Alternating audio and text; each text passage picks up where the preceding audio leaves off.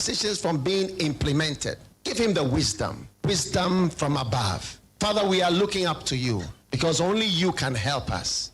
And now we thank you for those in authority, in every sphere, in every department, in every area. Grant them wisdom and deliver our nation from wicked people in authority. Deliver us from evil men who will sit in places of authority and do evil things. Deliver us from vampires who will drink the blood of the nation and leave nothing behind. Bless our nation with good leaders. And for those that are there now, we thank you that you are helping them. That your grace and your wisdom given to them to lead us forward into a good and a better situation. We give you thanks for your great wisdom that is now released into this nation. In Jesus' name, amen. Ghana Montie, Ghana Montie, Ghana Montie, Ghana Montie.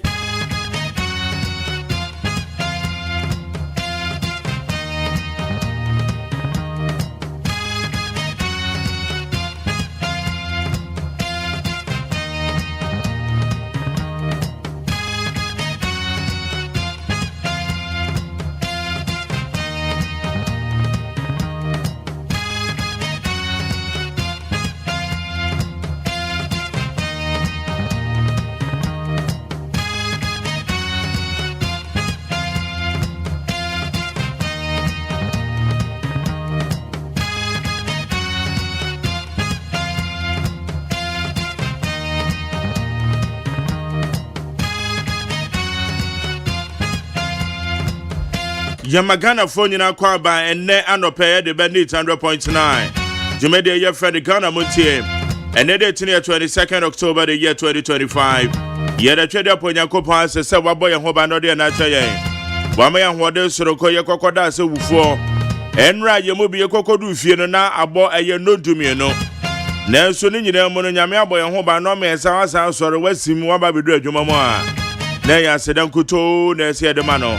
Ene ahode suronko atwedi aponyame ode adom yen memo akwa be de baka na Montie so ye baba be kan kopem se nondu ebeba pemo o my God na ye baba ye mu adwuma nsama kodo ekoso ye my God mo wadi to say ye da sorry bia na ye tensem enra parliament wo mo ekwa asetena nsama kodo epiepie wo ho and the speaker crowd ya tudwa se be ya parliamentarians ese wamutime enya bre na wamodeje wamahome ya yefe no annual leave no afibia ahomji a adwumayefo ya yekọ a yemu bi de yenko bi dei yemu bi de leave efie mako wotwenie menko leave da mene kwa abramafo yenko leave de adwuma na de chen akatua eti leave no kra na de ma kra ese yenko parliamentarians say woman here annual leave. It's a Munsemeda ho. And rather so some out of the course of Parliament House. A year anti-LGBTQ plus bill no. Ye kasa dear. MPs Makumaku do. And a Sabroma sponsor bill na. One more dear Kwagana Mrashabe Jeffio, including Adadafonobi. A year Ura Sam Jata George. Any honorable Fojo Team Fojo. One county pan watching a count moha. And they anti-LGBTQ plus bill no one more dear Kwagana Mrashabe Jeffie. It's an Oswedi in the womb.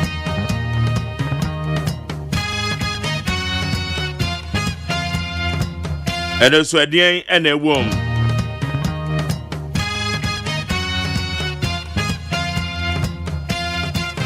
When is Samakodo be a Yabedjin home, a year His Excellency John Dramani Mahama. Nanamon 2 hour the call a year at 12 montem. Okokate salt a free a pam. At the Kota di Quang. And also Muslim to say.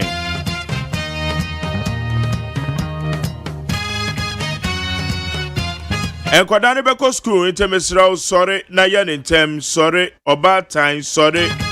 When him saw bad time, say, wo young no maybe na wako baby. Wono and Kwadaka home, it is said ya. ordinarily obi be sorry normal na wakodware asiesie ne ho no wo ba ta wo do mane de be ka ho eje say wo sorry 1 hour before the time say wo sorry 2 hours before the time enkwada na dwade akura na form wo mo sekro mbetwitwi kura anye yize wo matade wo mbehye etu obata da bia obibia no say utimi ye ne ntentemeja wo mo a sabi ebi ono de onye obata akwada bia eni na kwam ene te akwada be ko school ye ne tem wo mo homework no enra wo mo ye de wa check homework in school bag wo mo tiri ho etesen maka cha say wo baba no sa wo so bebo ni tidi ada bia siesie ni tiri ne ho eye so beba ni tiri no ai sakatu na wo de ko wo de amana ko school ana wa mana de ko school aya siesie wo ba no ni tiri ho ai dress the hair for hair mani tire wonya kama be ma no so me pacho nei enkwada yie kura da san oye ya no ma na kwa kwotwitwa ni tire no kama wo makwa ko yi no na nani mada ho na wo monta de shame uniform no ena ya Wednesday bi be she Wednesday wear etia no wa check aye fin eni apa et san ne socks no ne mpabo ano wahwe ase no ba bia wan we de me kai wa kwada ne bia na tade ne to ba bia te na moto mate wo mo sene so wo ma atwitwi de enso aya na wo mu wahwe wo wani nko ho wo mo more enka ne yekosku ane yehwe more se dem se no ma na twam ho aya na wahwe ni nyina ka mama me wa pacho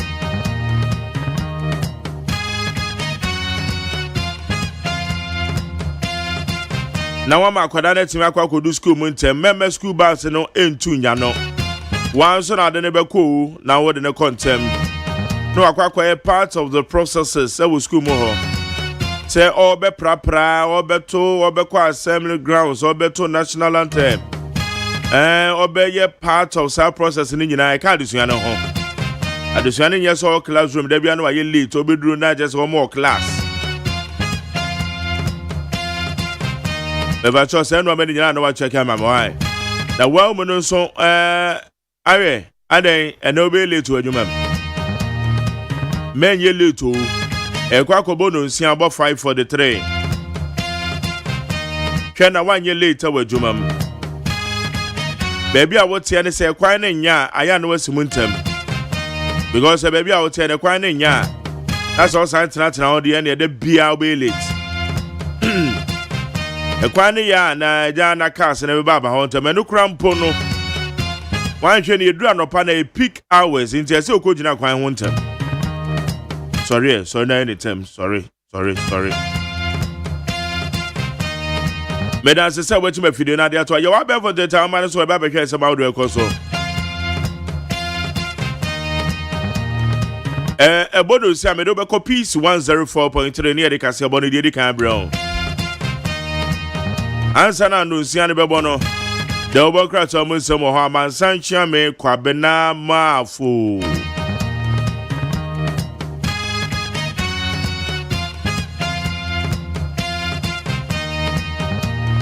amansan chia me kwabena maafo ba beji na dwa na koni amasapon kuma jese na beba na so ene ama wotane na chi kakra eti de obokrata mo nsem ne so bebreo Samakodo yeba betwa wadwe ncho de befa 0201162746 0201162746 ekona ado wadwe ncho ni nyina befa ne ya hwe ne akeka bibia de ama ho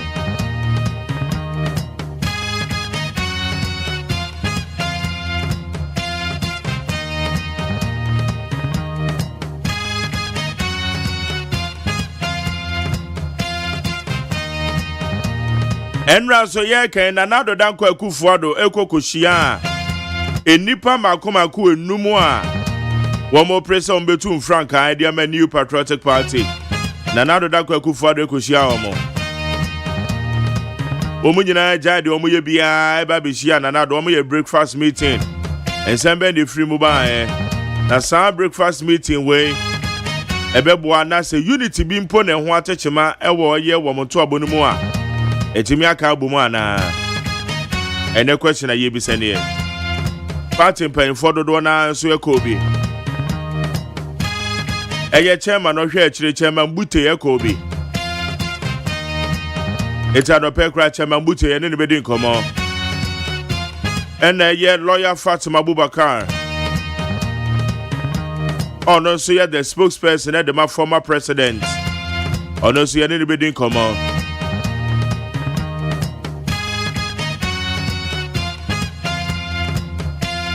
Sawko YouTube channel na yedem kama wo ho.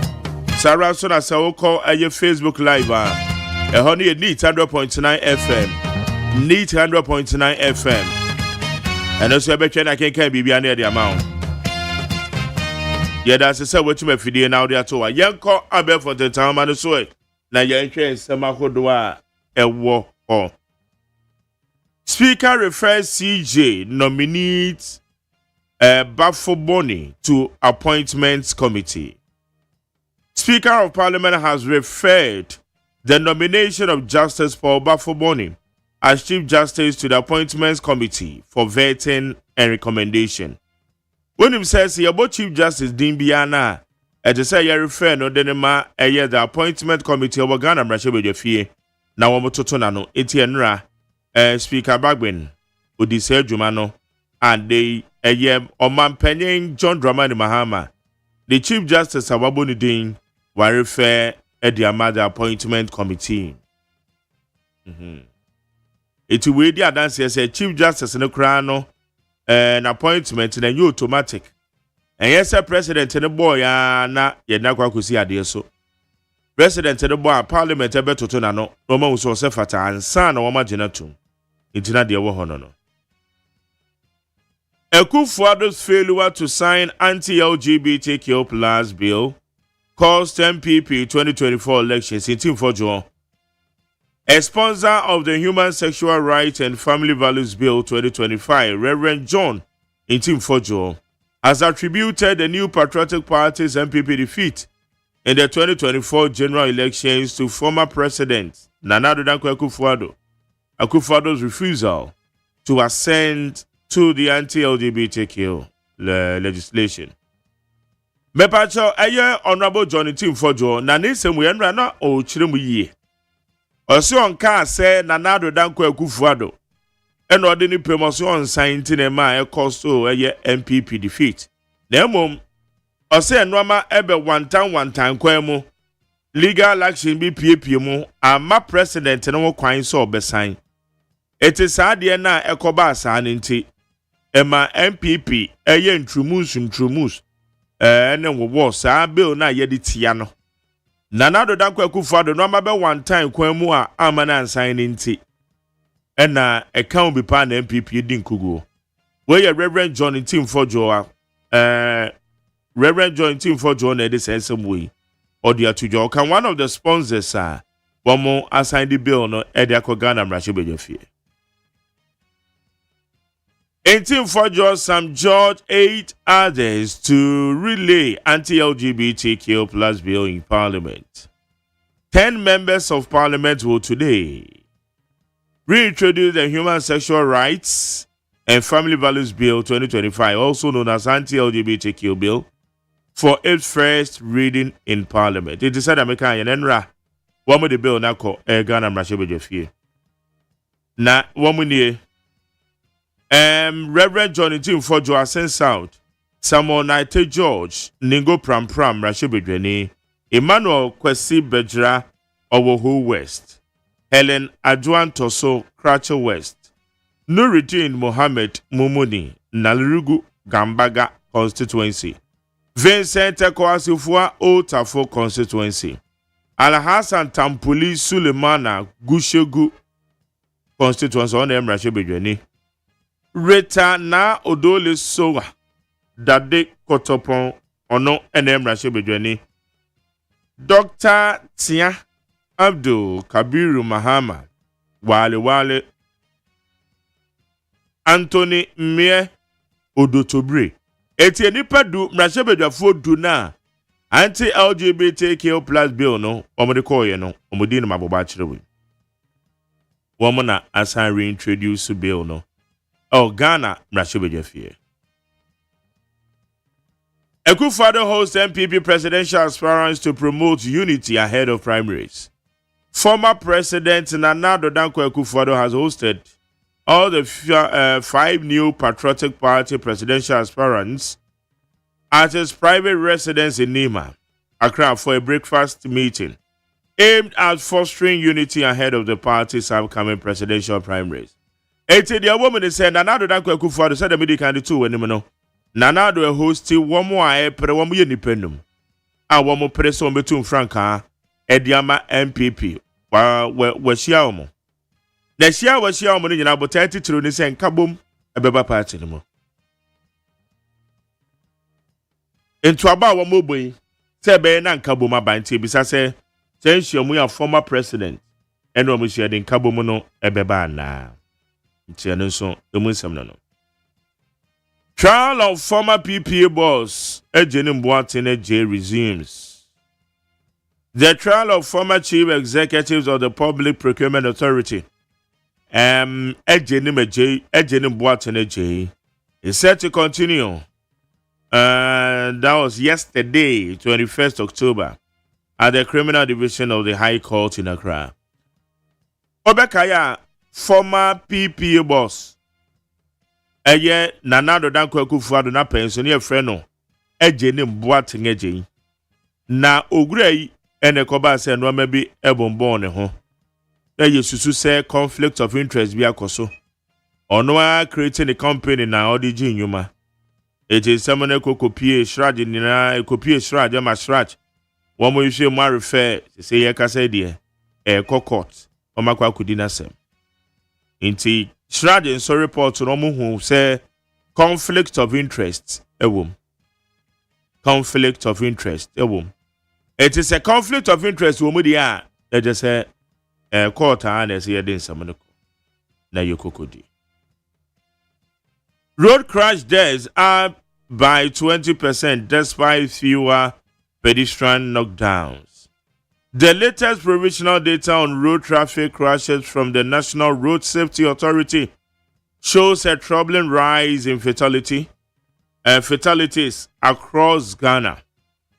Despite a slight decline in the number of crashes and injuries reported in September 2025. Ebusame Pacho says a car kwansiano akosoro ohamu chichomuno diona. Akosoro neno ene yese said ya na car boni pa ne de no na ba fom. Bada kwansiano de akosoro pa. Ba said ya manfo enam kwan na car no bo mu prepra mu kumbi no. Eno de above form. It's no and aye statistics about betodwa. The car kwansia hu nsemi eye ne de. Ye ne de. Ayo. Electricity on. City stable. Prices falling. Ayariga says Ghana's economy on right track. The majority leader in parliament, Mahama Ayariga, has expressed satisfaction with the state of Ghana's economy, declaring that the country is on a path of recovery and stability after years of economic turbulence that Ghana went through. Ebusiyame Pacho, oye Honorable Mahama Ayariga, Udru Ghana Mrachebe Jofia, oye majority leader. Majority leader. No den sama tuja. Ne sama odi atuja ni nyina kire se. Omen se enyinam ka ne ejina so enokre na bewa. Ejina so. Enyam ka ne ejina so pa o. Ejina so pampe. Sara so no o say sidi no so stabilize. O say na say na sidi no kra na ka ekosoro. Nenso abafom a ye ka say sidi no. Sa ba ne nam 10 ho. Say de ye te ba fom kwa enwanwa. Enti eno so emu nseme no ena osande atudwa se eye prices enoma bo so ba form yes enoma bo no eno so enokre ebi ba form na me ma sha me ho bo se nya me ye madom na metinkom a eye 24 December sabre no ye bo show ni wi ane ye break for Xmas na ma assess eye ye man penye John Dramani Mahama na memoni yie ebedu 24 December ne de na eche se o ya kwa afia ne sa etia se ye be sori ye be wura 2025 mu no na menso se de mehu na memu no menso meka se de mehu na memu no efri sabiri ya ekonyina ye hwe se de memu no se ekoyie mame because me na make am say me nka mo bi se amemu iba ye se ekoyie mame se ngoyie mame nyame ya adoma eye 24th December 24th December yes ye be recess said the parliament one mutimi recess na court for atemu for recess no yes so ye be recess for Xmas break enti sa 24th no na mechira amemu no sa koyi amame anase enkoyi mame enti duru wa me no nyina na ebeche men kan hye kokko meka mo bi atibi se John Dramani Mahama na mamuyi edikan afi edikan emusem etese me ameka na no na yo no mama yarga so yenya kura na de no mekoyie but nyinam kania no yes se nyinam kania gina so eno amabo no ebi abafom ebi mafom de ba de bi abafom ena sidi no nso no hwe bebe ene nam na 10 ho no na ke per single digito but said I end there and still and I'm 10 ho na it was when we dey dance say Ghana isi kasem toto ye no economy na ekoyie ose ekoyie eti na chese no nso emu nsem a aba beto dwane no ensem nyina me de bra we ye de aseda ye de ma peacefmonline.com cdnewsroom.com myjoyonline.com check out ghana.com star fm gh classfmonline.com any other relevant news portals one of the boy I be for the town man say yeah dey samakodo yeah dey bra with need 100.9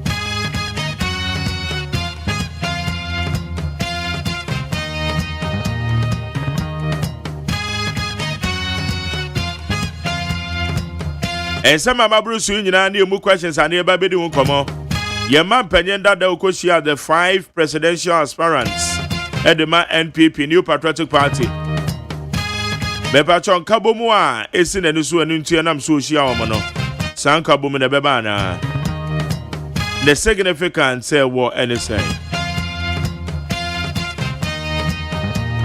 honorable mama yariga dia tudwa ose anyina mekani agina so sidi no stabilize eno amabo aba form and it's a Ghana economy no otum say ahwodin abem beba cho etisama wana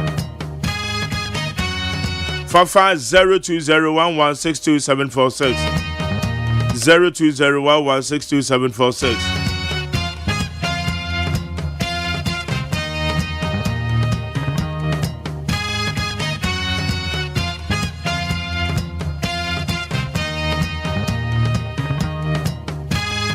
They say ye can anti-LGBTQ plus emrano shebya do and a woman signed the parliament. They say emrana woman de parliament no I share with Gideon Munkrai. Say ye baba just emrana too.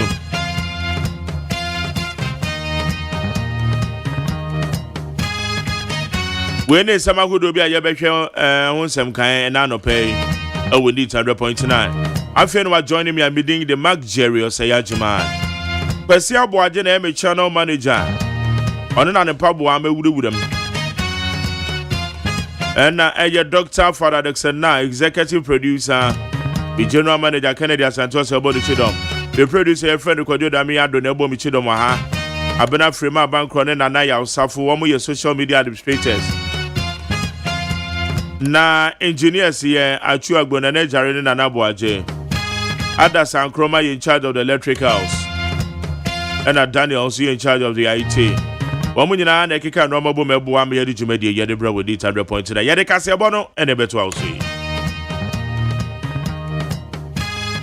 Okay, 101.7 100.9 yenyina ewo Ship House Abeka Junction Ghana ha eni amano ni radio stations ahodo pi no nyina akabo mo efa kasebo ya to apeti wiase amade Ship Yankoma wo mo enya bi etie ena no pensemo a yede so mo no ne a edimo akoten ebini National Health Authority empanifo dia betu dwa se arawusemasi ewo atifi epoe mpatam ho nipa bi akotwutuo aguam nkrofo so akum nipa 9 Asin South Mrashebedwene of Benny John Tim Fojo ede atodwa se na nije na howaho pa se LGBTQ+ emrana asabe pie Mrashebedwafie bio empanifo bi nso atiko MPP amanyokwerima from ho se UFB United for Baumia ana mo ga cha amanyokuna de hye nyina se campaign no mo ye no atene hu hia Asoya wo hwe adwadie ni mfenyuma ensam so de krata apia bonten a wo chese enipa bi nam kuntuna se kra ye Portland cement de ba omayimu wo chese wo pese wo kra Portland cement e ba omayimu a ese obagitumi krata efra soye no ho yakọ ensam fufuro mu nso a eye ball bo agokanche mu nsam Ghana fo nyina nim se Kumase Asante Kotoko ejina kono ochenachi ewo Morocco na Empire ebedwa World of Morocco ye betwom say yes mema mafin kran abedu eye Morocco mem na Eastern region so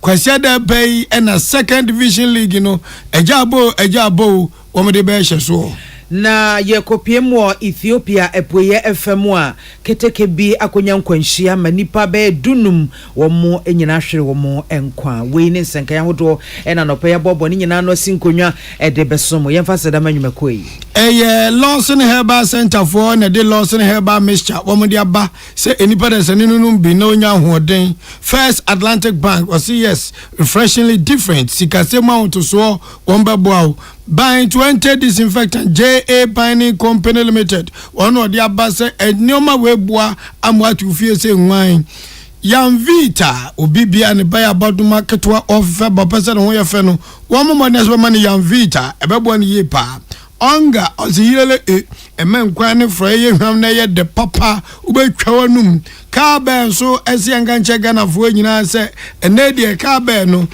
wa tudi ne fufuro osi our creamy goodness your creamy goodness our creamy obia creamy goodness kama pa enyumakuo wenti ene ye de nsem no ebremo aresha moti ene ewo kasebonu ye me achenkwa na menu mbremu na wo fedua asuna piesie na wodi ankan kwame yeboa enafi mame biama kwafo Africa sebo no nsem eni Asin South Mrashebedwene Reverend John Tim Fojo ede atudwase ne ni age papa se eni LGBTQ+ mreya ekoto ba bia na chese obia dwene ye wo mo se ade na nya de beba so no se wo mo sa peja abeto Mrashebedwafie anim bio ya enne enra ekopie mu ewo omo order paper so a chese wo mo hese senia ewo so omo de fa enhyehyeye moni ade ewo Mrashebedwafie na wo mutimi agitu mebeye emrabatan ewo mayimu no wo mo ebefa sa hyehyeye no so openye Ntim Fojo eside tudwa no chemu ese on de ohwe ni mu pa se Mrashebedwampie mpanyini Right Honorable Alban Sumana Kensford Bagwen ono so said ye wadi kan ahyebo ewo ho dada no obehwe se sa LGBTQ+ no ye beji atum na aye mra ebefam tententem na afi ye de akwakoma mampanyi na mampanyi ede ne nsa no ahyensode ahyeso na chese abeye emra people ewo memo ede eba beye adwuma na ochese oche na ni so ewo Ghana Mrashebedwafie bi Mrashebedwafo binum so a wo mo so agitu mu epene so se emra na yehwese ebetimi agiatum na beye mrapon ya ebebo Ghana ya mamre ene ya mane ya waresem ene ho kro ne ba na ebebo ho ban Many ajepa say a collective fighter parliament nyina yesomu ewo 8 parliament the any the many honorable Sam George, honorable Bedra, honorable yɛtɔnso ɛna sesei nso yɛnuanom bi a wɔn nso afei na ɔmaba 9 parliament bi a bɛka ho ɛna yɛnuanom bi a na ɔmo 8 parliament so ɔmba na yɛasan awi nti no bebree a bɛka ho a yɛsi yɛ 10 honourable Tankpoli ka ho honourable Kwansefua honourable Tonimie honourable Nurudin honourable Kabiru wɔn nyinaa ba bɛka ho a yɛkɔ yɛn mu no in fact mani agye besan sɛ wohwɛ Ghana fo nyinaa CDD Afro Barometer survey ɔmo yɛ ya over 73% and over ɛsɛ saa de wei over 93%, yes, over 93% of Ghanaians say dwumadi a yɛdi no ɛyɛ da ɔmo akoma pono so sɛ yɛtua na ma wahyɛ mmara a ɛbɛbɔ yɛ amammerɛ ho ban sɛ yɛwo abɔfra a ɔnyɛ ɔbaa a ɔyɛ bɛrima sɛ yɛkwan ware a ɔnyɛ ɔbaa ne bɛrima ɛna abusua mmienu ka ɔmo bom Asafbenya manaso an ofa so de adesede eto ankrankra akuaku ahodo nananom ahemfo asofo ene obi a ya o my Ghana nkankro eda na koma so se onfa ne ho anyim bi se be ya saa emre yi awia ebebom Sabredie sabe intumi ni nam enjaja na wontumi nso enkwetiri kokromoti emopo Ghana fo ne boaya enam omomo asofo timemfo CSOs there's 93% of the population emo a omo de tie chinti na 2021 no etumi ye ne kakra passe ye entino the same emo na sabre yes say mo bi ante na asofo penifo mo bi ante na imam fo penifo mo bi ante na ya hemfo mo bi ante na CSOs ne ye for Mranti Mpeni, mo bia ante na esremo, mon emphasis same support no MI. Sabre obuaye 2021. Now teda wa moya. Obi be question say bia na okra wa agenda bi wo motive bia enye o mind no motive. People will question your integrity. So principles ne kra no asesa ehihim enti no menyi ni so mpenimfo ene dom over 93% boy 93% of Ghanaian population boy no menyi ni so mbetiada. Also for intim for jo eya South Rashe Bejene William Gentu ena Emmanuel Akoli ene bo nsem ya no free Rashe Bejefie ebae Dr. Victor Asaribampo ensu yepenipa no na National Health Insurance Authority wadano na organization secretary bia sama nsentwofa ye kemu nsema chega na fo a emunye de ba kokora yanum biriche abo omen ni nyina ne sen enipa bonfo bia sabin preduasa one day waese abo awriye emoja mpom tiunda atra moto so akọ garu eno ewo Upper East Region etifi apoye empotem ho edwade atwam ya abosumi October ne toso diunu almama briche abogana ni nyina ne sen yanka bia nhyem obi anhye obi awroba omakwa twitwo asi Ghana National Insurance Authority adwumafu a wo garu empatem ho abom tuo pe akum owie so masa tramoto bike ne so pu a wotido omno mo kro no amano akwakwe arawosempa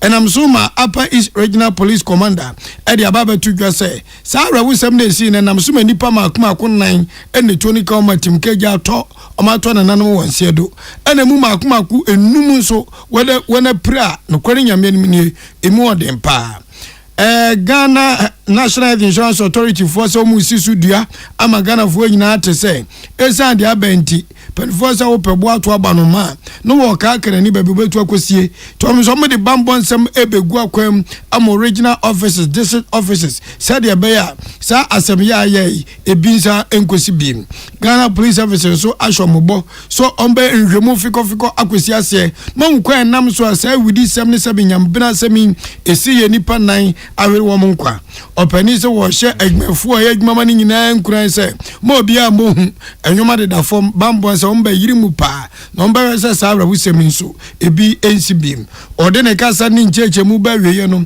asema Dr. Victor Asaribampo ka kire busuafo asabe sa owi aye simu ni se omunchicho more na omunya gidie se de aka kire bia no apos bebe nhwemu na nipa bonfo na mamsa so arawusem se siye no yetimi ayi omso ahaban Sanso ena asoya wo hwe dwade ne fidonyuma ensem so omode krata epia bonten na krata no kokobo a wo mo ebo Ghana man nyina ni titru ne wo mo a ekra ne ma efiri amanone ne amahodo so ebepie mu ewo man mu titru wo mo a construction ena afi manufacturing sector no ese obia hwe ne hu yie no wankokra Portland cement amfa ammo man mu wo kire se Ghana ye export and import regulations 2016 LI 2240 euro no eno ehye se obi a opese okra Portland cement ni duduo mu eba beton nyemu emfaso ne ho nkro ne ba efri o man foforo so eba no se wo ba na wo be ditumi krata efri oswafo ne hwadwade ni mfidunwuma ensem so enchen na honorable Elizabeth Ofosu ejare ya osaye mrahye ejina so no de etu dwache mu se obi ni ho no mu a ono oba ye ebe das aso ya na no wama ne tumi krata na wama ne license se onfa enkra cement enfri amai hodo so emra omaimo ne senti no obi a wo kra Portland cement efri omai foforo so abegu omayimu na chese wati amra ai uye saade no ede ati amra ne senti ne se emra no eso opan achidi a wonbere se wonbema emra no ani wadi ni se fi coffee na kwanya befa so wonbetwe waso no enema wakra aba no wo mo beje eno da nchen so a wo mo de fine ebeto so aboka amoatua ena se woye na woye ho chichire so ene ne eno se ye pe agya ne edo akwakwagina court ene wo edi no nwonwono na sane ye be ya sa nhihye yi omafo ebe diso na etimi aboa ama ne manyina akoyi enti no asoye no ene wo menye dwumeko a wo mo so gege to Ghana Revenue Authority ena Ghana Standards Authority wonu wo nyina eka bomu na wo ma hyase edi wo mani edi akire ene baabia wo hye bia nutu ne nata wo mbenu nku hono na wo mo atwenwa pie edwom wo mbekọ hono afi wo mbehwe se enhyehyɛ yawodo bi a waso wo mde gu akwa mu hwese obi emfasa be Ghana mra enhye ne nsem no onye ne openti no wo mbenu turu baabia kɔ na bia wo mbewura hono na due no wo mbeso mu se kodam ene kwan ya wo mdo befa so no enya asem keto akra wo kyerɛ sɛ wo mo ɛwɔ enipa ne nwumaku ahodo a wo mo ahyɛda amomutumi krata wo mo ekra cement ede eba omayi emu etiasoye ne se wo mo de to Ghana man nyina anim sa wonam kuntuna se ekra cement eba omayi mu ya onyi tumi krata bia efri obi a hono mu a eni egina yi sa wompe ho asem a twa so twentwe so ne kɔ ne mpanyifo ema otumi krata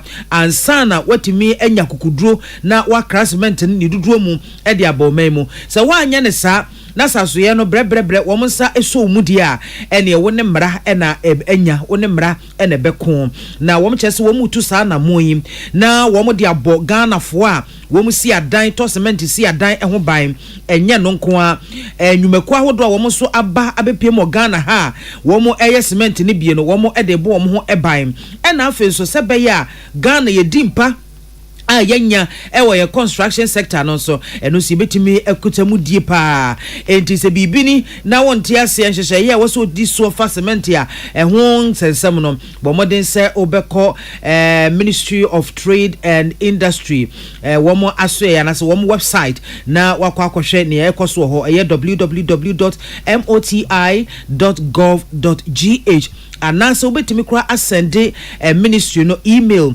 ediako moti chief MOTI chief at moti.gov.gh womo ebeyiwa no na emwa bia ne nchichirimu bia uhia no womo ede amount asoye no enkrabata ohwe pantem kitahudie so na womo ekasama soye no won ene wonsa ehyekrata yi ase Yademu kopia wansafu from so New Patriotic Party micha MPP amanyoko no ekuo bi so initi wo my from so United for Baumia chesoma komo abomi so mudo mutalaji Dr. Mahmoud Baumia chi kane na oyo mampani abedi akire emfie makuma konwotwe imprempre so okanipa amani abresa krodom onya mampani pe mu na konya nkasa obedi enu nti na se kwen so yumati se so mu hwe o mampani abedi akire dada eye Dr. Laji Mahmoud Baumia said we see an yoma so be mampania ebebo omen na mum no adwencha na futusam anomode ma amanyuko na chitafo ne titriu ane won a oka Alhaji Mahmoud Baumia ho ene afoforo so a epe akonya ne adie o si internal campaign so mo ho campaign a mo yi se akoba se akoya kutiabo kasatwie atanie ene 7 preduasa so mo to MPP amanyuko no pia ene o manka so mo jejereje so mo to mo pina wie na mu ba akukonya franka no so mo se ekuawa ansana maka nche Ghana fortas me ka no wa no na mfie na so no makoto atiawo nti omusre amanyuko na gitafo nyina se obi nsi obi kwan so ma onye ne campaign obi anya ne campaign obi anka de obetima ye de aboa MPP amanyuko ene de dachi wonya tumi so obetima ye de ama Ghana na saa ka se twie ni amanyuko no ho epetwo ene akutiabɔ ne de wo mu srɛ papa sanke be wo mu ntwa so wo mu ntwa so animanimu ya sanse ni pom no mu kosi aga no mu te no mu hwe mo to bro mo no mu sisa bi gudem tinyame ado ne ebie pon to ase emre na so yemfa kosi ani a ɛwɔ namba te mo bɔbɔle bɔbɔ wo mbe to bombu no bi agum so pa in United for ba me ampanifo se ɛya de sade ne afutuo ɛno mo de ma enipa makumaku enum agitaafo ne nyina se adwobrew obi anka ne kasa bo anhye ne yam na emom no se wota kene de Japan achi ota ben champion achi ba omi achi engineer kwabena Japan achi anase opania kane no yeso afo hwe ehuma sua so adutwumachi a enioma pam panifo betima ye de aboa party na ena bohu da wuro kira mansan na atenie ni kase twie ni akutiabo ne de enva hwema Alhaji Yakubu anase Alhasa Yakubu ono ena zakratai ne nsa ehase I was saying for would take us a boy free piece 104.3. Yeah, die home a home so kakra, yebesamba.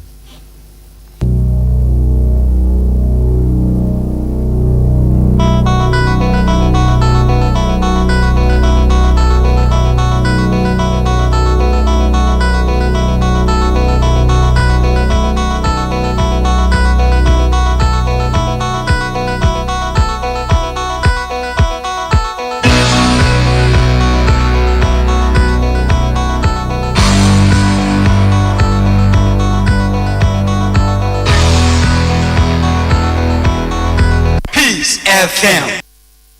I was saying for your common on there and Simona Yakwako PMO ewo Ethiopia my emo arahosamwa akoso ewo Ethiopia ne soko PMO Ethiopia epoye FMwa keteke bi akwakonya enkwanhia ewo honomo ama sesi nipa beye edunum ena womo afemu ahwere womo enkwa na womo kyerese trainer na seketeke no dane free ne kwan so ena keteke bi a ne no asai esi baabi ekohwe mu se gbran a kyerese na nia nyai pa nti nipa afemu ahwere wo nkwa no ebinom ka se dueno so ebinom se dueno enkono empanyimfo nheda emfa nipa dodo a wo mo pra no eho ensem pote ema metu dwade na so hwemfoni ni ade a edi ahim e wo social media no eso a na kyese friends keteke no dane kodo baabi kura ya kyese baabi nsusu no ekoka ehwe ba ko na asai esi hono mo no emu de kode pote nam so ema sankwanhia esi ye no ne ye district commissioner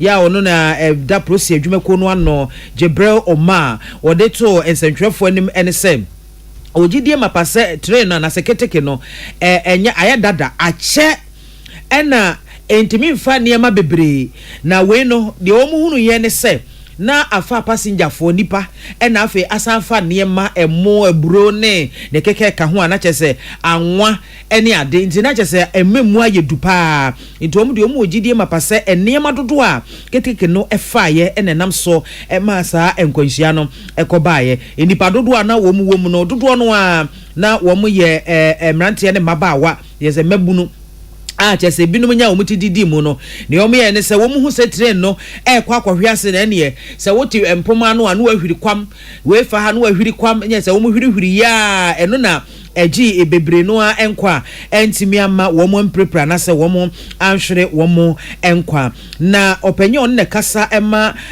aban no Mohammed Adam ena ono so di tu dwakire mu ese sesei enhwemu no wo mu eguso a wo mu eye no ma hunu de ko depote wo mu se binum kasa eniema bebra na so no yade ba nanso wo se wo mutimi ehwem edom asuko hunu de ko depote nam so ma enkwanhia no ebaye ena afen so no woman ma atoyenche mu aboafo ko ebemu ema sese wo mu eprepra ene wo mu afem ahwere wo mu nkwanyina no wo matimi ayi wo mu afri de wo mu ekwayere sabia ahodo ene wode etu dwache mu bio se wo ba Ethiopia man no emu a keteke enhyeda enya nkwanhia saa entai nsikura na ebibrem hansoso no oba oman a wo mo edoso pa Ethiopia wo mo etoso mienu nipa wo ho papa ena saa atorenchemi akosie Ethiopia man eho ena World Health Organization penia odano Dr. Tedros Ufiri ti asamno akwara husama yemubia etanachi no yama abusua yakọ na agudie mu nsam efiti efisem ansa na eyakọ amanone ede ye nya ni say na no kwase de twam Ghana for yanta sempa nkran ko promaso ni nyina ne say CAF Confederation Cup akatim ba ko pe ene jemu Ghana ha kare ne yesi akan wa bibima mu ha nanka Ghana wo kwanse de bokuo maako and 9 ene ekoginem Champions League na ye teams mienu na etaye Asante Kotoko na Accra Suffolk na to da bia Obuasi go face na fence CAF Confederation so no anya bia Kimfaiza na bia Brekum Arsenal bi na omso omuninem enti ya ball bo Ghana hampanifo atwi omani ma ne dwirigu ye no na ko ba sisi ade ball no enhyeda anya akono Ghana ya kwa Africa ya nya inti teams makuma kunnan a African perifo de man CAF de man no wo mo teso ama ne be mienu ne say ya bo Champions League Ghana team ba ko pe ene betima ko ginam CAF Confederation Cup so Ghana team ba ko pe ene ba ko ginam inti afia bo league ni wie no na bibia ni Gold Stars ena agi league njo mo ko ginam mo CAF Champions League de man ana Asante Kotoko metena na kuma puma pembeba yanso ya ko ginam mo CAF Confederation yanom say league ni nyanye yesa aya bibiani Gold Stars fo wo metenkra ha ena timi be hwo mo mako e wa ha wo mo kwa za kwaje hwo mo to mo de Champions League on bo match me do pe home na way pe ene yi o mu frim Kotoko Trankan first match ache Kwara United ejamo meka mako enan o mutimu yensa pe na ze Kotoko enim bo no bo papa amafo so abu akam Kotoko ashe 4-3 wa Ghana head oko Nigeria be cha ne be nwotwe Kotoko fo se yo metena na ye kotutu Kotoko metene dia wo mu ho ampani nuane ampa ye to oga mi fo wa Nigeria chechiro mu se go muchi ejamo meka bako enkani wo se kome ama Kotoko echi form so nanu kwese de yetiana work of Morocco for bedin samoni bi okuma sabonten 2002 e mo mbaje cup bi di ko ya eje no mo de bosso e won gra ha ya no manye panyai na go fo hye ba ko mu aye se di ama jasa manfo kura ka se bebi adu de agiagu ama Kumasi Asante Kotoko gipa boba akuti kwanfa ni nsa mopa dia kan go foni she tu hwesreman say hey what is money come on the red card back na panyan ti Kotoko yi go gipa ni frim Kumasi Asante Kotoko pen for dia ba se iriswa efiada na match ne ba so work of Morocco en sanchani besi Kotoko so mu kwa she work of Morocco fo no na ewiase nyina wi say you Asante Kotoko ye ni aba no inti ochinechi ana match na eba so Morocco mem Kotoko ye dimpa botomachi bia mefri a ochina na makoka team no ho ne ahwede eko na ye ba eye epuemantem so a ene wukuo ya na Eastern Region Congress no wo mo ehase anopa no Queen Linford Asamoah Board na ye RFA chairman awoda no bobo quote se coast third division na second division teams nyina ekwa kwehiem na mo nyago badma kwase da bay na Eastern Region second division league no yes asia first match to form Ahinkan Football Academy A2 free Achem Abuabo akopemu Achem Osnase omene Osnase FC Ahinkan Football Academy starting pre-season enya dia omusi akane nyina ya show mba akokura match so ma bo pre-season o ma show bia the first league match omu betesti nyame adma kwase da ben Achem Osnase na ampaya Yemfa amanone de no ento aso UEFA Champions League said e dra ekoye eni Barcelona eche Olympiacos eche wo mekansia wo mutimu baako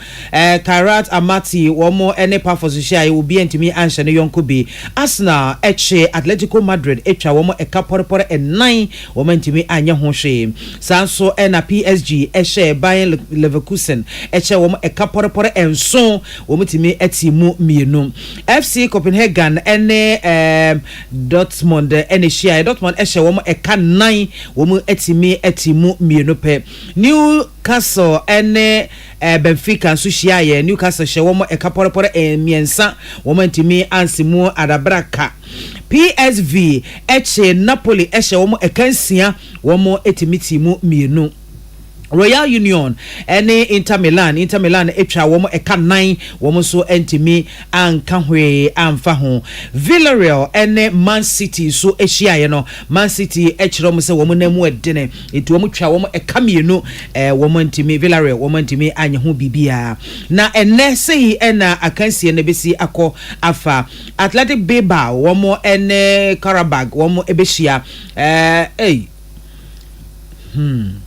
Atlanta ene Slavia Prague womu subeshia Bayern Munich enafe Club de Mbuji womu subeshia Chelsea ene Ajax womu subeshia Frankfurt ene Liverpool Monaco ena Tottenham Hotspur Real Madrid ena Juventus enafe Sporting CP ena Marseille womu ebeshia Yebejina kafra yebejina krabuji fuiso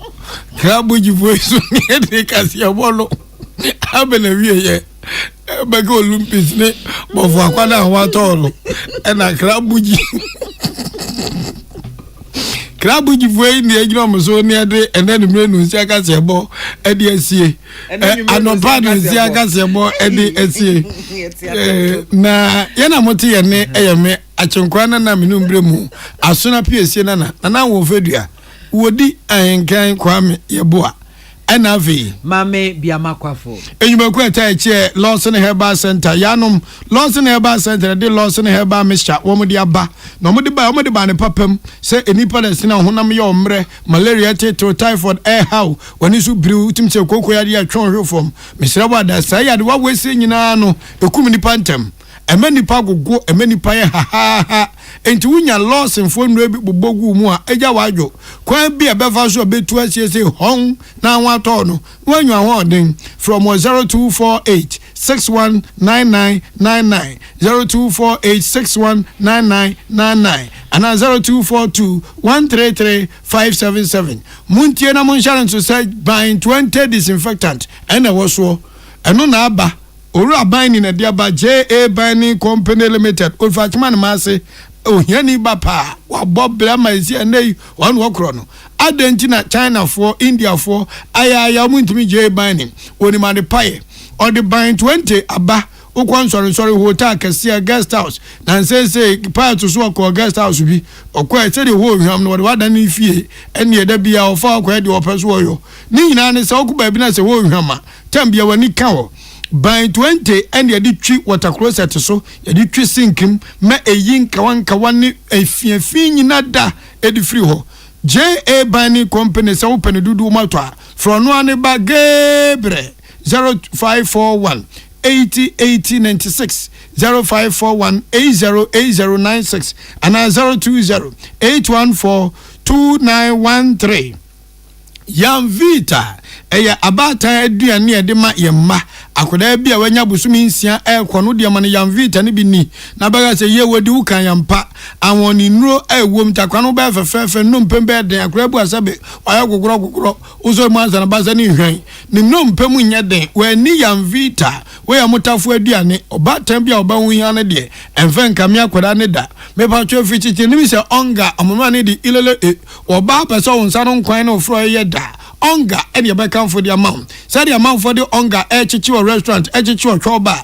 Nedi panso de pupun kwan e ufieno. So we nyan tasty bia and your won't call onga ilele Kabe or say our milk. Say the Kabe and say and yet our milk beam our creamy goodness. Sanse a name obia peripika such a kama and a vitamins or Kabe minerals a woman a chain kuri to make amagana for you to say vitamin A, B6, B9, vitamin C, vitamin D, vitamin E, vitamin K, a K ewum in this annual man way saying you na a busus tam our Kabe mudia it's a word ye quite na go baby na fetcha tea fetcha a year rice water fire gary soakings nan kwa square enyumakuo we ntina no pa we mote yenka ewo nonsia kase bonim yadi mu asi de aka ewo Awurade nsem yetwa ye ho aba ya no me bibrime ye nya ko fatu yesuo etu otu esi be mabo okunkunim kofa ejina ne so akwara paadi kokwe hu ededa mana echire no yeah ne adehyiamra kroma dansidifo mehwe kasemu chira wanwade esumu apai mo hire nyakwa pie awonwasem nie we die bi si pen yeah ne Neat FM ya mamwa kwaba Neat FM Neo.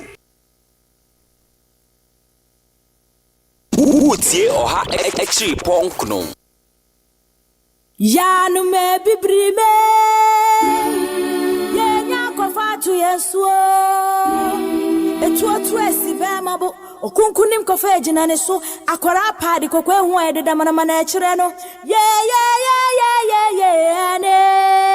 Adehyiamra kroma dansidifo mehwe kasemu chira wanwade esumu apai mo hire nyakwa pie awonwasem nie we die bi si pen yeah ne Neat FM ya mamwa kwaba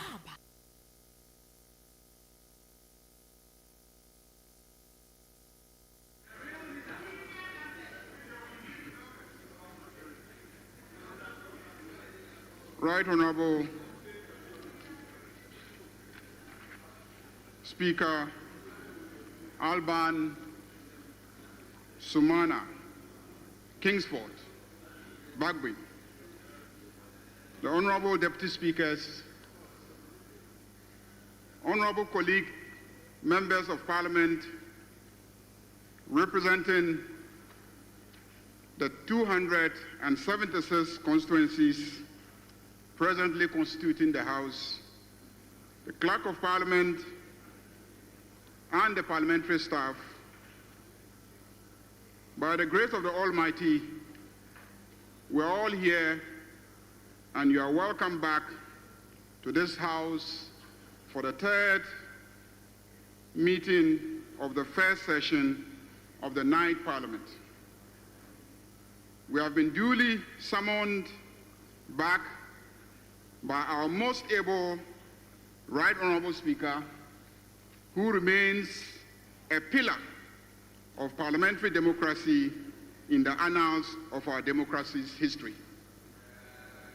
We continue to thank you, Mr. Speaker, for your continued defense of the independence and autonomy of this House as a coordinate branch of government.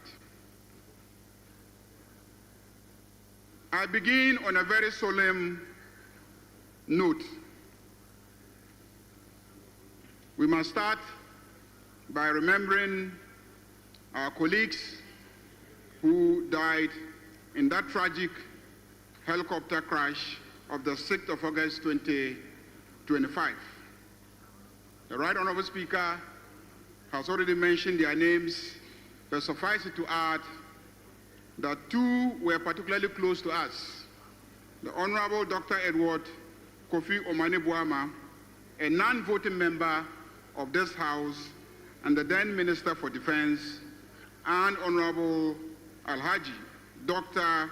Murtala Ibrahim, the then Member of Parliament for Tamale Central and Minister for Environment, Science and Technology. The other distinguished Ghanaians who perished in the fatal accident have all been mentioned, and I will urge colleagues to remember them in their prayers.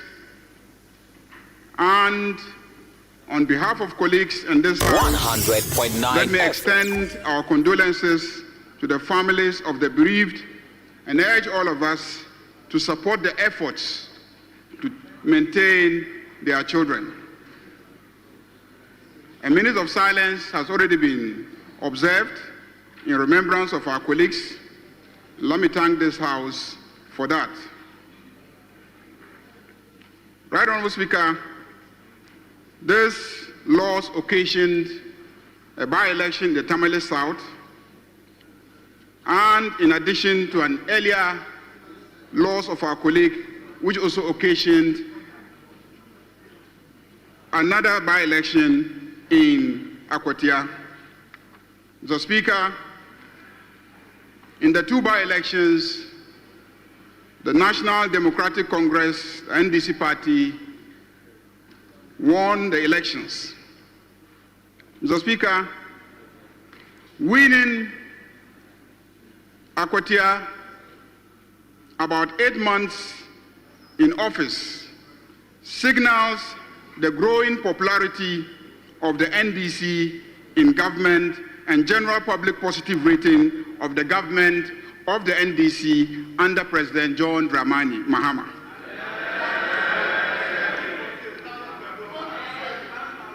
Mr. Speaker, with these two elections and the one that took place in Ablekuma, this House is now fully constituted. The independent members of this House remain 4. The NPP, which previously had a micro minority of 88, has had its number shrink further to 87. Mr. Speaker, I believe they are no longer a micro minority, but a minuscule minority. Mr. Speaker, micro could actually be a large number because micro is a unit of measurement. 1 million can actually be micro when you are evaluating 1 billion. In English, when you want to describe something as very small, you say minuscule. The NDC supermajority will balloon to 185, and when we add our numbers to the 4 independents who have agreed to do business with us, the NDC will become a gargantuan majority. All I can say is, Mr. Speaker, so far, so excellent. During recess, MPs had the opportunity to observe the impact of work we did during our previous meetings, the budget we approved, the laws we passed, and the policies underpinning them. Our engagements revealed the persistent, urgent need to address youth unemployment. We must ensure that our laws and the policies that we enact create jobs. Ghana's population still remains very young. Citizens aged 15 to 35 make up over 38% of the population and 60% of the labor force. They face enormous barriers to economic inclusion. Indeed, they want jobs. In the 2024 Afrobarometer report of the CDD, concerns about unemployment was the topmost concern of most Ghanaians. This was followed by the management of the economy and then infrastructure. During this meeting of Parliament, members will focus on reviewing job creation policies of the various sectors. We propose to hold a special parliamentary hearing on the extractive industries with a view to exploring the impact on beneficial national economic development, overall benefit to the country, and in particular, the extent to which local content legislation are being enforced to create jobs for Ghanaians and ownership of the extractive industries. Every sector of our economy has a job creation potential, and our debates and deliberations in this meeting will focus on how this Parliament would hold sector heads accountable for ensuring that jobs are indeed created to the benefit of the Ghanaian youth.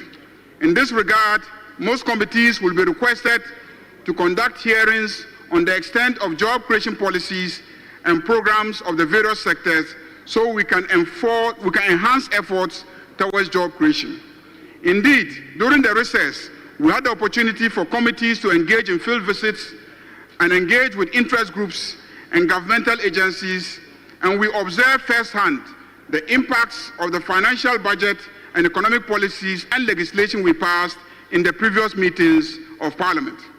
Right Honourable Speaker, I'm proud to say that so far, so excellent.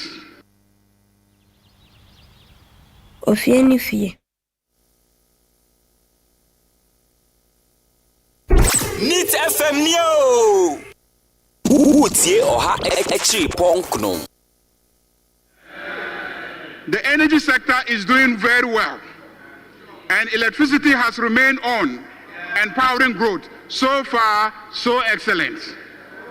The economy is rebounding, and Ghana once again is gaining economic respectability globally. So far, so excellent. The Ghana city is gaining strength and stabilizing.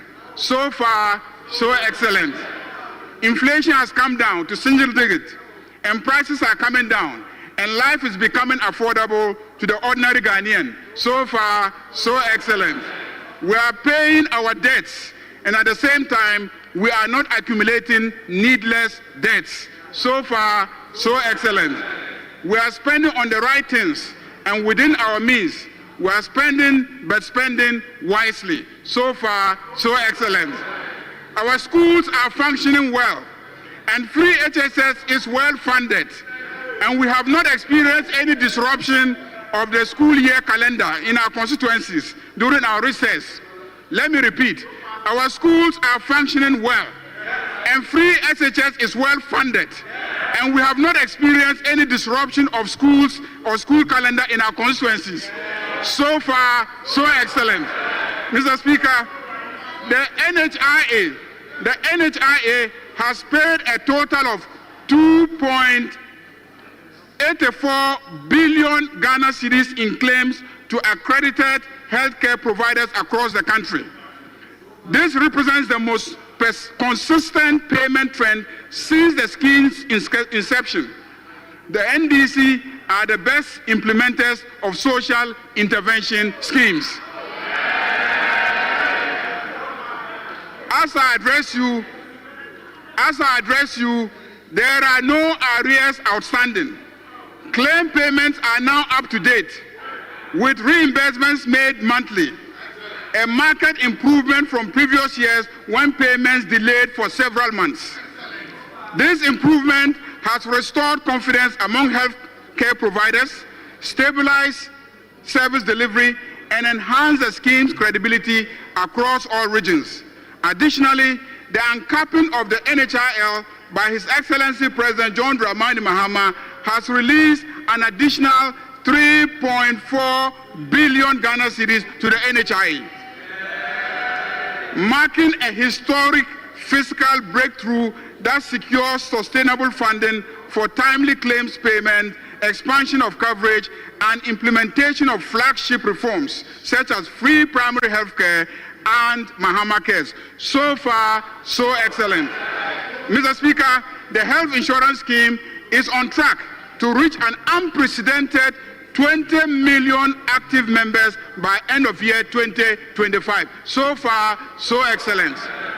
Our hospitals and health facilities are being well funded, and Mr. Speaker, I can only say good things will happen to this country. Our metropolitan, municipal, and district assemblies are very well financially lubricated, with prompt transfers of 80% of the common fund allocations. Total disbursement for the first quarter of 2025 was 711,334,852 Ghana cedis and 56 pesos. That's the first quarter. Second quarter 2025 disbursement was also completed on 21st August 2025, and this was 1,318,484,908 Ghana cedis. Mr. Speaker, these disbursements are boosting local economies, as procurements which must be done at that level are being done to create local jobs and opportunities. So far, so excellent. Many progressive initiatives we approved in this House in the last meetings have been launched on course and are on course. Notably, the big push in road infrastructure is on course. So far, so excellent.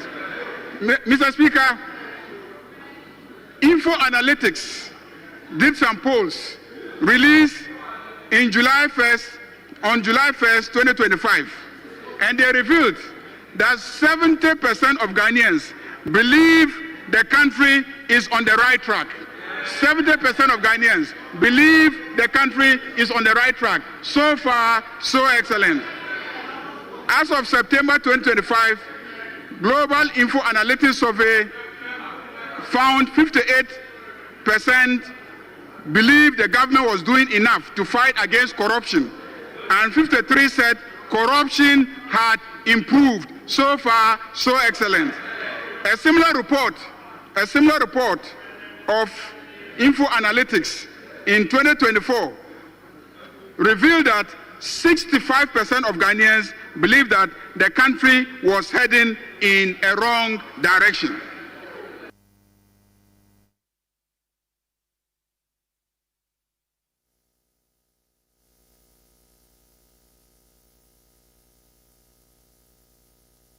Yanu me bibrime ye nya kofa tu yeso etu otu esi be mabo okunkunim kofa ejina ne so akwara paadi kokwe hu ededa mana ekire no ye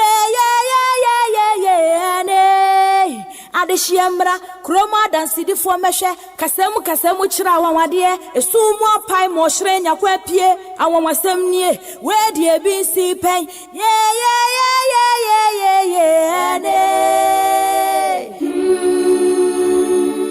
Neat FM, Yamamwa Kwaba. Jamwa Kwaba, the bandit 100.9 Jumedia, your friend Ghana Montier. 80 Enra, Eye Honorable Mama Yariga, Majority Leader, Boku Central, Rashibijani, and Samana Odi Tuja, so far so good. Or Chese and Rama Air Kosuye, the Amidi Kai Boss man or Panukrampo. The also Kanye so stability of the city. And Rama Bo Eba form nti Idia dance yepefe se Ghana economy no jinane na so. Ghana economy ne protete ya recover. Iti yebisa se de odi atudwe also sana ohono. For Wadian Jennifer 0201162746 0201162746 series of interviews or ha ye babe anti-LGBTQ emrano emrashebedwafu edu ena womadi akire a womasan de emrana ko Ghana emrashebedwafie ye ne honorable team fojo ebedi ho enkomo ye man panyen dada na Akufo-Addo shiokoshia eye 5 aspirants no se beye na nkabom ebeba party no yebisa so nkabom no the shiamudie na ono womo ediye no ebetimi amasa nkabom no hwehwe no aba na looking at sedia womuguso ebontoane womoye enwama efa iteno so yebedi ho enkomo na yahwe sedia enwama eko enra na yama mpanyen ode soso no kobo form ye kan wa ha prama yedi ho nkomo enti ode soso ya bofom ekwan no a ye beyi ebe pass through Tadi second day Cape Coast eno so ye hwe ne mo se dada na ikoso no na eno so koso ana ebereben ene won betime wie edi ama omanfo eno so eho ye mampanye de no bebre edi tudwa ebra ode nto abono ekoho eti wani nyina nkoma godo a yebedi amasacha me kwabra mafo atenase constable 1 kwabra mache mejo so majari there's a erade adom bibia ye kama na nso nyakopa adom boko se ekoyie nyame adom kakra nyame adom sa kwan ne de do mampanya ko kaje so na majari na dawuruma sank waso mbewie be ha many be me hu timelines no so wo tumi wie ma ye ne a wo ho ye bebbo nsemu ama papa yi ma jari sa kwan no sisi e ma Cape Coast kokora mpo enya kono I said yes we try ye time for Kumasi kwan so try you na no you say we be Kumasi na yam so na ejawa donjo and a joke of a commercial vehicle and then out to know you awie mo san no so bo a wo mo je I did aya na esoso na mantari baby kura enye free Cape Coast and the Quatakrade. Okay. I will say Cape Coast Takrade kwan no. Yes. Utum say baby well the last time I met fast so no was na me call we your frost Elembele. Zabe na me call Elembele. And me fast. Say Nigeria ya kwan ho asem no. Ayi wo man mu ni nyina na esu. Yeah. Enti eba no akwan a esase ye de ye petty partisan politics no eto nchen. Na ye nyina ye tai etire bi se we de ehia yen. De bia ma jere me ka kire o se wo pese o manfo no a create jobs edema wonum ho a ya kwan no ma wo mu. Wo de ya kwan no ma won.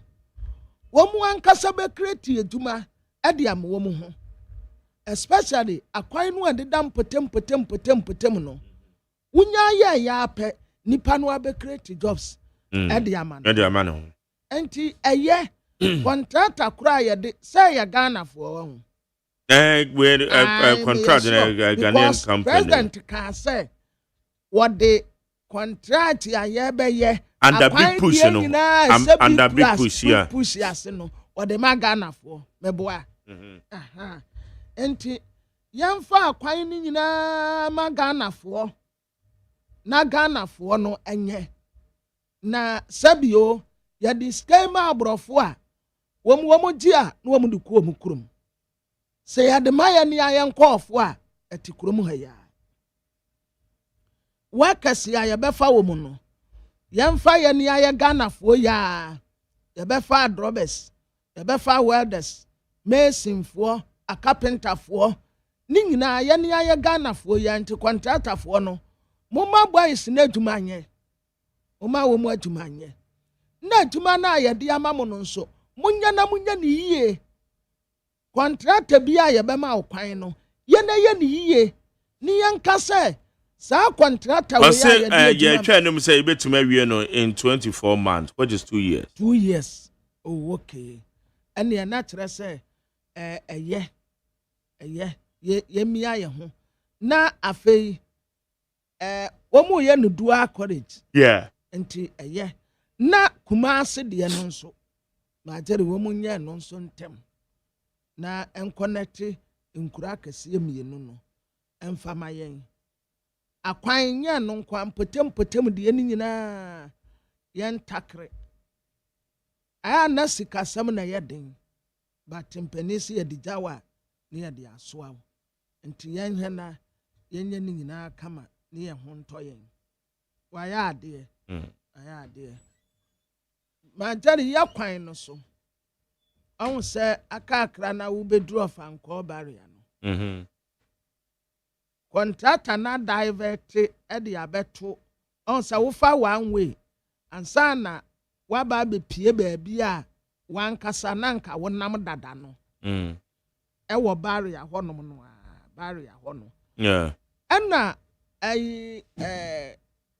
track yi a wo mu lodu agburo ani beans no wa be muna tokwan no ehwa na musa me ya sure say ebra wodi mirika eba no na tini ya ne se kwan ni demonstrate woni musi ya de sa concrete dududu bi no ya de a block ho enti speed no a wode ba no eno ani se buran ene we muna tokwan no ene kwan no akoye ketewa bi na jari ti se ukọ ni sei ansa no wetwa aba sei se wo ye ka eya tenten de a ahra obekotu obekọ wanim kakra no wase twa aba reverse kakra ansa no wasa tan ni sei bio enti anopei de ekwan no so pa wamu a efiri Kumasi eba ya wamu bankran no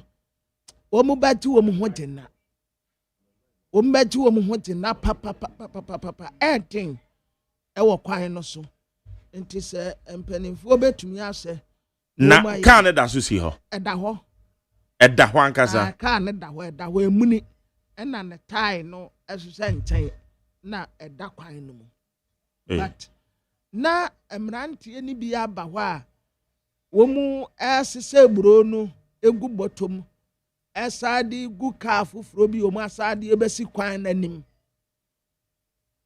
nti we ni de eda ho eda kwan no mu yeah some okay all right iti we ni nyina no ensema hodo anne ye hwe na yetimi edi ho enkomo owo ni 100.9 kwara me afa krata na ne hwe nsema wo abusiafo ede bokrata mede mamu ate asande amamu akwaba eye de bokrata ye friend say Ghanaian Times enne ede bokrata wodo ni nyina Ghana Mampeni His Excellency John Dramani Mahama wonu oso ntakrate ewo de bokrata wodo ni nyina mu kire se enra na djuma de ne kopie mu ewo Western Region sekunde ana takrate sekunde majari first pa secondary hazakes wo mo bobo na sa wokotena baby afaafo no teno a oh you will love it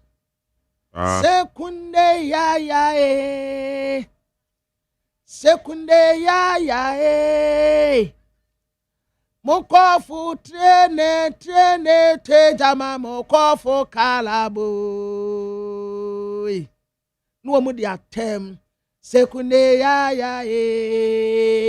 mokofu trene te jama mokofu kalabo sekunde na takrade every Cape Coast apam dancing adeko esi ayate denne ekwan no ye ba be ye nmienu ma jare woni msi ye kwan no mienu saa no a eridisu accident yo oh yeah someone say every in Sawom junction ni kopem apigwa junction akwanhia na esi wo so no what's aba from eswate nya head on collision debi bakubia ejese bakubia esi wo so ye say track bia ekotra kwan ni mu bebo VIP bus bi mu say na droba na eda say there but beyond that yeah shada anti akwanhia e was akwan so ever since well ye wie sa dual carriage na akopem apegwa junction enti abusiafo de His Excellency John Dramani Mahama ya wotiatia etitire no a wo mu ewo Western Region no watasa kwan ne ye ba ye efri takrade eba Cape Coast ebesi apam ye ba ye ni nyina afia nkwanta hospital eno so ye ba ye Western Regional Hospital project no so ye sa pejemu biye wo a wode His Excellency John Dramani Mahama nimfoni abetoa 24-hour economy policy no ye say eba be shase ya adwuma a speaker swear in emrasebedafo mienu akwatia de baako na Tamale Central de baako omu na gina ha no mu a wokura bible ya wo mu de so FIC question faith based group say money laundering ye nansen majadi omu anu omu ye crypto no crypto asama atu omu la wamaza ya asam ketwa ye nkofo ediamia papa eka aba no na se ade bi yehu a na yehu a na eka aba no anya kaketuo o emrantie ne mmabawa ne bi nam ho no mu a una unse ahopopu asi no so na ya say chief ena nipa miensa ena yekun wonum wa attack ye course ewo garu timpane enti ode ho asem ede aba ede bokrata ya friend say Ghanaian Times enim hanum say abusuafo de amede to amoso aye de bokrata ya friend say a Ghanaian point na Ghanaian point enim ha ana ewurai wɔyɛ adwuma ɛwɔ Nia TV na meja ako majere yanra say allegation pa na wɔde ma no ɛwɔ temaport no na nya asɛm ketewa ase no ama ɛkɔ so temaport na wɔn sɛ mene wo say no yɛ Tom and Jerry sɛ wo sɛ Tom and Jerry in a cartoon Tom and Jerry but nneɛma bi wɔ hɔ no mu aya me fafiri wɔ hɔ sɛ asɛm no a wo ka no wo ho adanse si afra wo sabra na be yi ano a wo betumi akɔ yi ano ana ɛna wo bɛka asɛm nso de ato obi so defamatory or derogatory derogatory derogatory and defamatory say you too so what defame nipa no and also and never information derogatory the person enti majari ana bi say your friend was sabra how are you going to go obekọ ne sen you say ayo one no can make be you you say temaport and national security for say asem ne ya asem de na dawurma say a president ka se nyina yanya citizens mem yanya spectators ya nti wo mu to nsa e de afre no na waboa wonum say bia na asem no a wo ka no nokura wom sɛ nokura wɔ mu a wɔ mu mfa nto fam san sɛ deɛ president eni abere sɛ katase sɛ ne proye wɔ pɛso wɔ tu ase no na sɛ bibi sɛ kɔso wɔ temaport te sɛ deɛ na wɔ allergy yi a na kyɛ ya dance yɛ na agu abɔnten enti we deɛ ano no so onim nipa a wɔn yɛ wɔ ɔbɔ bi din ma me sɛ obo national security for ni bi kura din wom say wase maame ba ko bi yeso ye NDC women organizer e wo do wenya enye wono nko a wasan ni kunu national security for akosi post bi wo ho na wo mo de jeje importers ni exporters ni sika enti ebeto dwasa no national security coordinator si there be enya ade a asam no abeto ho no wo mbefa no wat eso di akire yes because wono wompa abodina keka ye musuo se ne mranti a ye de sobu ati se egbo wonum do wenya NDC women organizer wo ho a ye se wono so akosi ne office wo ho ana woye haji afa atidi ye ni bi wo mu so a wo mu si post a wo mu den tete nkofo sika ana kro no bone ne mawia ya wo kase ekoso no wo mu naso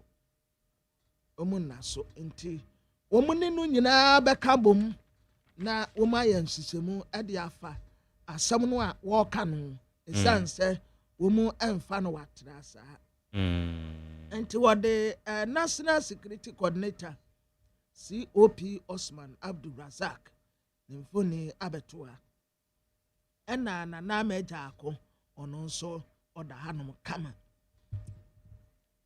na democrat enim ha en wode Reverend John Ntim Fodo nimfoni aba wose nyame anim no kurani LGBTQI+ bill no e coste MPP defeat no e wo musa niyama bi ena keka bo mu ankugo baaye but eno so ka ho pa anti LGBTQI+ bill no a wo mu antumi ansan ne no e ka ho e coste wo no mu pa na a former president His Excellency Nana Addo Dankwa Akufo-Addo ana wofre wo mu a ejina se entu omuso aba flag bearers ni nyina se wamre na wone wonum nkasa wotu wonum fo akate wonim say campaign wa wo mo ye no wo mo nya campaign a ehote empoacha adapacha ya wo mu tato nkofo so no daate obeyi anu onyonyafo Alexander Afenyomakin and what is a parliament nso wo mo fa wo mo honye galamse ntukwanum no what say kasa tenten entoponko ya kasa till now you hunu accent bia until this time there accent is not talking ya se maami bi ana wa woni kunu sekan enam aduane food ye funu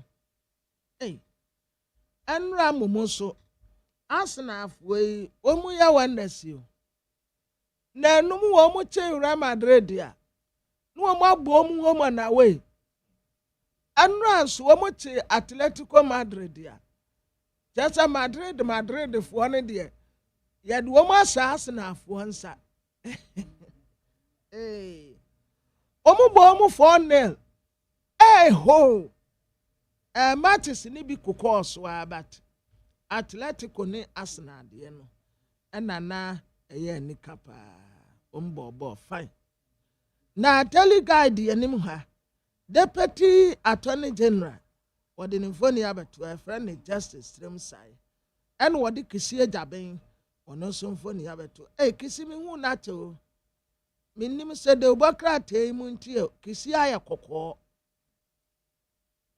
kisi okay ma jari sa air condition wotina mu cha esesa okada no na waye seburoni enti kisi jaben sa wo se kisi jaben picture wada no se ya what seburoni ne ho aye fe pa ena nanim atoso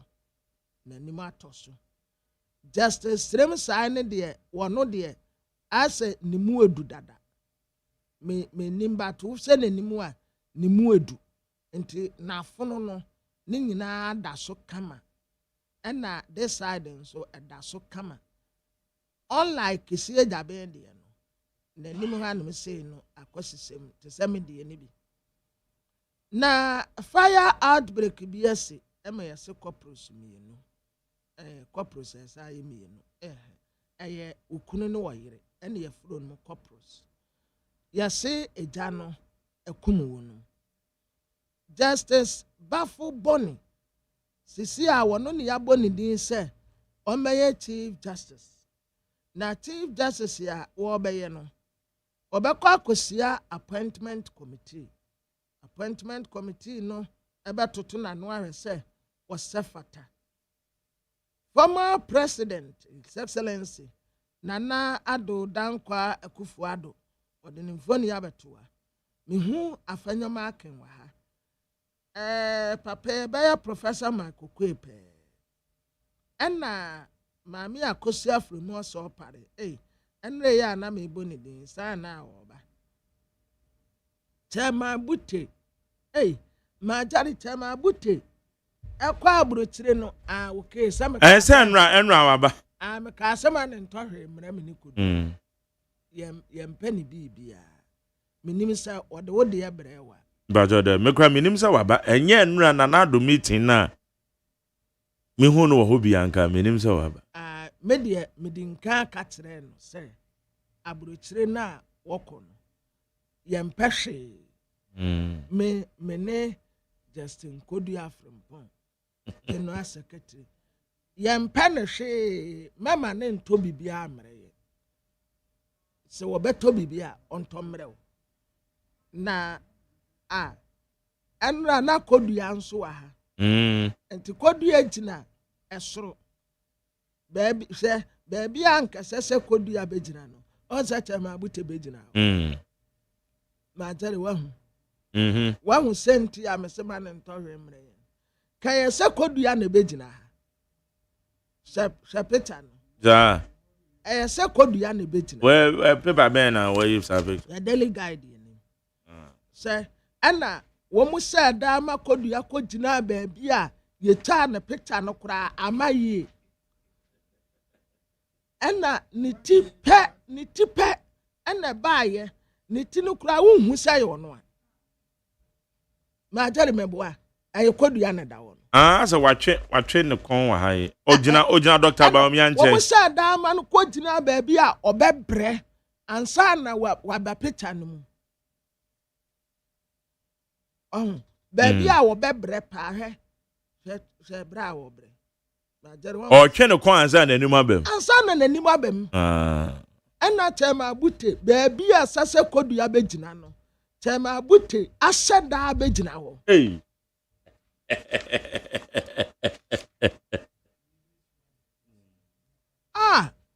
baabi a sase kodua gyina no mame kwa amano so na ɛyɛ Owura Dankwa Smith Bute aka Chairman Bute or ye acting national chairman of the New Patriotic Party also nakeka say ja so no chi Jama Matia. Yeah. Now, what would you say? I don't know why we do it. Tama. All right. Tama. I know that. Someone I was saying, go for you, Mutapite. Wow. Oh,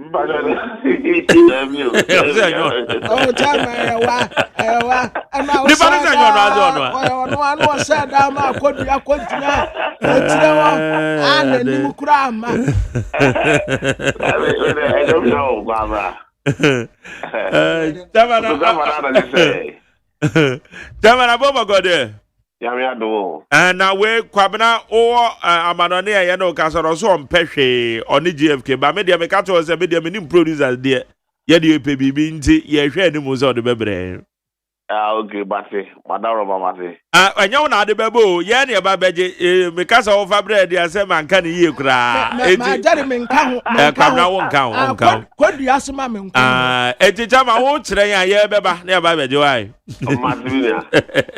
Aboma kode. Yede nyakopa se. Na enra edian na trigger a breakfast meeting between former president and Ado Akufo-Addo and the 5 aspirants and executives mo so maka ho bi. Me share with you for the trigger say a party there. And Ado so penny or party no. Inti I was said will fret party ma na wotu yefo said be ya a Korea member party room before and after and during the elections on 31st January 2026 say your cra bibia be ba ko ama ngun yaba Pania was in channel, Sado, there was one friend who tearful. One friend, they would do on the mind. Okay. Na a footway a meeting actually a dear na a dear dance here, a dear Bema who say ampa unity and the Botantia former president and Ado Akufo-Addo. A doctor is afraid a bush halfway a bayajuma. Oh, never more son, but never more be able to say, if you do not say, you want to say, be a supporter. Active the zero, will be any new be at him. Be uncanny or bay, near wire paying, any new busuye. Na a bayajuma. A bayajuma, papa. Chairman. And che and yet enra videos about bontain Dr. Brandon Champon na all respond to fertilizer issue Dr. Mahmoud Baomiani aid Dr. Gideon Wako ekoka ese one fertilizer and call Upper West and I'm so and a party ekodi nkugu ho no so chere say na oba greater Accra ne other regions na hono fertilizer bi wo ho so anko de kwa na wo yama economy how much also from 4 cities so they are 17 cities sense some kekaye anya no ho breakfast we na mugo yi David se atimidi ni sanso mi nyina no bi se wo bi se enye ya wo kan sa do bi se enye enti ya se mu bi a kanso mi tia wo bi will be also pay you. We are. It's in order. Apart from that, if you are not this for practice, fertilizer should be. Or the other kinds of way, and I dollar assembly or and this for Kaya, the young news. What I say? Yeah. If you wouldn't be able to read it, or by our Casper and Banana, if you can say. Never know what I say. Okay, it's a idea anyway. I do be a new dada. And I press $, every free day for 14.7. I had never found 4.3. And then only 14.7. It is a big news to be as and this is for the account of the renewable power. For that, I mean, when this is for the will be about any say, hope because emphasis will be any. Why are the acting chairman of the New Patriotic Party and to Abonumun Sem would do any dear children saying it tomorrow? Oh, to Abonumun Sem will be why this will come here. It's now we are polishing there. We are in this side of Manaman film. Oh, come and count the cardio between I get covered up for one some and I wouldn't want something to be. So we are going to economy now from 40 to 40% that. Oh, yeah. For fertilizer and fire and also yeah. So what should fertilizer say to say you have a grab war. No, you're not going to grab war.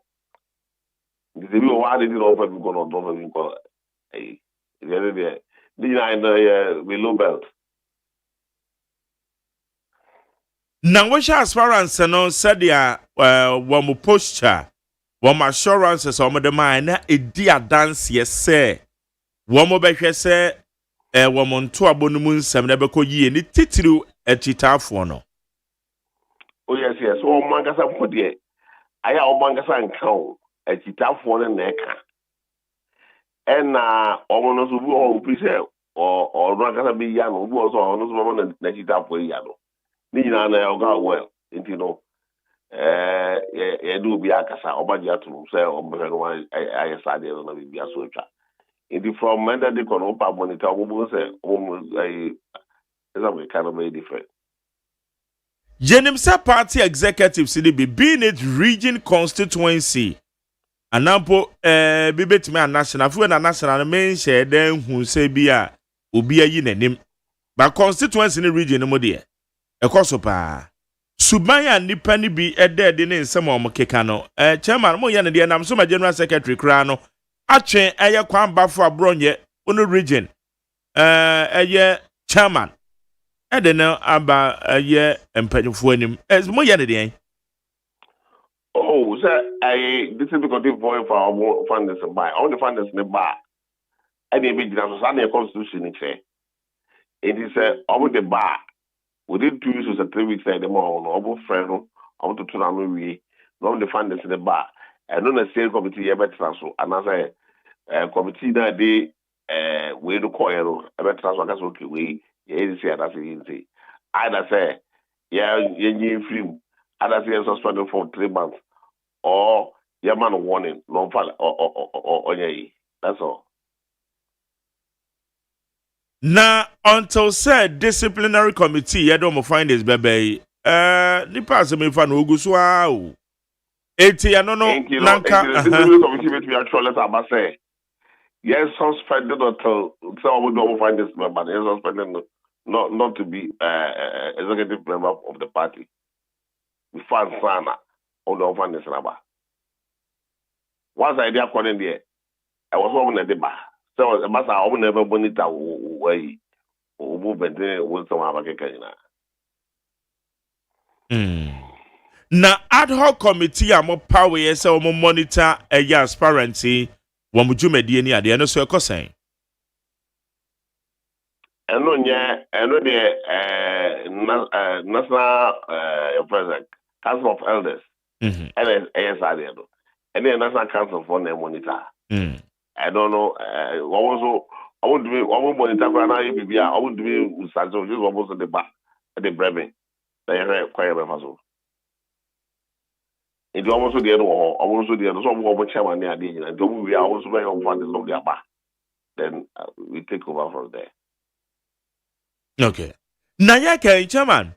Ayana wo share a executive sa wo mu yi wo manim centennial elections ekoswa. One more tie a candidate in be an aspirant in be a chi. Well, media coming kwa na mse sa de ne de. E de san ka mo shambra kra se ente se ko ba ne sa. Nanso abanesa. No, enti be ba. Say obi a we national officer. We regional officer. We constituency officer. Who on going to support to be, but when you only going to open support. So open support is what about thing our count we no. I don't class a party anymore. But at the moment I nipa who did it, where we remember that was very weak. So when you papa where we there, be our no. Or child will be a no way be a woman less because of who the papa could do it. So you papa there, I don't know forget it. Now when the be a fan or child pepe. And I'll be aware okay. Internet say obia to abade nanso sa open support na wo mo de emre bi ba na ba be ketele sa de no. Yes. But we are supporting, but any open, say about but Jamaica's are part of one other, no. Okay, now and no mobile sham saying. Oh, yeah, what's about open? Say, yeah, the brother banana this time, no. And Rabbi, I remember one piece of we are bear man to wear shadow. You suspend you. And nobody baba before 31st. Maybe I don't know what I am. I had that crab, I'm going to see who dog. I started one far or nomination for. Oh, okay. It's a your war chairman. I would say you say better. Many steering committee. Okay. But constitution, mamo, sa kwenyano. Yes. Says national steering committee. Yeah, overall you.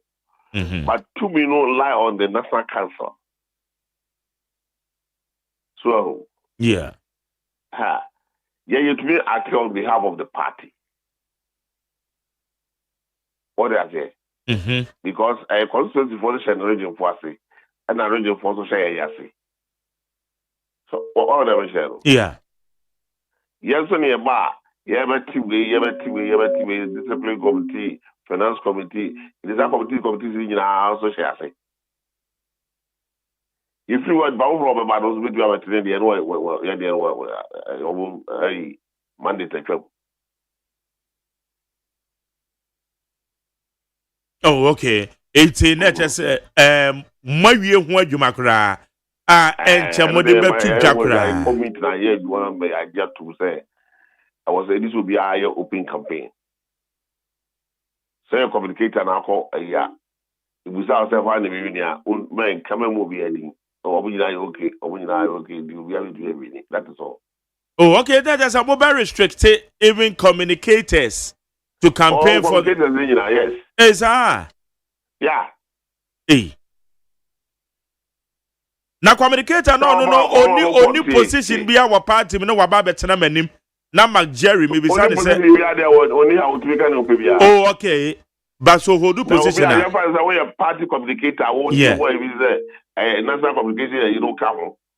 Ukotrawa in Zoka. Na yeah, can what about Mrashebejafo?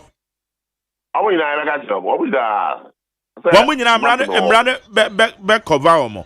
And like I'm running marking a leader. What we are on in Nante, but what do we can't be alpha? No. Or would you all cast out coming? One count. It is a be a dear better chain, sorry, so youth organizers. One more say, one more do one more chita at the time, as soon as you welcome. And I tell my father and Brantamo, na okay, dear. I mean, about them, so, group bia we executive members bia we group bia we drink time we yes someone to we know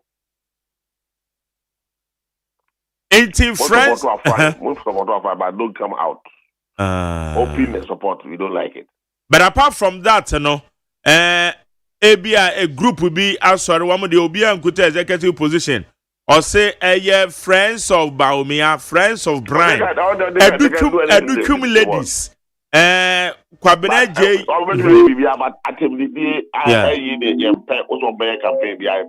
Okay. Apart from attempt, they can do any campaign for any of them.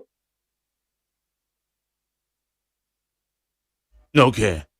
Enti ken wo ahoboa party na ye e dia train 31st January. Ekosen. Oh, we are done kwem. Okay.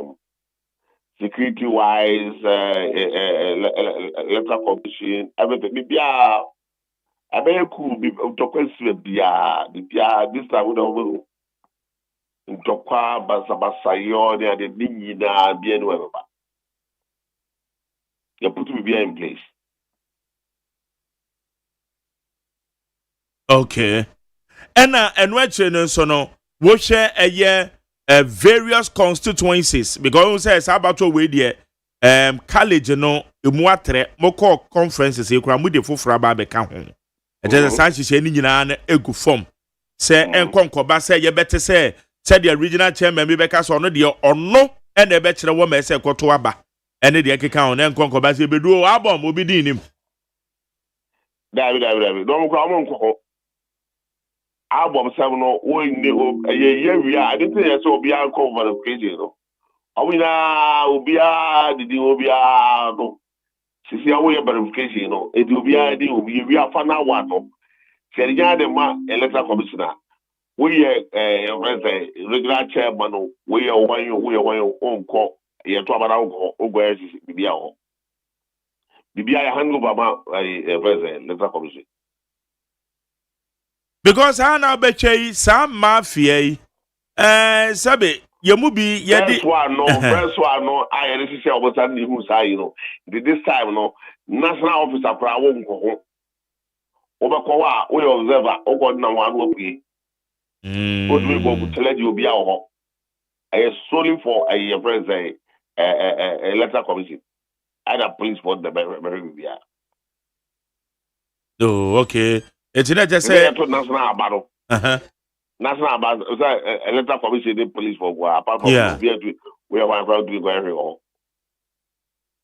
Na mabie avenue so obi or ye delegate nipa isabi onfirim otiase na fe obekọ na ni din enimu a mabie window bi a obetimi afam na mo address ni issue ama anything else obi an ko hwe na din se din omu a eno na abom ko bi a constituency bi a organ ha bi a no ye won ko fo abom ne da wa ye bu so obi a ko ni din okay na chama wadaruma eno mabie atom ebrebe no Oh, about 3 days ago. Okay. Obiao center biambo. Obiao in the center ya the man no to also the center of who I was over checking. Enti delegates bia no say okono kokotwe ni din. Already din. So mo let's obi ewu a obehu ho. Say the electoral commission for you na obehu ho. The final let's the bar make say no. So I will be doing no so call no more him. Oh, okay. And then I just said, okay, the nanka ne kwan no. All right. What about church first no? When you be into avoid the amaba, o kona kaka. No one say to kwenda we ya on do division. To ko be anim. Okay. Na mo party ma se woche nkugu a party yedi ye ene party ni nim se wo mokwa akoyi kande ne foforo a ode beko 2028 chama sa ode wasoto fama mo party ma anwo keka etesen said ya yete sena party ni mani bi edwa omubu afu nipa bi a obi aye bibi eti say amnesty there by I ginger grounds no more because bibi wa na bia ni nua na ne ofa bi wonya de papa bia wonya wrong bia na obayi nadi because ye beto abado ebia obafu se odwene party B and a party C na chairman no bi za oya ya odo asosoro de no I don't ya bitwa bu ni drama no makoyi ba. oh enti amnesty ni nso aboa ma party in Kenya bi asabem oh and then konkoba say be executive be or no taking the decision and nay party impanyufo grant amnesty na ebe say be a wantu ba beto nipa na wo take decision wo mo so oju bi aba because say president grant amnesty say president obi a yachi that to womra motia wa wuti fi a wuti wodi ana mo so dey go dem no only say because the president got amnesty to dey go to be a president. oh okay all right eti dia wo ke de na je bibia da mudin o acting chairman otum say wo do na si form no ma bi wo me tie o kasa ma otum say you are firm so very ba wo ye no we hand in hand with impanyufo so no mo take a decision. Yes. Oh, okay. All right. Chairman, and then I'll catch our party ma a womu etie yen. Ebra yenim say na me catch first idi kai e ka na ga me start the bomi kiana na do. And ade oye no e so many bidodo. Na oye ko yina so bi ani ye da na fe. Nyakopa boy ni nya leader what so no. To you as far as na buy ni nya so do ma say so nya mo tre ma kasa bia mana ya tubin to nyoma kama aba bia ba koso na party mbeni for buy so to be as party ba bia gam mo tre ya hihye de o party de say enye hwe o hihye de o ma eno menyina na de baba bontin na obi ehu so we know ye ped at papa de aba party to wunya mo tre na mi 2028 enye me pai baba power bichiaga na fonyina Ghana for jo so pa na mom ya beba na ya beje ya man de no wa de ya me move and they do it aze Chairman Bute Dabi me nyini mfrim o kwabena na no say ono wayi ne ho afrim oni JFK iti ya gogogoje maybe de me nyini mfrim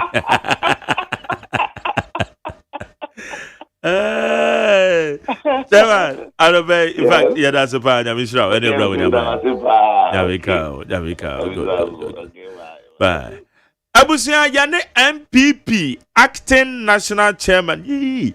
Bona kami bisa say na chairman team want to say. Yane MPP acting chairman. Your friend no Owura Dankwa Smith Bute.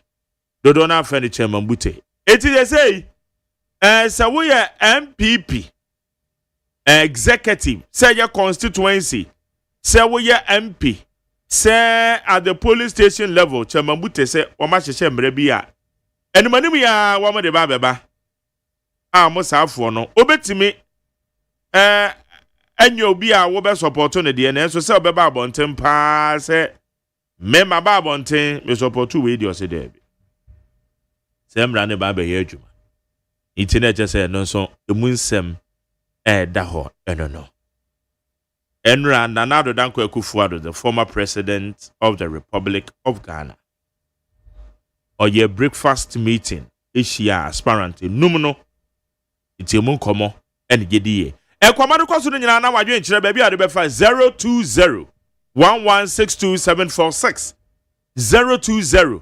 1162746 yankwa amane so na yene eye mrashe badwani a owo Ascent South na osan eye defense and interior select committee ranking Ghana Mrashe be fie your friend Honorable John Intim Fojo ono so ye ne nkoma Honorable Mache Yeah, opening my Jerry. yes sir na bom to say Na me adaro mam no ye panamu. yes nyanko pardon boko I said they ayete on ka che kakra boko recess Aja let's coffee eco constituency for Sastra. yeah And crew no because maybe one of 246 communities. You know, oda hon kakra oni anya dia. By 6 months kakra na nko ni. Unya research ano a opportunity say obepo ani o mo akodi ka ho. Na wo mo bi asa no aka etinu bi. Baba betu ma mo. E dia ma wo. Na me adaro ma samba.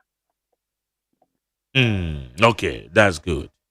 Na where there mami bisa wait to one some no cause substantive so say see na me ne mo acting national chairman edin komo na dia ba ko an waka no anopai ene se wo ma hyehye mra bi a wo ma wie kura nche wo me de beba abonten ansa na 31st makwa akoto aba e de ayi mu kandi ni na mra no e kire se wukura dibia e wo party no mu de wuntimi yi wanim se wo campaign e de amobi including mo mrashibedwafo wabreki ewa ha de amayen uzo mu say Oh, party there they run at the church and mpeni force na dano almost system ra be bua party na kono so they be kwanim na ho de instead na brane na yetimi pu asisi hu yi abeji tumi enti no enti say bia mpeni for the bar be bua ma party no atimi gina ne na so no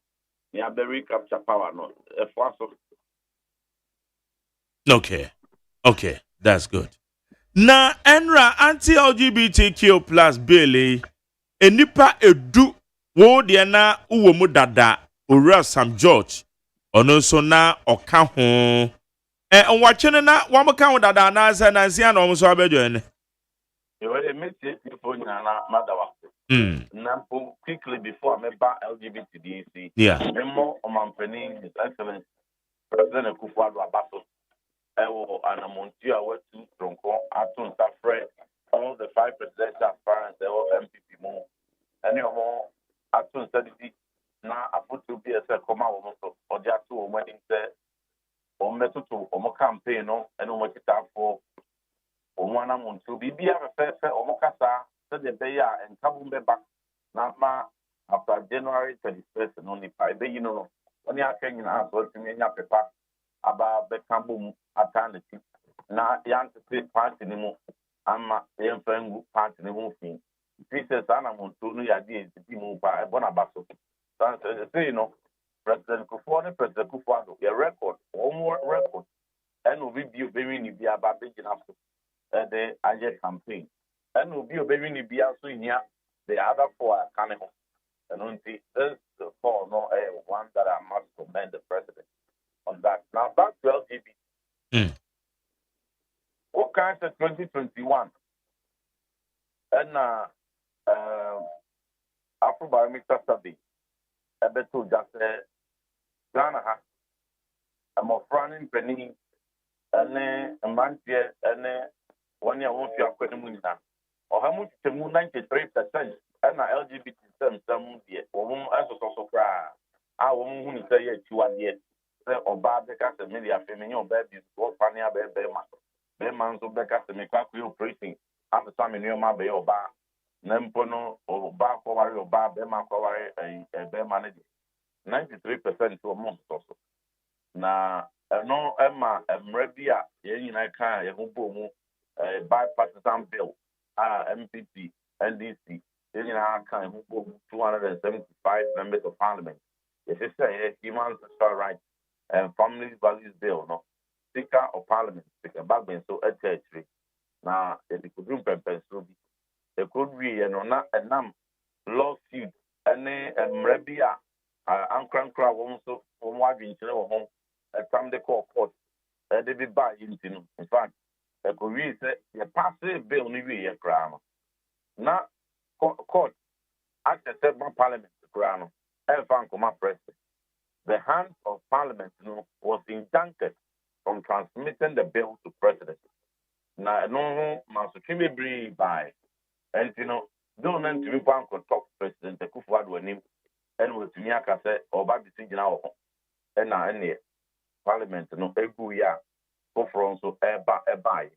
Along the line, on the latter part of the day, Manu Ayatu Abedin, Supreme Court, which me be as we said, in fact, Obia, watching several Frubia, Umran, and Rana Ayatan, Biano. Onya Abutoyemu said, and from Subia Nimrana, that's it.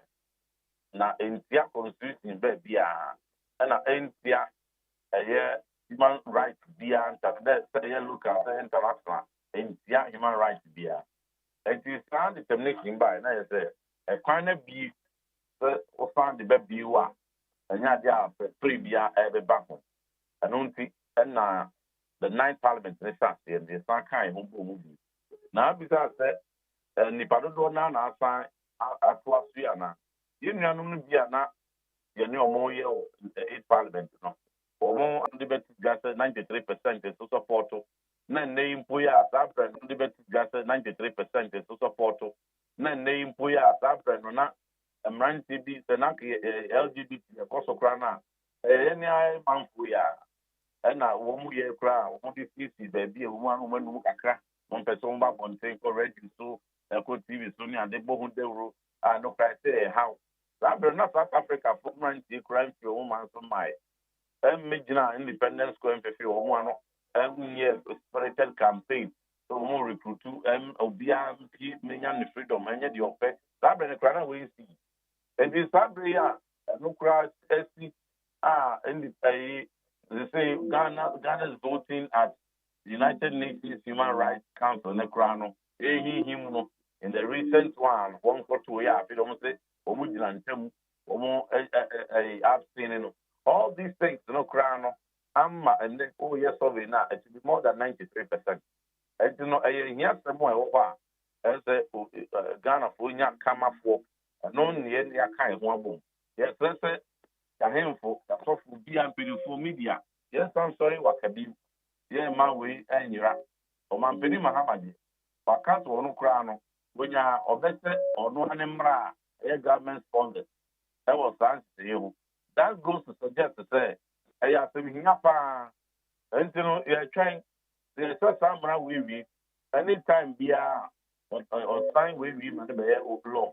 Now, all the or no, at the bar, and I'm not concerned. Yeah, you know, that one. Some of us, a big deal, any move out one. Then my son, the government sponsored deal also. Yes, they said, I about the car wave on my Mungu, I do more. And the Aquarium, I protect the Mamre, and the Amania, and the Didi, and they said, our race to say, Nifa, a yo bar, and Bema, and if you will be a we will bar, and one adeco, and a will be man's wife, no one adeco. But to me, at in na one year person fiaman on it, me be the pressure better so no say no. But me to wash so. Edian asesa womra dada na edi kan call any need the ekoi bibia asesa wom. Bibia asesa.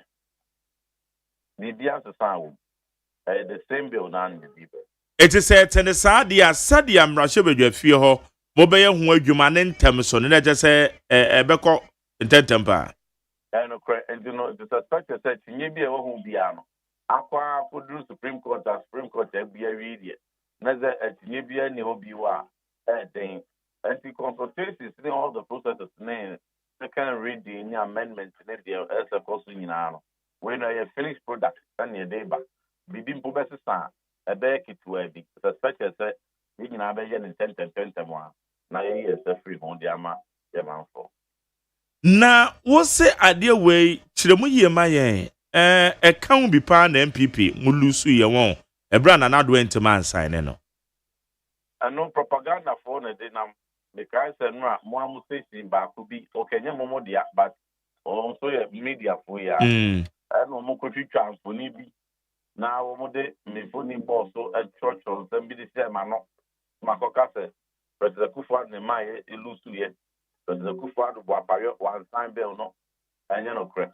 Or more body, you know, and no one was, hey, na we dey free the ankan ye kra na omo ajo phone so to mu a omo apologize say e ti twa so ho na enti anya no kra obi akwa fake news card bi din nam na wani aboso so enti mfojo e de so mobi bo omampani akufo ado no woni a empesa emra ya yesi yiye a wo mpesa enya pan enya ayawdi free etitiri a wo mbetumi aboa de yakora nim ho eno mo sa da best no krebia nim na de bia meka se obi a okrom ha nim se bill no parliament pass wi ye yen pass the grana court cases that wo de abaro edoso right from first reading the pass wi ye there were a number of lawsuits that na a injunction the actual parliament no say emra as the parliament say okay and I've made a point say injunctions Adam running to say won't be found for my president. I did not end to me and quarter president no. Now where then now to blame who say on sign. How can he sign something that is not on his table? Okay, maybe I told Mami quote to you net as a young in years. I wish at this story or say Ekufuado's failure to sign anti-LGBTQ plus bill cost MPP 2024 elections in Team Fojo. And that is the heading. When you know all the media houses are, one carrying you now, one who said, I intro and no more can. When 10 pounds or one paper in and their chef by. And you know, credit may go count baby. Because what Diana would say, Emrano, your friend is Uncle Drum and Penny table, so no, I sign because of a court injunctions, legal battle. Then now, Krumha, then you say, oh, you know, a pastor don't be and we see ya. You're near a for a rule of law, be out and one kind of turn a drink. Now, almost my dream of one the call. Then Yanson also said, one more drink to the moon. And we answer Parliament to the my president. And my channel by whom people to move by the time one can be any at all, by the premium and over. And so the hands of the parliament was stayed from transmitting the bill to the president. And the bill I injuncted parliament. I mean to me, I'm president. No one sees now home. And then I don't from president no baby bill and you know Obia or person or the propaganda now the transfer and what the best Yamapaho. But will be media house to be a credible beer or carry that story. No, one woman in our battle, a delete your own Troy. A month for BS send a message say, Okra, the our canning yano to me per voice and more. Na ye ba and to over to Mammy just say a voice we are. Witness news or Bobby and Omade at Jaffa at the buy. Okay, may I just say we are. Minister of Education. When my government was in power, I was very bold and vocal every stage of the enactment. And even when it was passed and the bill suffered legal challenges for which Parliament could not transmit it to the president, I was bold even to say that if these obstacles were removed and if President Nana Addo Dankwa Akufo-Addo had been able to sign this bill, it would have served this nation a lot better, and it would have even enhanced the image of my party. And I dare say that the outcome of the election in 2024 would have been different. It would have been different. The outcome would have been different. I've said it way before, we even voted, after we voted, before handing over. I have said it so my position is consistent. My position then has not changed. It will not change now. And so let's all proceed with that consistent principle and do what is right for our country. Okay. Honorable.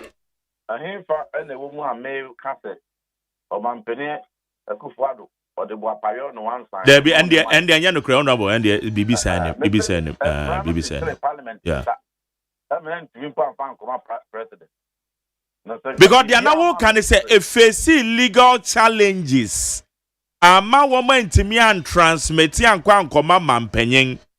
And it is a nature say and yes, legal challenges and obstacles in free ho And a koto man penny table so no sign a dear. Eja ke no ano na one sign ne de ene mamo e ko so am say bibi sana na wo chire. Papa pepe e san say ya dia na do nyina ni di atire enti le ko ba say man so twembe ba ho a anko duru president wo no enko fo bebre na de propaganda be wura mu so anya no kre any port e wo mo na empeso mo sign mo transfer de to ma do na so gidi e wo kromo ha e ze kra o ka so e court kra na e say parliament say mo fanfa bebre mpom person be di and so no le kra no. And in the heat of that campaign, this was very topical. And so no, Obi boss of Mose, Obi and one sign, but it couldn't even get to him. But say idea be for talking. And maybe I met it will be answer. Any parliament past 3 years, president stood meeting in Sasha. Yeah. And no, and Obi any opportunity and propaganda. And Tinunka about one outcome. Yes, and that is a fact. That's a cool. Do be a wunya ya baby. I was starting with that I did not even arise and answer that propaganda will not even be at play at all. And to be a person or thing with is equity bonnet. Next one was the thing will be a or the person was there. It didn't drop. But one more credible maybe one I apologize to say they carried a wrong reportage.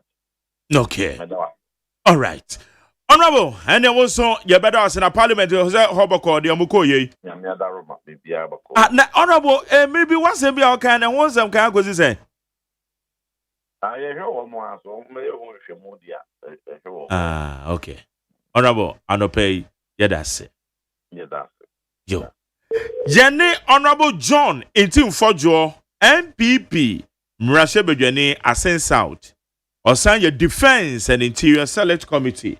Ghana Mrashebejafie on any no edin common.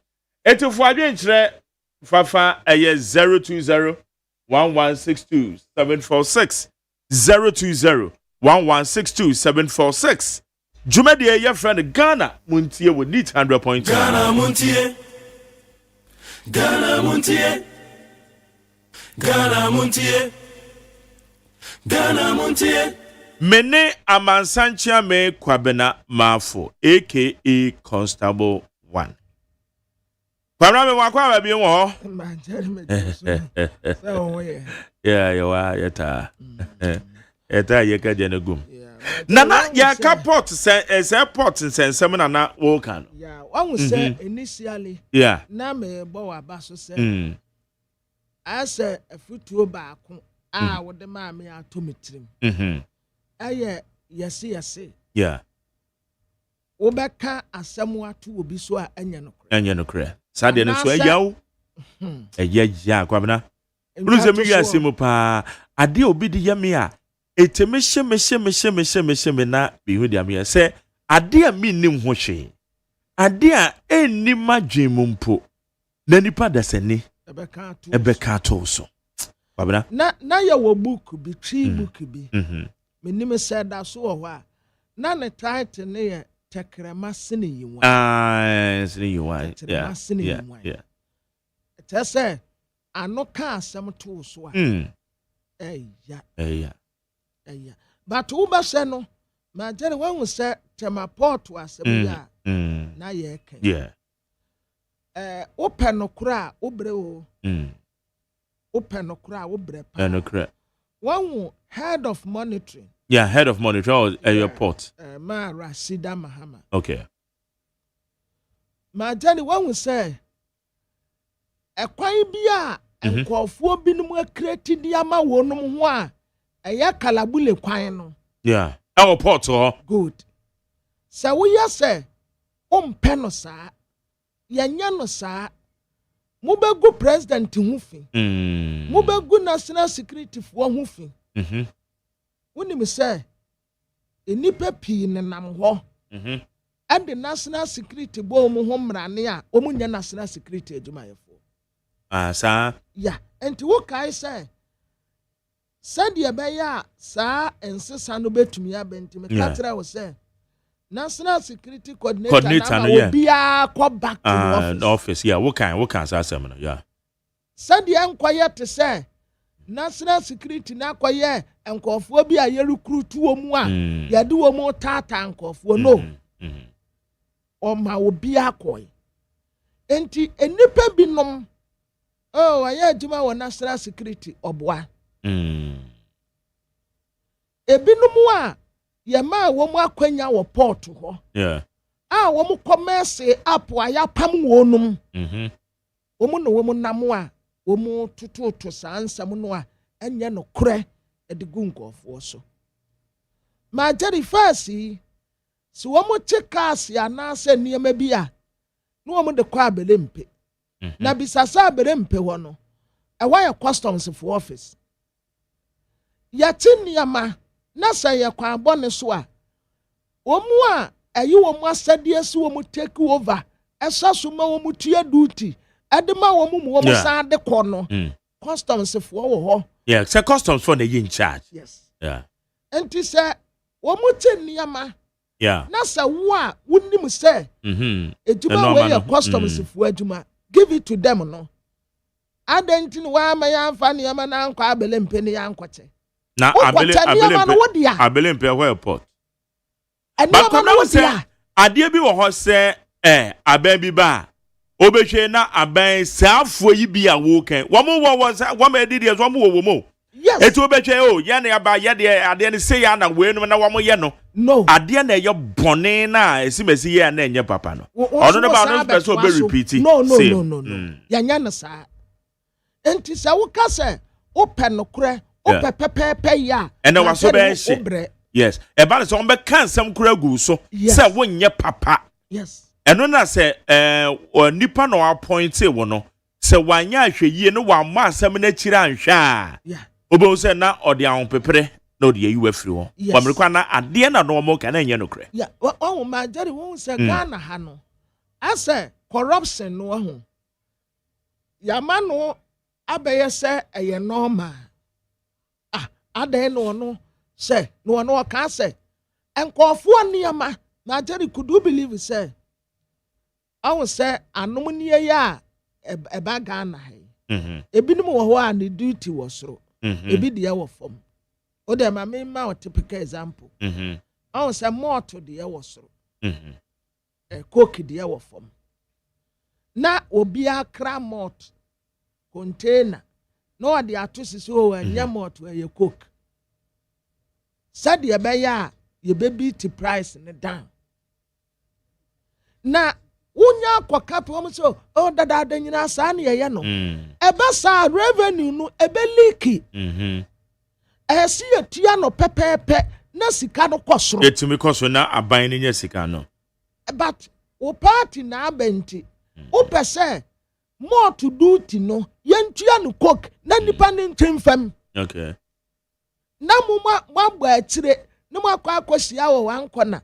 na balance eguso no na mwakwa akwaje na mwate wa se ni ade tetere man enti sa wo ka se me pese okay mo de to se cook but I am not na ye tie enti go and pay the duty na fa wa de yeko hey asamaba open no kura obre ajare open no kura obre but ye bebo na baso man rasida koso ani adwuma pa wo ye sa aniama no aka nana kalabule yen konkwoche yen fanfa ha no way ebinim ye bi a enye ya ne ye ka emma kwan masa aniama no enkoso ena ye me de se national security fu abemu a ma jare wo mu etu hu anamon eye pa eye yeah. Okay.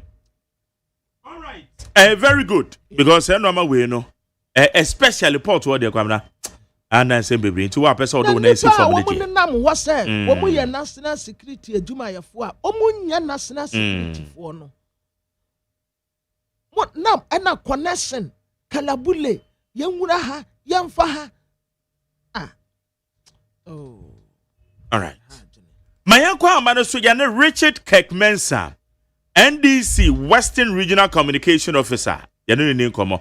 Richard Krause, way Ghana Gas, Grams or Ghana Gas, oh. Then so your communication. Yeah, no. Richard, Manchester say. Hey, na bra penye we Ghana gas we dey wo ko so we say dey omo ya mani bi sa na dey ahye ohun. My dear. Yes, bra. Na dey no so go bisa agwe no so me hu anu ye bia o. I'm paying John Dramani Okay. Ghana gas. That's right. As the head of corporate affairs. Oh, okay. That's good. But and I paid the Ghana gas. Debi ye ni Ghana gas on come na me metie fu we say we new portfolio e ground no. Anya Ghana gas come na ebedi. Tapon boko there. Oh, ya mina adum ya. Yes, ye de Nyakopan asem. Na omapanye de titru na obebe ye ewo eya toy mfimfim mantem. Esa toy mantem akasa na obaye. That's right. Yeah, 1 day visit. Na ekwan na obekate so do no. Eno hospitals bi e ka hunti anase na bibi poti bi techre. Munya magje on pay mandawasi na mandawo production team as papa. Wa kwenja on pay wazama mda menkasa one kasa friendo.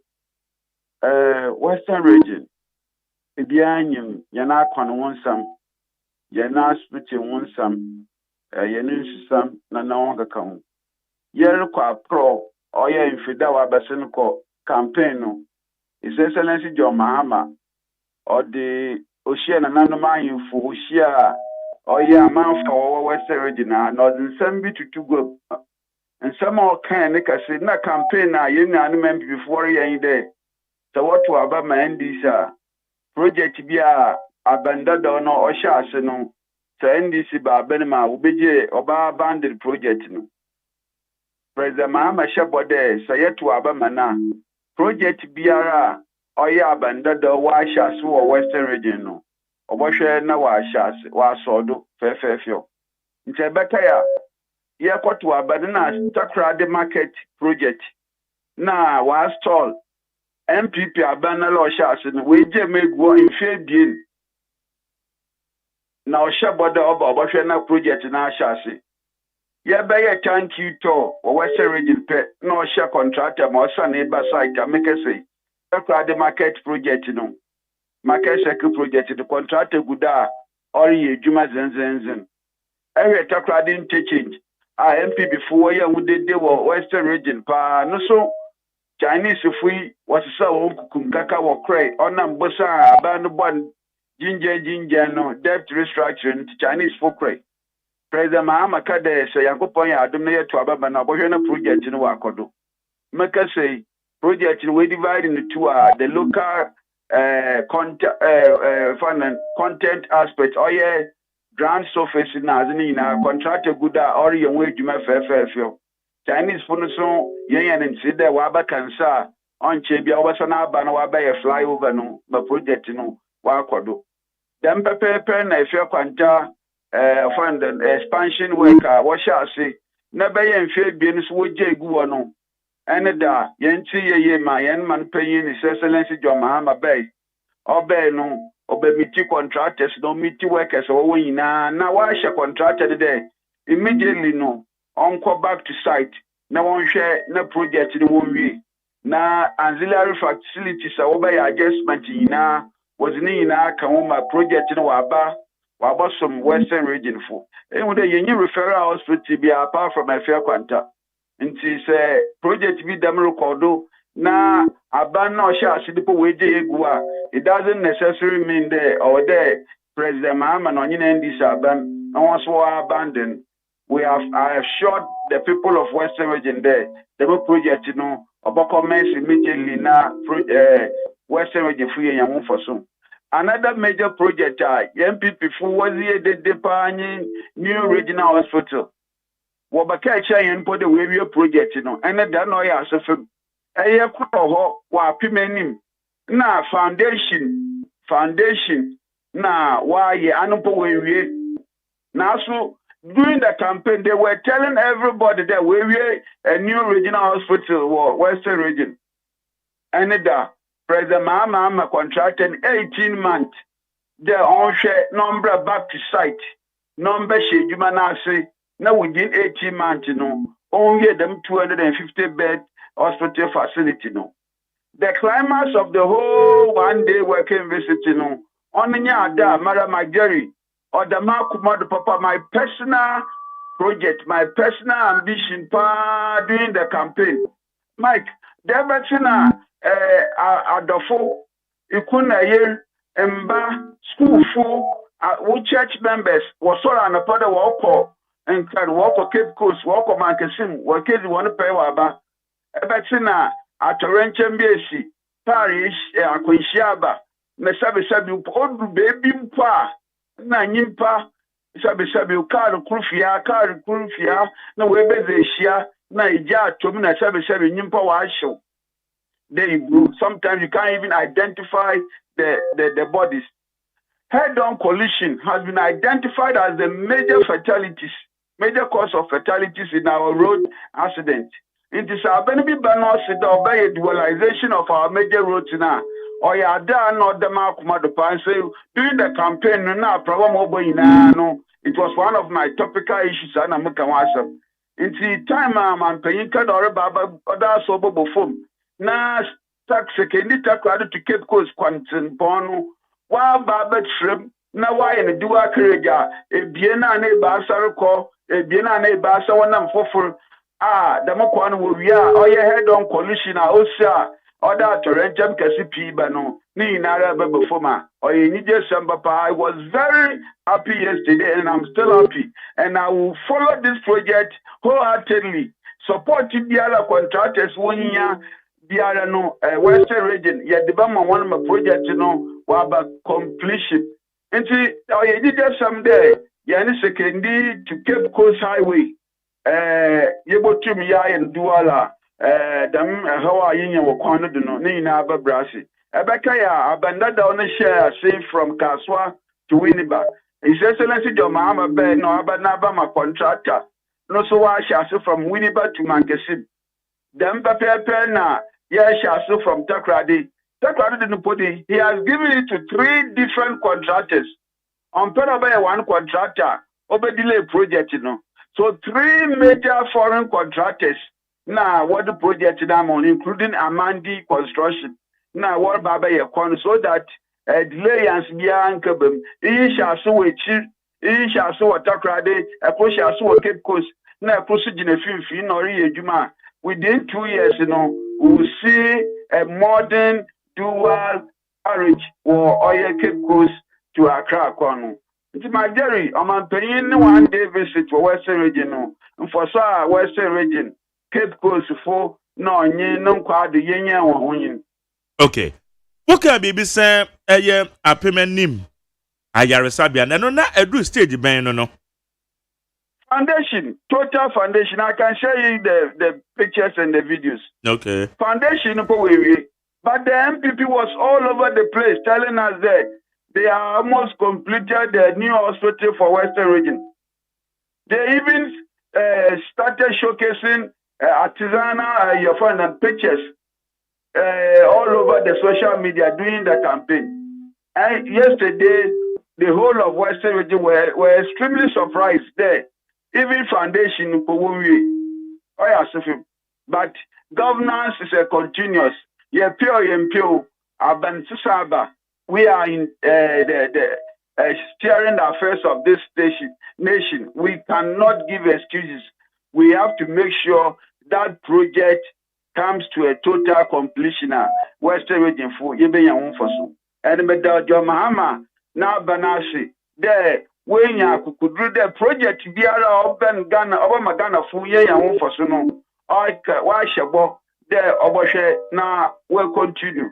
Yet the Nasi Papa, on you, the Minister of Health, Yenya Minta Kando, on your Western Regional Minister, Yenya Emmanuel Amako Fuguan, on you pay far, Warshare Man, the Morocco do Western Region.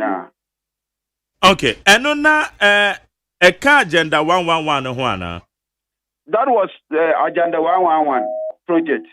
But this time around, there is going to be a total funding for the project because Agenda 111, it was a political motivated funding project. There were no funding there were no budgetary support for the project. Into not the other oil, but the end team the mara. We need to find money wherever it is necessary. Yet to me and I complete the project. Okay. Na ya ken wo share a year project sa said ya wo kan ye aban dada no shase takrade ye market circle there ye menimsem because the last time I ba ho no ye ba be hwe said ya na etie e wo ho tum say a very huge project some we a ebetima boa ye pa nti eno no so ade na ma contractor no so ohot ye aban sesa ni nti ana said there. Oh, my dear, this market circle project, MPP Abana was the project stalled. We get project since 2023 January. Project we get go ye bisana one some ye can one some ye the regional minister was always giving us excuses. Later we were told that Sika would try for the project project in the US, the scanners, so the contractor to move out of sight. You see, after 2023, the whole of 2023, nothing went on there. 2024, during the campaign period, I sent media team there. We showed it on social media how grasses, grass cutters, they are taking over the place. But immediately we took over. President Mahama, thank you, tour for Western region. We took him there because our priority project for Sekeni Takrade. And one of my opinion, arrangement, my contractor, also in the Bay, a cow was an OPEC a Trazimana contractor who have a back to site or Juma. The Oya suffering pine, the much talk about PTC interchange. Flyover and warrior what Takrade. And also the same thing. For 2 years before MPP has entered power, Chinese phone were packed once a month. The whole Western regional minister is on record. The then regional minister, Kobe Ochedaku, told the people of Western region there, Chinese phone will break work for Chinese New Year waba. New Year for 2 years. The Chinese never came back. We asked questions. We were given a catalog of lies and deception from day one to the time yet to a baby. On my page, Mahama ba Western region, no, Yanni, Nanama, you fled to the no, say, couldn't be no. He will send a team. In Tebekaya, the finance minister and the roads minister went to China to go and meet their contractors. And see the message, okay, the matter, the fund and traffic management system no why a very hectic into other local contractor no OSEI from work. So Kingsport Construction Limited now was as one man OSEI as one America say you good or you whilst the Chinese contractor will come and complete the beams now why I was thrown so that the flyover can come to a complete end. Okay. All right. So far said that we can do just said your man penya be no e dia hom ka bi e dia bre manfo e wo e ya toy mantemo. My dear, say an kaka na enija owo na nanama ayemfo na manfo Western region mu eneda aprabo man penyin be na also we ni also kachire. Yendo papa. Personally, I'm so happy. I want to see the completion of the Takrade Cape Coast Dual project before the next election. That is my prayer. And I hope that project will come and ease traffic situation, make business activities in the two cities very, very easy. Now, for Nawama production, so now a man so often it and pay for. And Debia, yes, Yenda, Yan Papa. No matter what tonight can now, what Ben on my payina, Debia, Wama, Western region offer, Nit Bifra. And to my man for if you didn't Namenda, Yan Papa, fitted to be quite chassis. He's one man. He's always at the presidency pushing things for Western region. Yet then as Papa, Yan Papa, fitted to be quite cheap, no near MPs. Yen Yama Kofi Bua, no near the entire MPs, Honorable Isaac James and Nazi, Juma Warrior for Western Region. Yenyaji, Papa, Yenyaji. Okay, that's okay. Richard, yeah, that's you not pay any command. It's all bad. Why? All right. That's right. No, I am so romantic. Oh, sir, I am coming out for the okay. I am not Manchester against Kachanda Yunje. Oh, that's how you know. Okay, Richard, yeah, that's another way. All right. Jenny Aya Richard Kagmensa, NDC Western Regional Communication Officer. Yaman Penning, Edin and Ichre, ya to Eman Tamono. Jumo Kodi and Richard. Aboy Muhammad name. Forward you Jennifer 02011624746 02011624746. How you need 100.9. You made your friend Ghana Montie. Ghana Montie. Ghana Montie. Ghana Montie. Ghana Montie. Ghana Montie.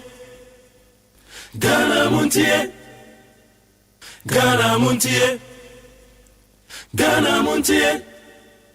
Ghana Montie Sunia will need 100.9. Yente Yansha messages in a 02011624746 02011624746.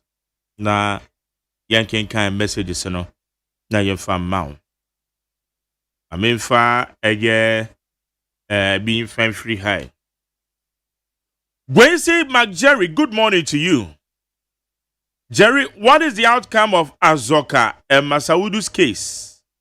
Galamseya, Eddie Free Heaven, and Odiabe. Wednesday, my name is Ebenezer from Kwabenya.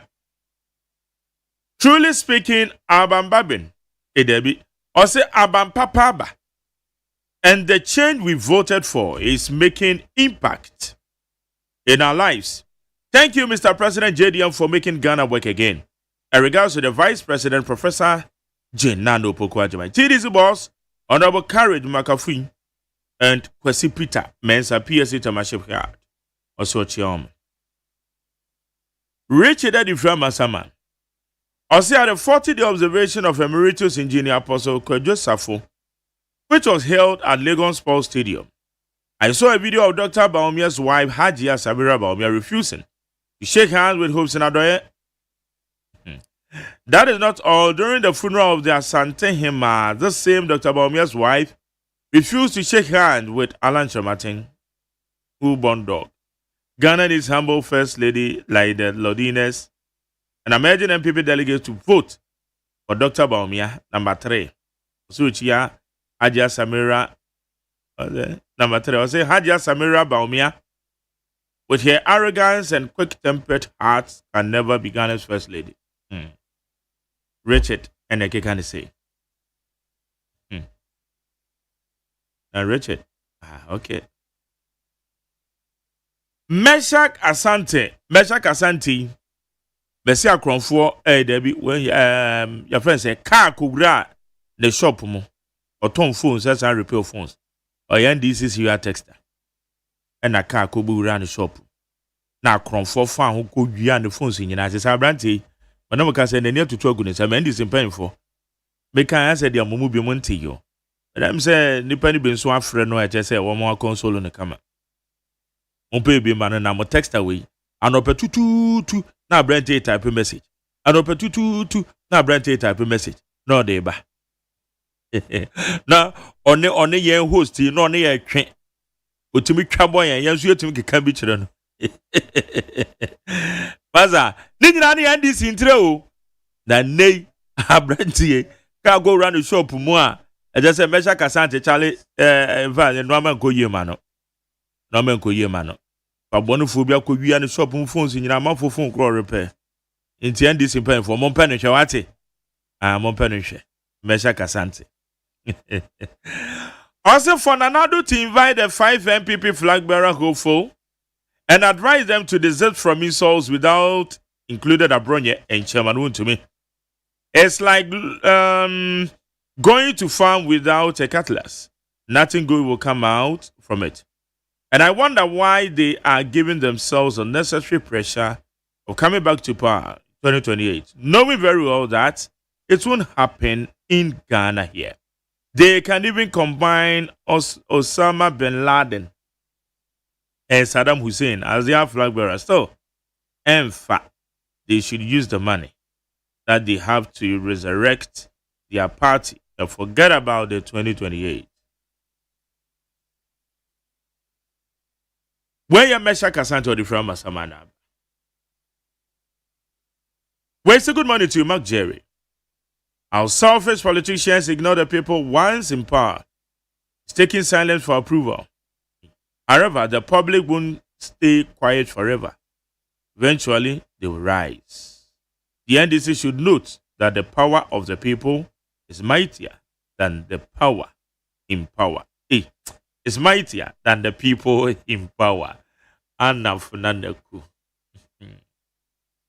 Where's the Jerry? If Mahama Chief Justice and Attorney General want to fight and reduce corruption, then they must prosecute those ministers who took the double salary first before prosecuting ordinary Ghanaian. Otherwise, it's not fair.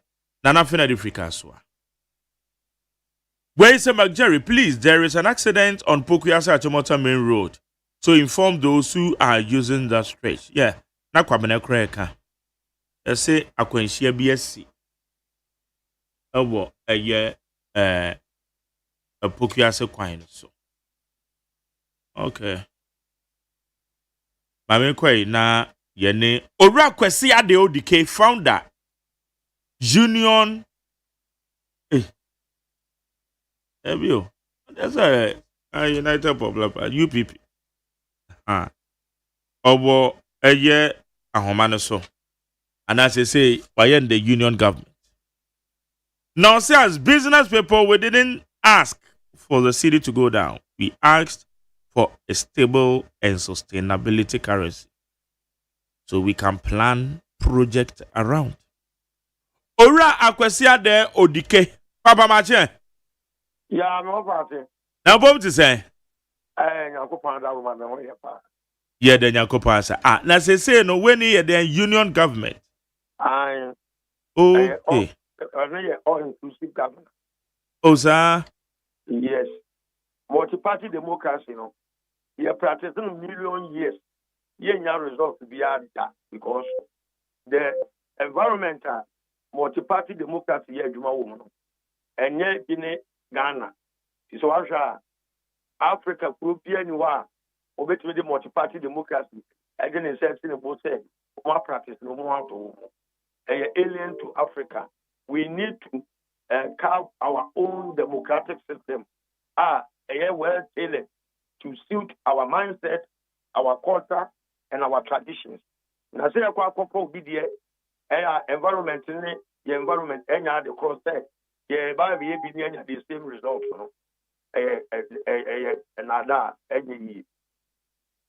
Okay. It's just a way there, all inclusive, and found one Amanyokua womb. Amanyoko, where system I am Amanyoko. Okay. I am meritocratic system of democracy. Oh. I am a brain child, me and Matrasi. Matron, it is a Casaria with the Modia Bremo. Now, I don't forget my movie. The booster is speculation, and I'm out for Yaja. And then, time at the end, similarities by the end, you're told about general elections, but time at the end, a few people be the vote too. By the end, general elections, but your farmer no cool there. Oh, okay. Now, I don't know where you're supposed to be far. Your system, you mean? Philosophy.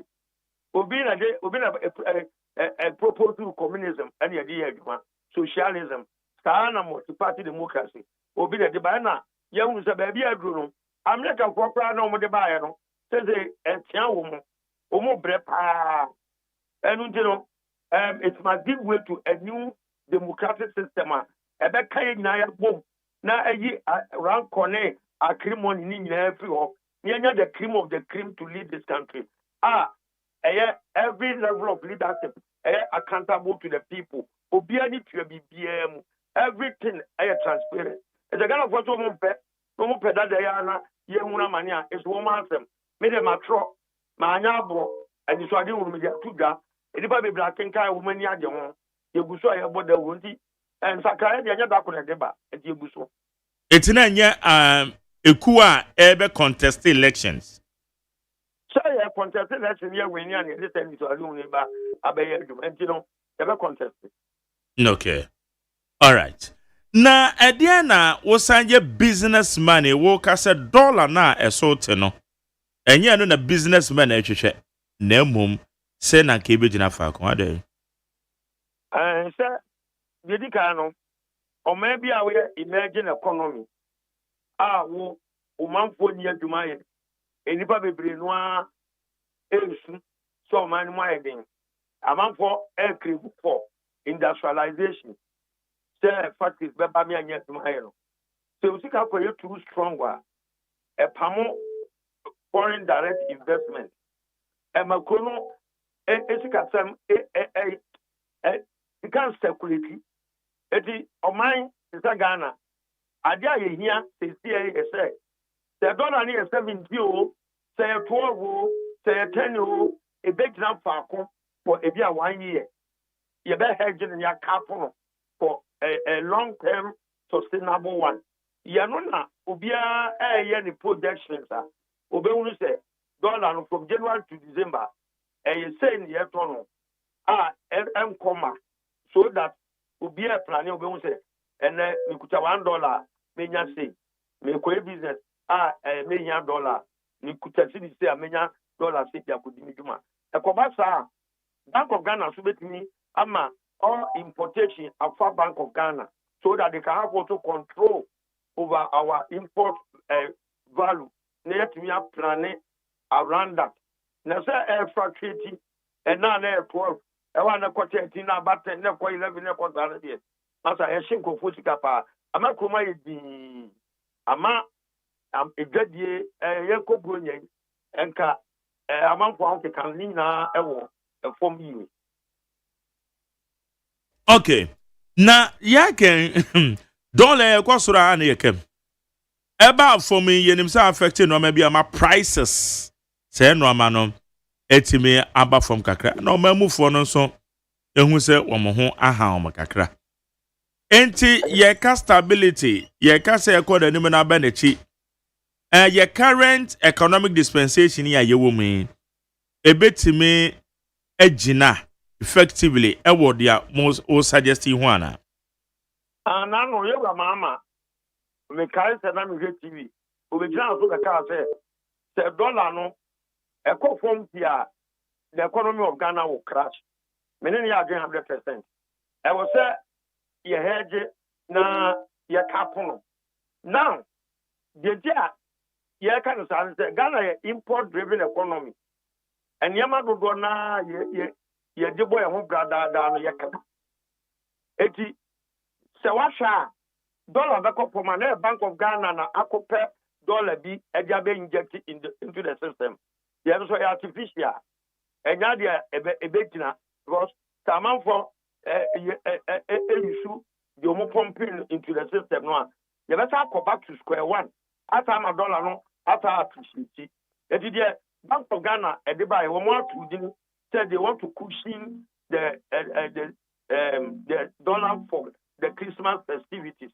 If you want Bank of Ghana put say a temporary measure and Mudiaba. Now there be any sustainable no want to any year. And untino the can say Yura Mama the best approach I eventually I had the American and he said no better now yet me at 10 import-driven economy to that of export-driven. Then they incentive so that the inflow of dollar into the country will be consistent. So in your consistency of the inflows now, and on the Bema domestic currency dollar no top and also aquatic and cra a big enough. Now the what's the name about form? Made the moon say a fool and Yamaka crabby. dia kan dodo na jina and yes that's on top. And another thing is that as a sika what abano cities also abano pumping into the system. For example, most of the statutory payments abaning a bit of contractors sika abani do muka I can say will try. There's not too much in circulation in the economy. It will won't go to this $1 idea. It is not accountable. And I'm going to put it. A good economic environment. And then I'm going to say, you see the big dinner, say 1 to 10 or 1 to 17, a big dinner from January to December. You say the whole year, no dollar, no, 10 perform against the city, no, then people can plan around that. And some of the more pennies sitting a best stabilize with a year the kind of saying the forex, yeah, the dollar and that's a foreign currencies, you know. Yes. Na ejina wache. Ejina wache. Tiawa. Yeah, and you go be a cobra. Yeah, man, a cow. Na ya media juma no bia who say I want to so way and a foreign currency. Yeah, it's me a juma sana de be no. E be boy. Na na ko for de na wo ka no. Na a call from 10 na ma form. A call 10. It will go to the Biakwani atum because na dollar no air content them. It's not more. And I will try about reverse intent them so and also more. Ye the big park. Na yet me edit ma. Na no economically no beboa said sa. Na me nua. Ya so say out way. So we no be US and e bia wo hwe ni project bi so. And I can't say cement 100 cities or 500 too. If the 100 cities, the dollar send a bamina. Who's only $100 babina 100 cities. What's okay? I've got $100 to buy. What talk to $1 buy 8 cities? How can you buy the cement? Send a banner, a friend, I made friend of Bonamania say, dollar and bedu and the Uncle Dunio. And that is the issue now. Let us also know. This kind of brown. They look at the German for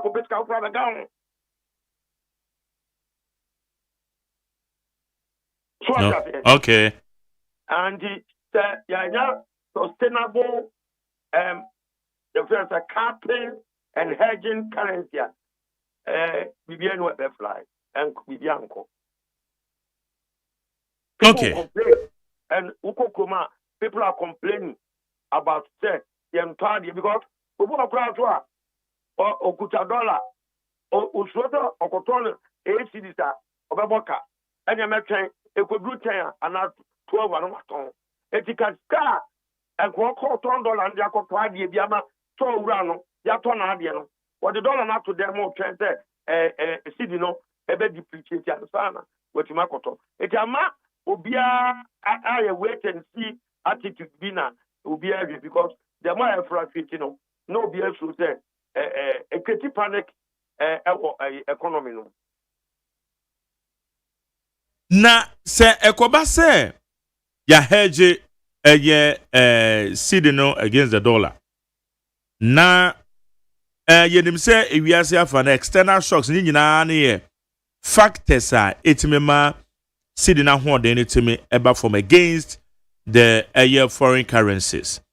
Na afa bi a pressure bi kokoba na eno no ye ne den within sa period na ye say ya hedge no. That's why Bank of Ghana is there. They are import and export trade balances no enquire.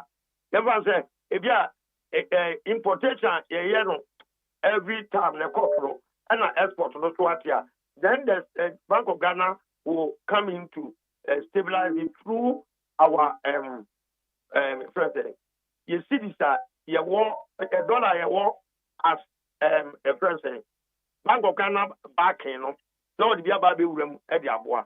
But yet me at to put your year.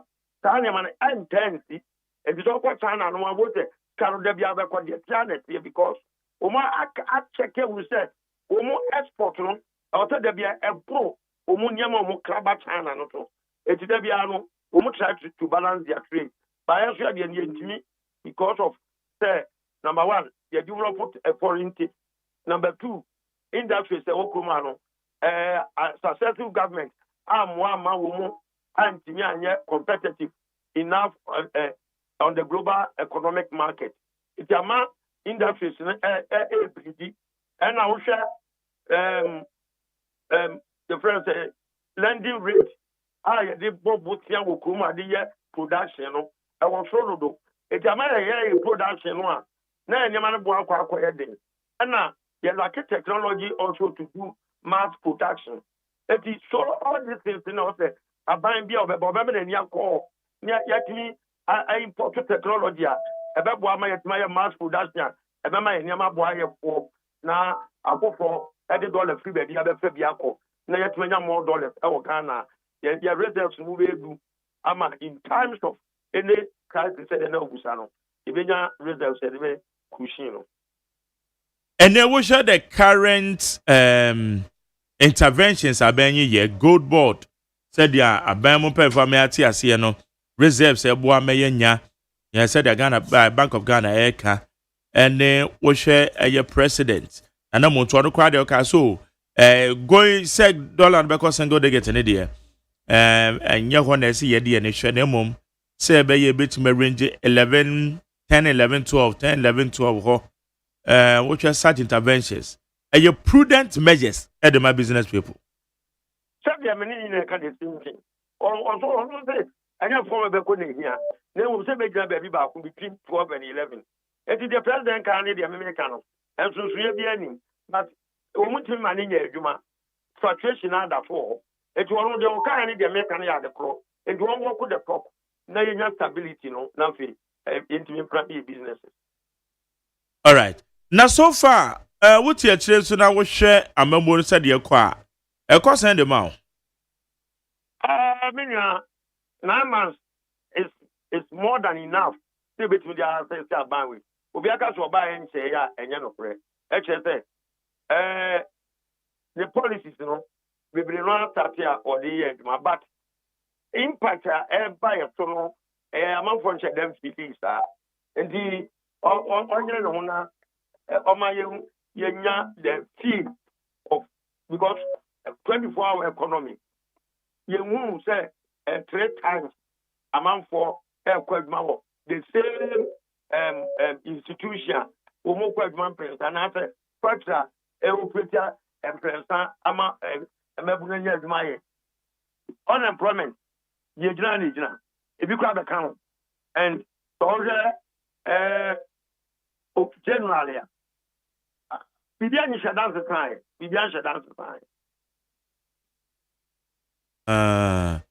But social indicators inflation is about for more.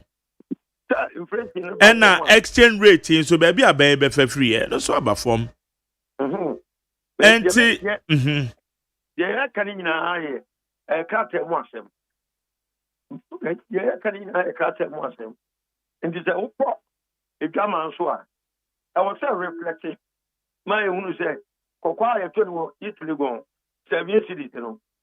And I'm quite the utility. Don't cry, air 7 cities, no. Me quite the utility. That's a Coquia 7 cities. Now I'm the agent.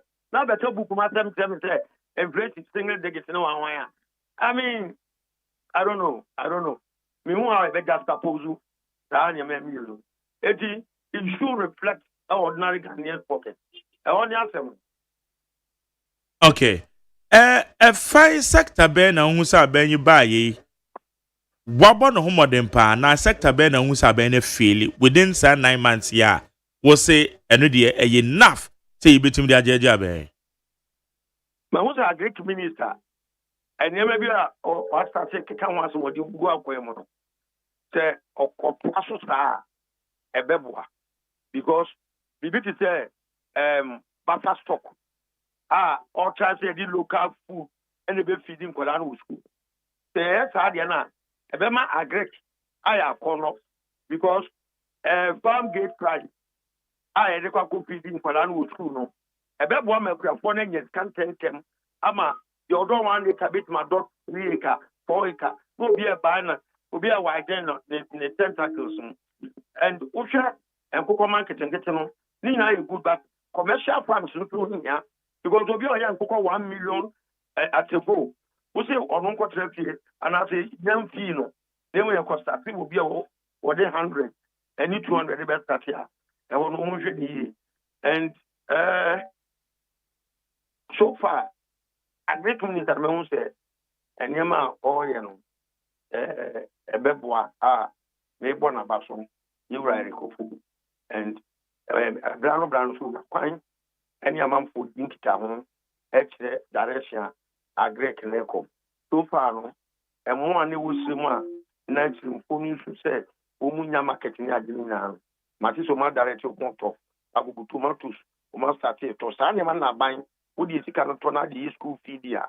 Now make a phone a ready market for their farm produce, and I encourage more a production on those items. If you are animal, now if you are sell tomatoes and it may dry, would you go my sheep mana? I treat sooner to now, then the food production. Galam say, when you follow the corona, so yes, a state of emergency. Also, say what the 9 months and a back. I don't think that the best way to go. Okay. Orakwesi Ade Odike, founder Union Government. Bebacho Yadas Sonia Dinko. Union, me that's some Akonya. Yamisha. Good. Yane Orakwesi Ade Odike, or your businessman. On once a founder the Union Government. On any no, it didn't come in. How you need 100.9. 0201162746 0201162746. My son Chame come na mafo ewo aha Bobby ye na yi na down for Kofi Akpalo no so we Kofi o I'm telling Candy na Kofi o pa okay Uncle Kofi mechia o sa bibi abokode na majari Honorable Samuel Tati and the Yamini Tassi, I am no crana, said the one general secretary. And as long as you MPP, you'll call us a body.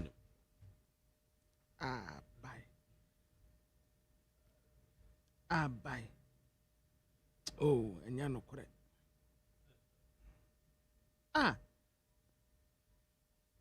Honorable Samuel Tati, general secretary. As the general secretary. No bad general secretary, dear befriend say.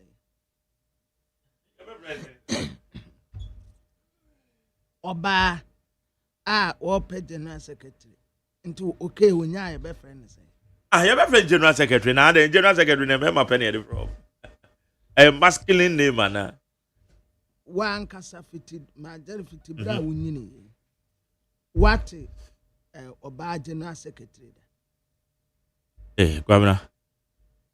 Oba to me a general secretary man ye. Is to me a man ye. Oba general secretary. Menti bida. And internet I was some time. General secretary na Oba national chairman. Oba na wa chairman. Oba never is a befriend chairperson. Wow, yeah, I said, no. Chairman. Imwedu. But Obersa no be no chairperson. Name why oh, chairman no, Mame chairman no. Oba general secretary no. Oh. Modern says Sadia Mama Kudiana. Sir. Kudia for life. And will be ascending or see JFK all the way. Yes. JFK all the way. JFK. Oh, attaching idea. Mem. We are attaching idea. Mem. All right, there. And I sukura mem. Koko fukura mem. Oh, Cocoforma. Esla Usu. Oh. That's low so crowd. I was here so no Baba General Secretary. I be friend is saying. I didn't ban it. And I mean, maybe who cry meant as yes, will be say. My dad is so we near your friend say. Yeah, Freddie General Secretary. Wow, or bad general secretary.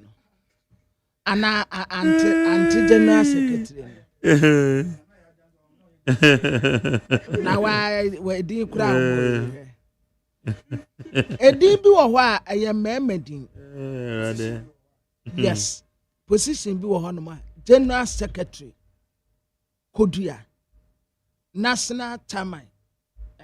But national tema or bano. General secretary Antino. See, as now a blue woman or call auntie. Yeah, ready.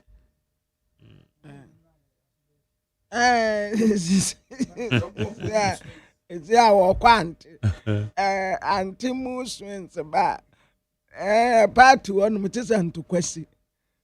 Oh, and the Bearman, why, Mother Montuma Kodia.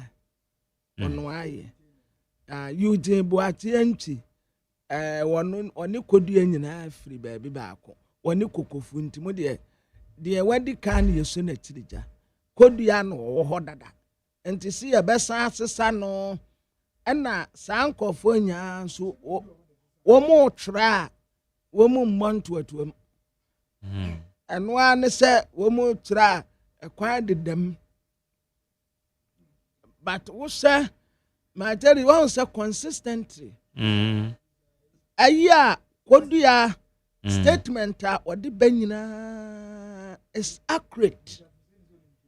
There is nothing like deliberate or any remarks that attributed to his writings. It tells you how Kodia has managed the general secretaryship. So, I'm up to be as a sanwa. Matisias in Timis or Bessaba. Oh, I know. Nanka a bear, one. One day, woman 20 anno. Intimidate or bar, woman san 20 anno. Na Paula Foco, the anno amateur, and see no credit. So I saw a bar for national chairman. Paula Foco. Ya temo blah, blah, blah, blah, blah.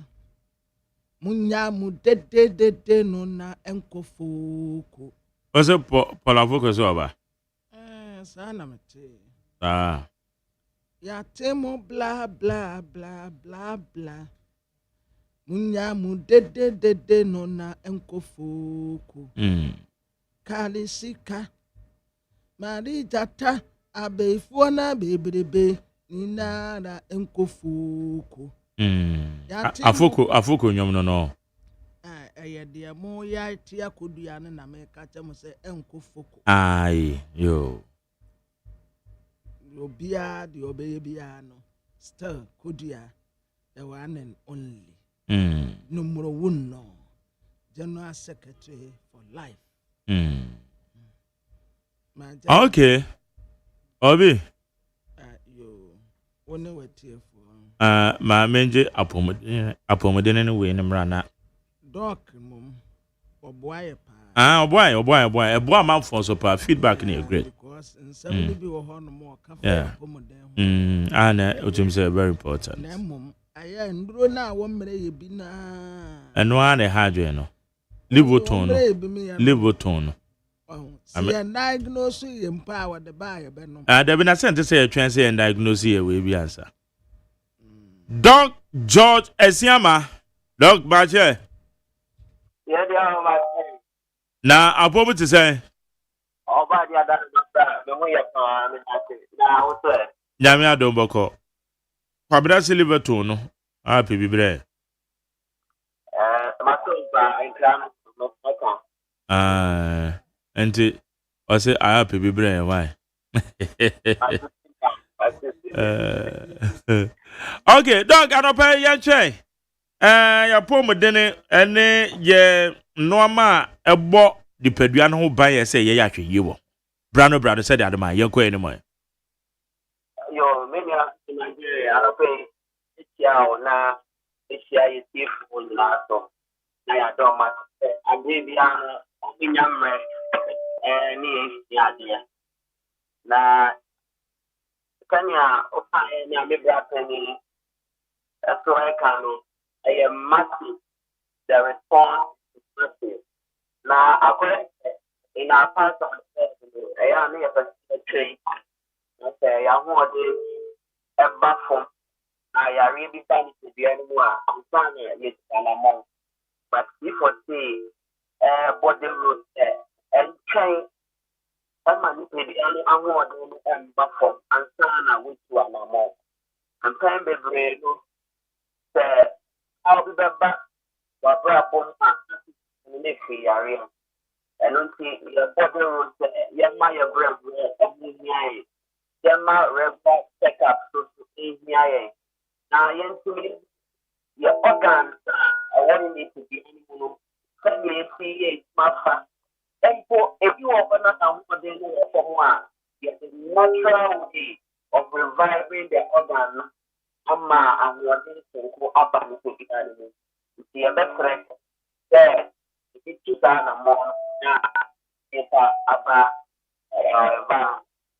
Now, and then you can see a complications of career history from the now, you can't say about a big problem in our part of the world these days. It's on the brain, I had the thing, Philippines, or your photo, you see, and I say, it's now you're paying paying we are fine.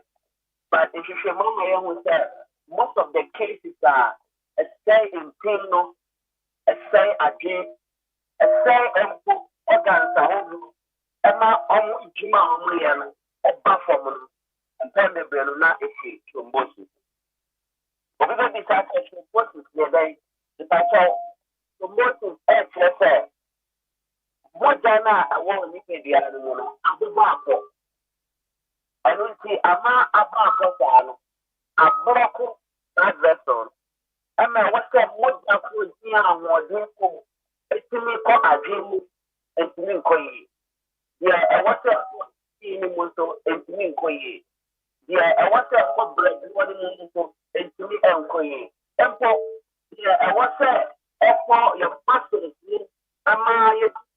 enough more days and also to employ kidney. I also said that any a fee of penny by the animal kidney or your hungry organ when it is animal or also so anything animal die.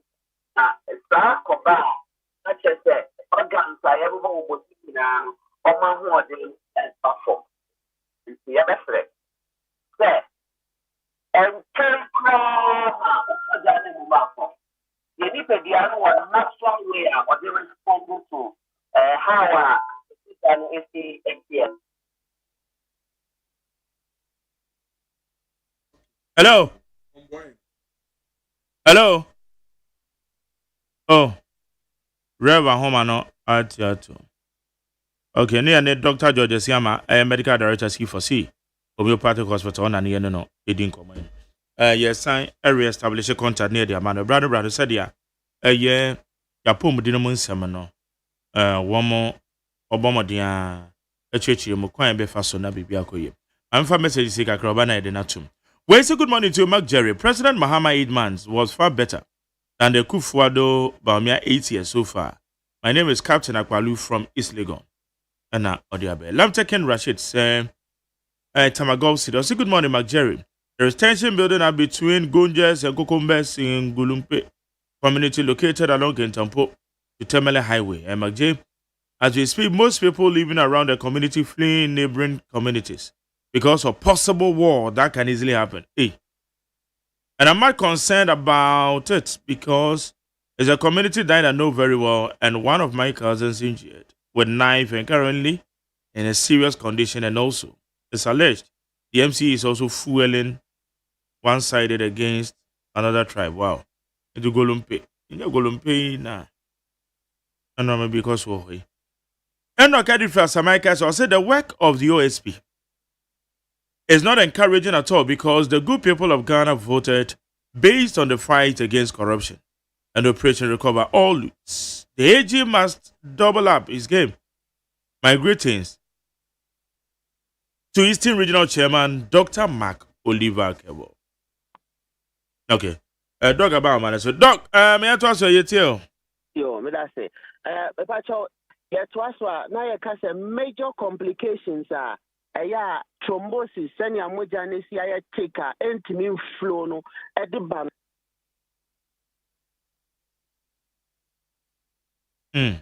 Hello. And then home. Ade nye yadie ya na mse asan be se de nura awia na tete. Okay. And I try no. Well, happy birthday to Mrs. Rosemond Esiata, the wife of Honorable Ahmed Atta, former MP of Okaikwe South. Happy birthday to you, mommy, from William Sangmo, Rebecca, where the Rebecca Colite, Vida Ba, Papa, Vida Ba, Papa, Eni Asantoa, Womo Elwishe, a former member of Parliament of Okaikwe South. Now, Kenny, the wife, I your friend Mrs. Rosemond Isiata. So happy birthday to you, mommy. May God bless you. Mami Fawe, so where's the back, Jerry? Good morning to you. What is happening in Garu is bad and sad news to hear. As Ghanaian, our tragic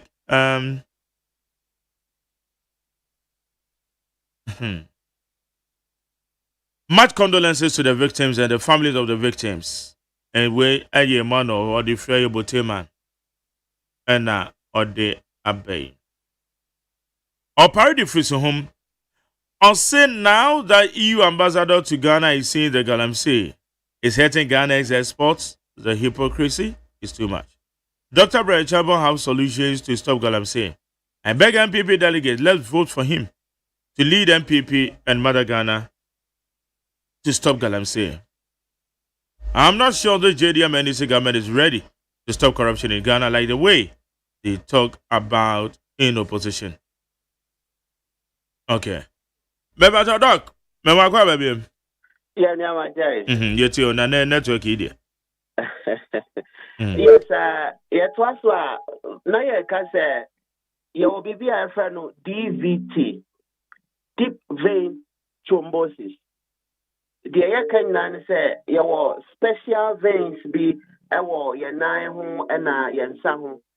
These veins no sometimes moja ebo apa etimi eko blocko sa veins no.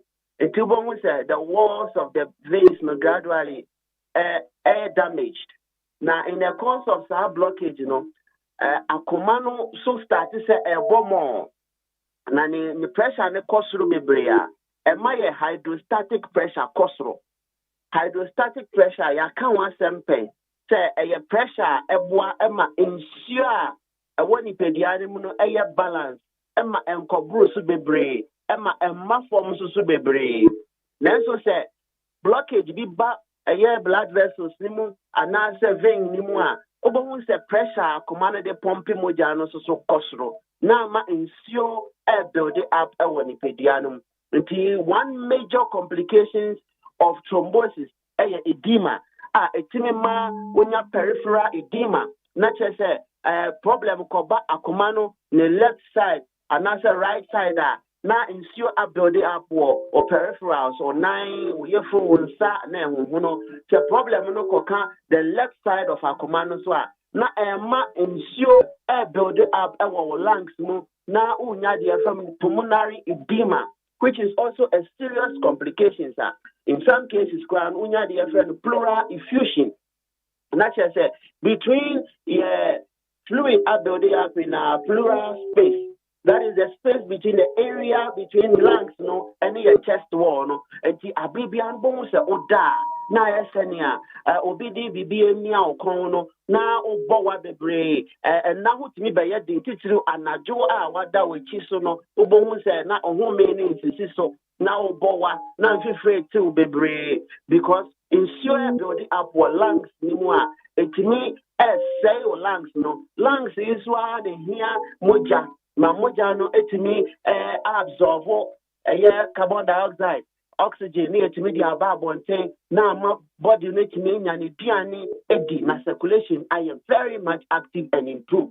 It's the problem with thrombosis etimi the pulmonary edema eba etimi the peripheral edema eba etimi ma hydrostatic pressure ekosoro emetimi di how brain pediano na hydrostatic pressure na ekosoro bebre na akoma na ebo bebre a the walls of your blood vessels also start to say into one major causes ne say blood vessels no say porosity issues in the start to say building up our moja circulation na di how brain pediano etimi ema heart attack your friend be myocardial infarction. The partial infarction say baby are more than to be conti tissues ni organ holding in they are dying almost there and no bet me am a complete and total damage of that organ aba the partial muscles na wa command no almost blood and the blood is supposed to help that muscles no now muscles no so to me enye diane di etimi a pompe etimi improve on circulation etimi ama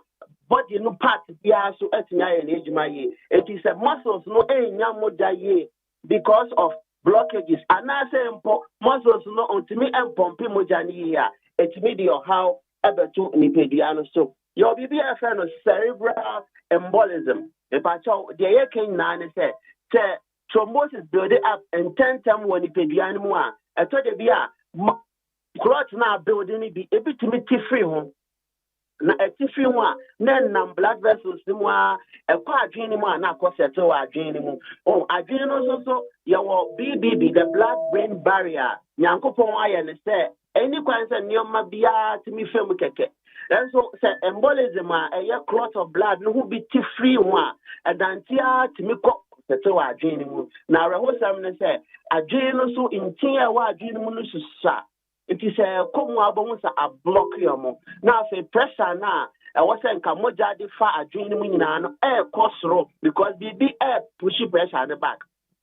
In a long term, Obo said, child neurons are not saying chin chrono, now hono, now pie, a pie, now moja, a sonny go a dream, now we need the friend of hemorrhagic stroke. So a dream so a lucky blood supplier. Cells need tissues they start to die. And two bones Obroca's area are responsible for speech, na speech fled. Tanya a genial part of the central nervous system now, and this spine, any signal, my spine to me my motor nerves, your sensory nerves, now factors, let me the age, mano, none as because various hemispheres of adrenal and blood supply and it command number and a delay. Sometimes you will not have the command delivered. Even in some cases, crano or nerves na ekita or na sebi here diane na no susube moja na vitamins to say B12 ni de ka hunyano ontimi nya ni ye ntubo hu say o develop be a friend hemiplegia na che say one side betimi ajojo in severe cases onya diplopia now vision no double nti hu ade hu no we see in some cases onya paresthesia as bibi wo mpanie bi ni nam hu bebre on Saturday 83 on 983 what na se channel sorry now we need to team bebre ti severe headache. In fact, this type of headache, most clients and not patients me describe and say, most the severe headache when you're in the life. It's me we need to chill. It's me we need to two. Meaning, severe complications of thrombosis building up mojan to mean called adrenaline. Sometimes crowd to mean monoplegia, paraplegia, so diplegia so one side that you don't affect the other ones no in a long term bones have about the bedridden not just say what about the dafako now our host say dafako so thrombosis building 10 term and my one shampa utiminya the FN primary and secondary hypercoagulation. Not just our blood, no, abribiano, na taken them. Now platelets now. I was saying can prevent the flow of blood excessively. Abra we prano. Na can bomb na platelets ne dorsal. Na mojano very thick into me and circulating, which brings a lot of problems to the pediano. Pulmonary edema, SSOA, and also switch say clot of blood, thrombus, maybe 8 free one. I know the air quite draining more, and the more ones are caused to lungs in the equator lungs in more. Senya kano lung also na your capillaries alveoli wa very exchange of gases in my na afen fluid abuild wo fluid abuild wo we ya clot of blood this so akwa kwhye ho na chese ho me ba be ye den amanipediano ho me so ye den manipediana o chest onya pain so ho akoma no ebon tentem we ni so ta chin in fact in some cases krano ultimate short of breathing so that the critical bones or see a rush or hospital, now resuscitate to biome. All these are some of the major complications that thrombosis estimated brain pediano. In some cases, utimia the total organ failure. Organs that were only pediano a survival based on nutrients or medium. It is a clot of blood near building. Now organs mean to me now they will start to die. And to kidney what's a boy. Now echifia or bread born organs in now kidney dear babontino. On to me any fin in mabontimbium. It's not a thing do on pedianum, now na a tata, na a fro, na a mouse severe complications of the kidney, na a poison blood, no, na say again, no, na say in tino, say a cocoa bread was also because bread was soon to me, Yamojaye. You see, when say bread one important organ in the source of blood supply, and a two, or not be free the hepatic artery, not just a choir. 25% of mojani na a bit me foul. Then on your business free the portal vein. Imagine say these two sectors in Nano, mojan to me cover and cover one because of thrombosis, blockage of the blood vessels are not just a tissues hepatocyte no they start to also suffer. No one to me your mejumaye. Na ebiom if things are about the body when you pedianum hormones are brebuan balance or to me ebiom. Brebuani juma the producing nitric oxide, ni proteins are who drive a fight all compositions of things I want to pedianum. It means you. A basa, not just say, oh, say, only pediano say organ. No, Brebuano soon to mean this argument. Now, when him say organs are who doing in our so a bad problem. Yes, sir. Say, and change and my problem of thrombosis and build it up when the pedianum.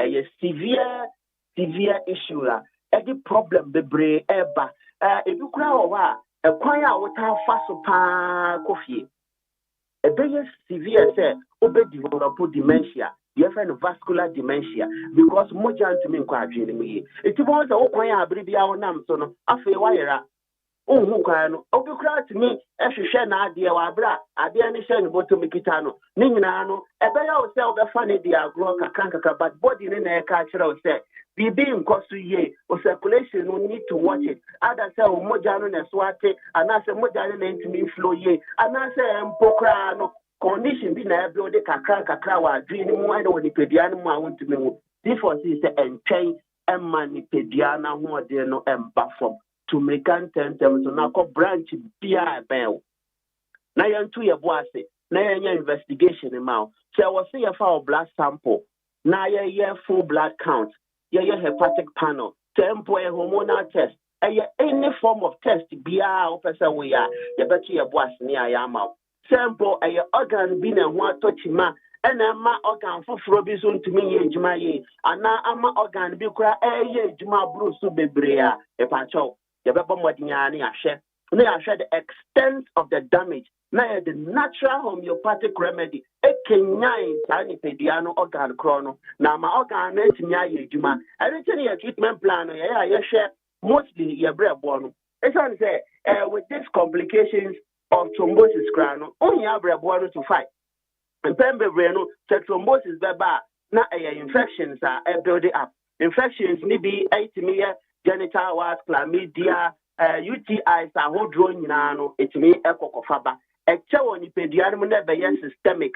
na fani pediano and na mojano no mumua etimima mojano eye take na Moses for ya best say eye central regional from any Cape Coast Green Hill opposite Addison Square Garden aguna odo benso branch kesia pa ewo ho me say takrade your opposite Fejai May spot into yemi anuma ewo shama anaji yedi eni betre eye takrade anaji opposite Fejai May spot one enye yira kwa kuma say yawo ejuso kwamo Jachi Junction Accra ha de yawo Denta SDA Junction the pacho ye juma from Monday ekosi Saturday exactly 7 a.m. on the dot near start juma 5 p.m. na for treatment plan no abribia e kano enye livoto no nko nemo mu ye hwebrebo no se brebo no ewo connection to organs na woni pediano no ye nhwe se na ho ode ne tesen na ye nkenya no na ntimi mmua na ye sanhwe organs a ho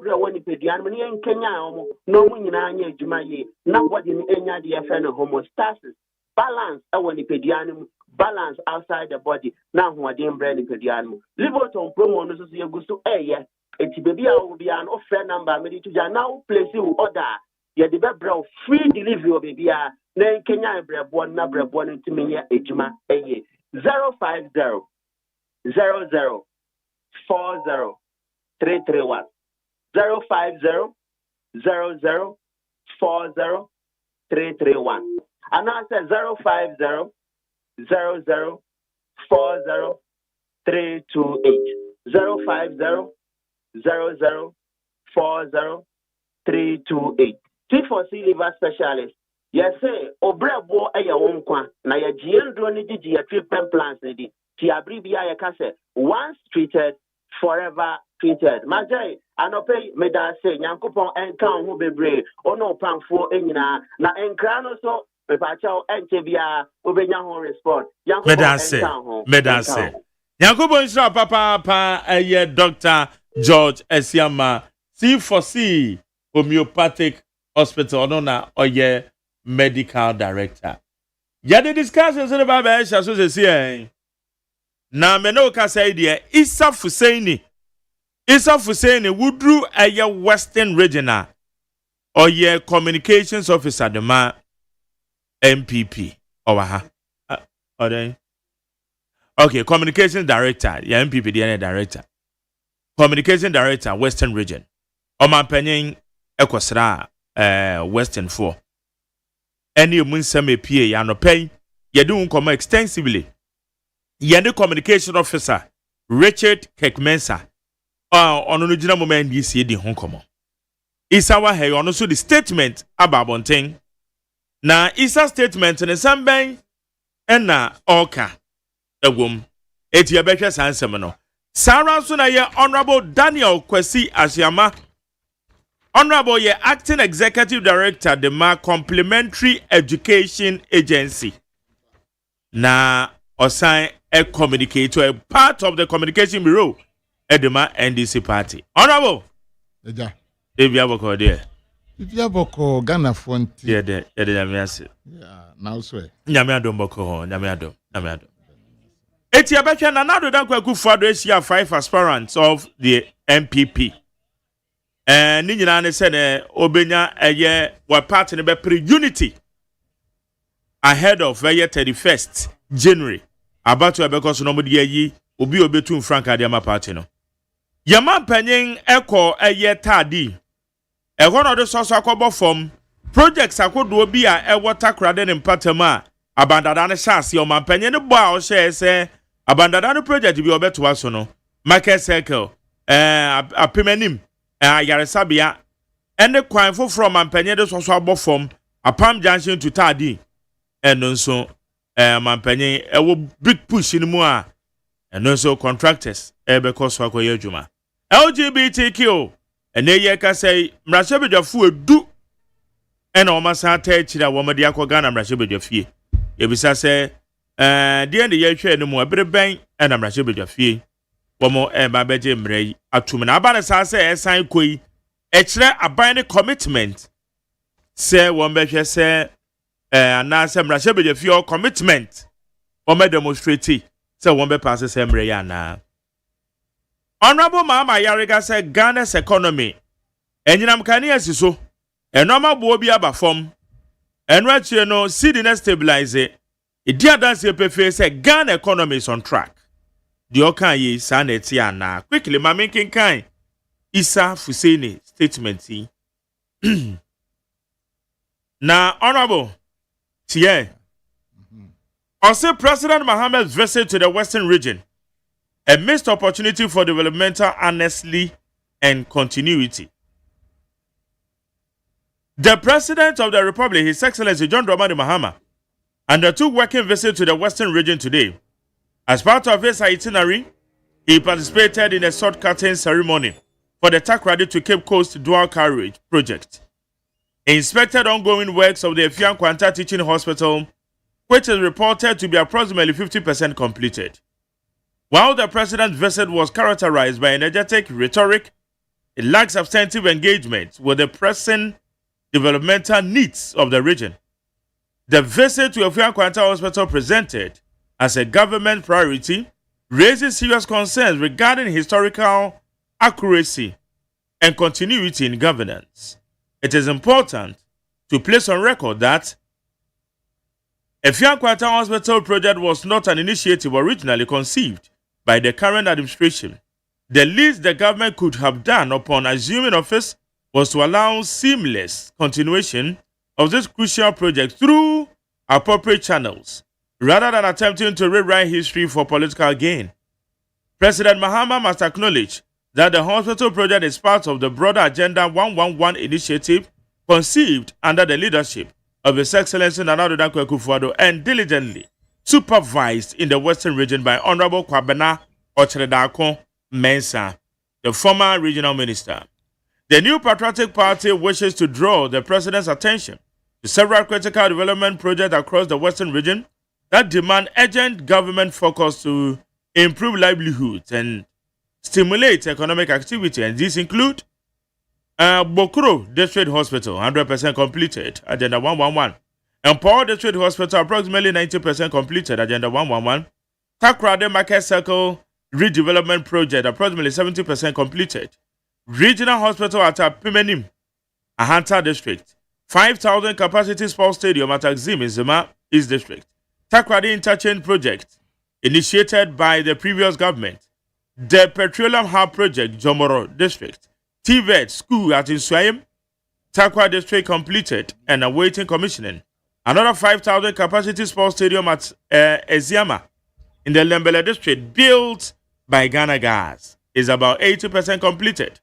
Accident and Trauma Center Hospital at Ahanta West is about 90% completed. Border to Asankregwa was awarded to Asabia Construction Limited. Is Asabia way pa? Asabia way minimum no way back way honorable yourself for saying it. Time when your rules minister no. And Asabia, yay, Asabia. When you say every enkoko to a brim kwine, one of the man. And a year in na Asabia. Will be free kwine so. Now honorable yourself for saying is Oceano to say very smart, hard-working lady. But then one was saying Coco, your friend is saying Hotel Junction, Coco Hotel Junction to a brim queen. Oh, also I just say, I was as a son, no, my free so. Say, Bibi Nanko, you, so mobilization, I'll go Yaman, Asabia. And a Semenya Junction to have a scenic road, a Lubu to Enchi Road. Also, these are several other projects initiated under the previous administration continue to await proper attention and commitment from the current government. I said the Africans will be so. And you need idea by the big woman or my penny. Whereas the governance is a continuous process, successive government must recognize and build upon the solid foundations laid by their predecessors. Unfortunately, President Mohammed's failure to acknowledge the substantial contributions of the MPP administration in the Western region undermines these principles of continuity. Furthermore, it is worth reminding that the public of President Mohammed's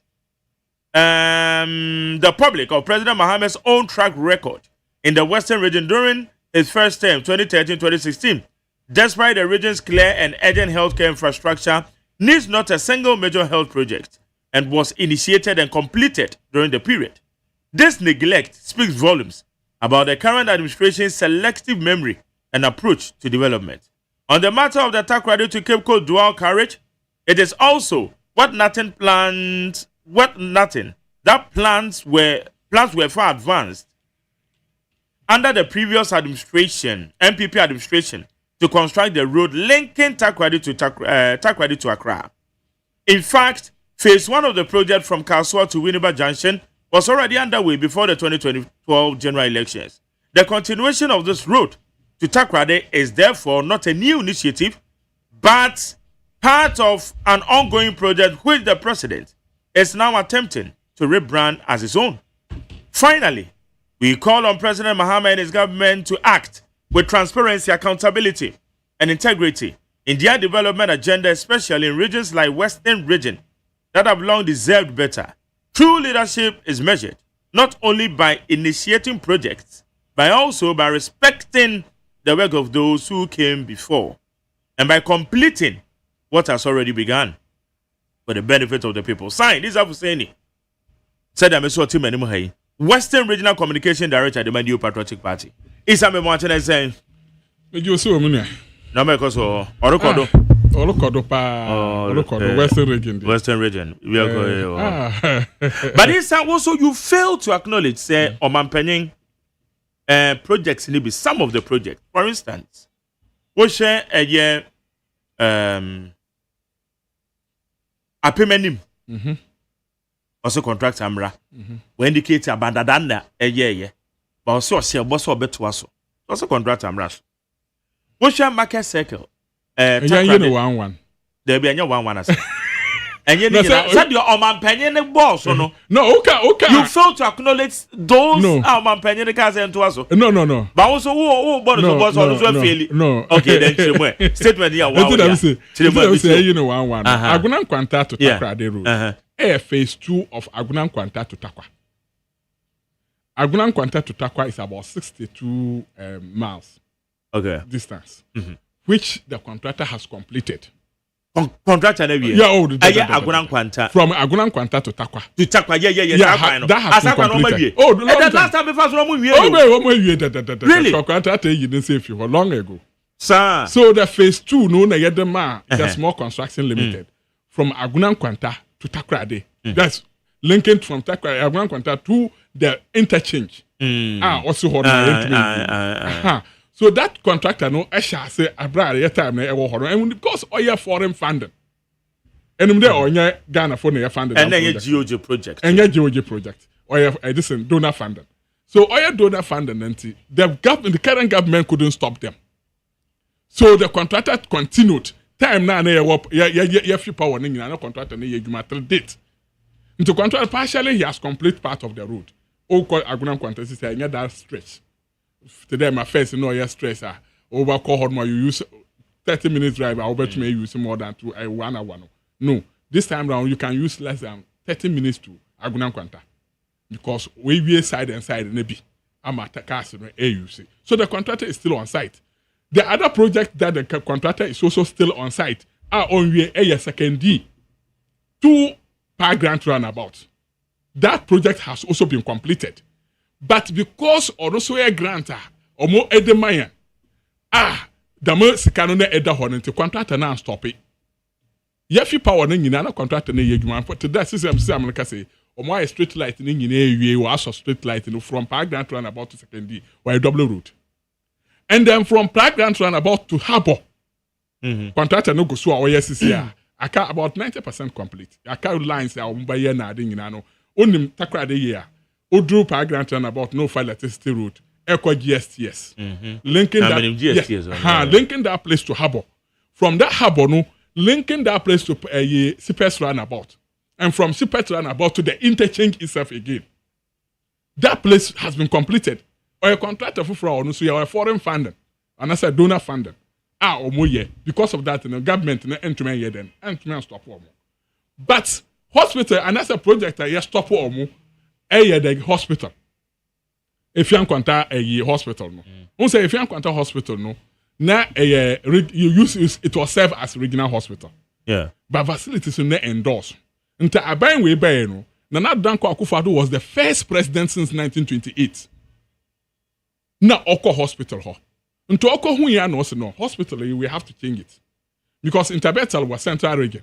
Or no a referral hospital to the whole of Western region. And that time no Western North Kaya. No, he has to change it. Make sure that building is teaching hospital.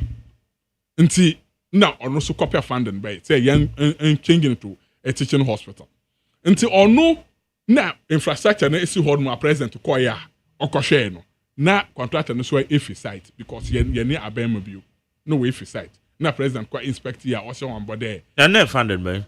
Or no na a counterpart a funding. A improve loan of 214 million euro. Our parliament for the construction. But then another can on so another funding from Ghana.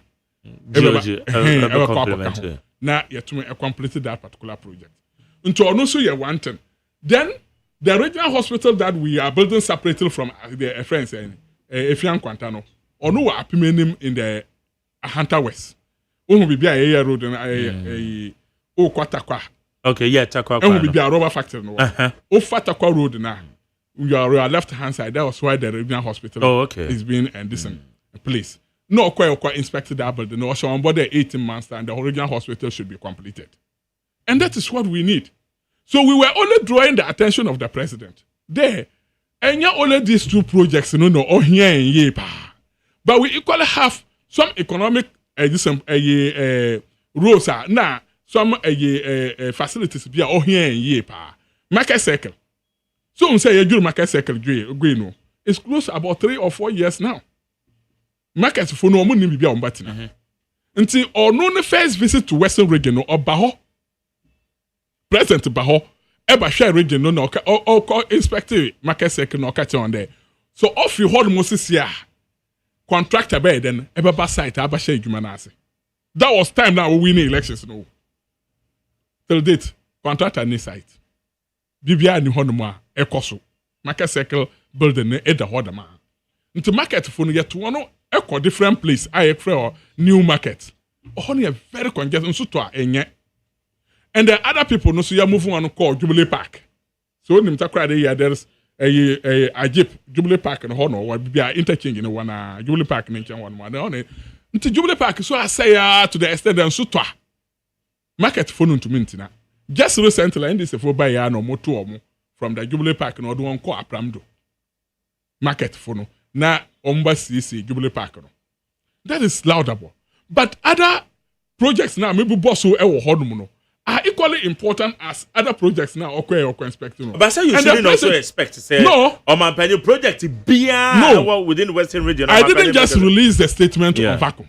The president spoke in Western region. Nekasa no mono asama okan in a day. Ono nya abanya anase abanda dabia oba na dinne there oba yep new projects are oba de budgeting. No di ene there oba beto all projects na yaja we chidin nyina oba completing nyina ansa na project fufuro bi wo hodmo a waye Nikasa no mom do see yeah it's has we can opposition exactly so that was the statement he made in the Western region and I deduced the statement from whatever he said no statement there now someone will make a step within 9 months I'm not begrudging that I'm not blaming the president if you look at the statement I'm not blaming the president. Yeah, only say one acknowledge say okay, exactly. And then these are the projects that are hanging. So come and complete those projects in addition. So because Udu near to only Efian Quanta Hospital, the regional hospital that is newly built. Nankaena meka ho asam no. Hango hold mo na yamfa yejuma. Then it doesn't serve the purpose that you were talking about. And then one thing that we have to know there before you have call opposition, no say Bukro agenda 111. Kronia Bukro. Okay. And him there, yeah, agenda 111 no. Yeah, commission here. And I was there the day of commission. I didn't that is the issue because we lost power. And no. No. Yeah. Because facility on commission there, yeah, no say people to help. Jerry, I have the videos of it. And for now, because of that, because your person your propaganda there, nyama ni ho na ade nyina eni ho no. Okay there. Akando, Echo Hospital. Okay. Okoho. Why is it that they did not allow the journalists to go in there, video inside and expose the government? Why is it that today security agent gate ano ewa bukro. There, obi biara okwa inside and should seek a permission from the security man before going inside. And if you are a journalist and you go there, they will not allow you in. Why? Let the journalists go in there, expose the government that also hospital Bukro. Oh, yeah, okay. Bukro. All right. So go there, expose the government that government who structures no equipment. Because I can point to you there, equipment even standby generators that will be supplying power to the hospital. Is hospital but since America say kokoshe in the whole efu because hospital no obia enye dwuma wo ho completely. Let me just admit to them put the nyama enima. Yeah. What will be your priority first? They are completely nyama enim I say you use no your priority and I said they are completely your priority. Priority should be our and our they truly say you completed the DI. So that it was commissioned. Me na make it yourself because you are aware it was commissioned. So fine. Who no catch them say nyama nim. Matu ase. Say nyama nim completed project and nyama nim. Here say over operate. Na the NC and I say yen over foundation level. They hindi no your priority. So we are drawing his attention to some of these projects that are hanging. They are president. So okay, regional hospital, Efian Kwanta. Then there are equally important projects that are also hanging. We are not saying they're president. So now Okokati for a friend saying Takrade to a Cape Coast. Say what we need is the road. But what you also need to know is that you cannot cut any because Nankasana statement and also on project for Frasi. I rather than go hold my own to completely. Meanwhile, the interchange is on the same main road. The interchange is not uncompleted, no. Contractor kula over far road, no, from Cape Coast, Edebata Cry, no Basha Asefi, people interchange in the war. No, they are called Cape Coast. If only the person is going to start from Takrade. Next, from interchange, Honmuna, there was Edo Cape Coast. Not interchange in the Yantuman completely. Not on no crampon a budget. What are you telling the people of Western region? So to me, no, and yet the president know about Hodmon now on your end there. Oh yeah, and the president that's why development here and your opposition now. Ya opposing a keke. But we need development in Western region. What we have started, what the previous government has started, you know, Umbra number to from that place, you know. No Umbra government is in Western region for your one train. That is what I was just saying. I've not seen anything bad. Market Square. Market Circle. My friend say Market Circle. I don't know some project in Mochero. No, Market Circle. A project be a more like a Western region for any better. Yes, it's true. We went there. Many we produce automatic. Yaba a brand more launch him away. Yeah. Manifesto. Because now my can't see the any question. But honestly speaking, you go and say, I get in your market get to a ground. Oh yeah, small. Yeah. Also, pa. Very huge. But market. You see the project, you know. Man, to me, find your priority. See, my get it. And then it's a funding. No, you see, Market Circle. Me, na me age man, na store. Time na ewa around. Na store, na me turn phones, na laptop and then accessories. So I had one day, and the Market Circle that time, no we gina hono mo nkrampa. Bibi wo so kakra na wo yem hihyew. To me, now one side are why as a fool. A final and say market be kuni pebino. Yes, see a kuni. It was so weak. So I buy a chassis there. No, they have to look for funding because now I buy Biaba also oversee market sector. I buy Biaba also oversee. The drawing was there and nobody was touching it until mayor or KK Sam, the late KK Sam, the way we know, not taken up there. No market sector. The honor never do the way then was. So he blocked everybody and sacked everybody from the building. Ne encroach building this whole. No opia enkohobium. So we all move out and look for different stores. Ne then. Yes, as the business ne building this whole.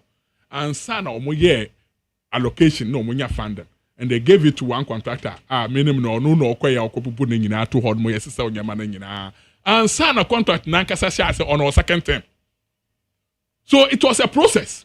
Onya there e bia yes ase ansa na MPP for eba abem ba ye ba ne yadwunu ho budget na ade nyina ansa na building na nkasa ye demolish building was our second term So it was too late for us to complete the building. Even though timelines now no there, contractor no completed that particular building. That was, I think the deadline for the completion was somewhere around 2024. Okay. They completed the building. Na COVID by ya projumano Eden akechire kakra. Nti say to me and complete na do about 70% of the work done. Nasa abanfo edadaba. Why they on to no on completed that particular building farmer market for? Because also your area be all this kaba because metropolis no more almost cafe. Sisi America say STME, they are now finding it very difficult to even get their own internal revenue because all those who are at America second now no internal revenue if you hold them. Sisi America di ECMA. There is a few municipality. No could this because I plan to enka takra de home. So they are also finding it difficult and they want the project to be completed so that they get their people back and their economic activities can start running. So, Kandama, and yet President Nebano, but we want the development of Western region to be sequential. Let it continue. And then there, the politics. Now we Amfahawe, so Amfahana, only there to me, I don't believe in those politics. And that is why my statement didn't blame the president, but rather drawing his attention to certain things that he need to be done. Okay. Enti Oman Penny Kwa Wakohe. Some of the projects also on to us. They are also indicate to say Yadi Yama Western Radio for Pana. And then I will show you a film. And there if yeah, at the end it is Oman Penny. Oh, there means son there. Those projects in the be hot there, my can't go crowded. Even if on go crowded, you better find it. Even on way. Now there's another one that was also completed. I think completed. A sports stadium. I see. Now say asking 5,000 sports stadium. It's part of the youth center. Which is why for a youth and youth development center. The 5,000 sports stadium. It has been completed and sitting there. Nobody is matter astroturf and I say grass in a park na here no we see America inside that. I've been there several times. The only area where air conditions are fix a VIP area one for football match to kick off. Okay. Those projects are very and then fishing harbor see a axim or no crash so completed. I was thinking that even harbor is under Takrade Harbor GPAG. Now, it's all be that particular facility. Till date, facility is so. Oh, say, see, Nemusu, and yes, Hormona say one fine yejuma. Nzama all hormone then. I say because which is so see Nemon on the yes. Until you see Baku or Hormone, you see Baku a friend saying a discof in the Hunter West, but discof didn't completely. But Axim didn't there on the year. Until Omoishana Yaman, we should put them into use. And there are more people out there when you put them into use, they'll be employed. And their credit will go to the government because they will not say they are buying MPP are buying a sit down facility in AC Hall. But one or more if they are being employed by this government, the credit will go to them. Okay. All right. Honorable Daniel Kwasiasiama. I brand you or two way or say Sabi onye ni pehunu bi akeke but or your Western Regional Communication Director, the new Patriotic Party. On my penny call her and ra. I never say none my few no. Oh, what do you say? Why did I said, oh, as I'm not kind of because we send you a cave into me, Bibiaka. Where does the Waka the would be Bibiaka? That I will both say. Or good propaganda. Eh, Nikika. And now what done? But Mr. Yawi idea.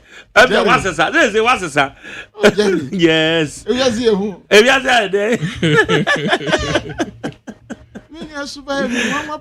oh, Zamo, Minister, why convinced? Why did you why convinced?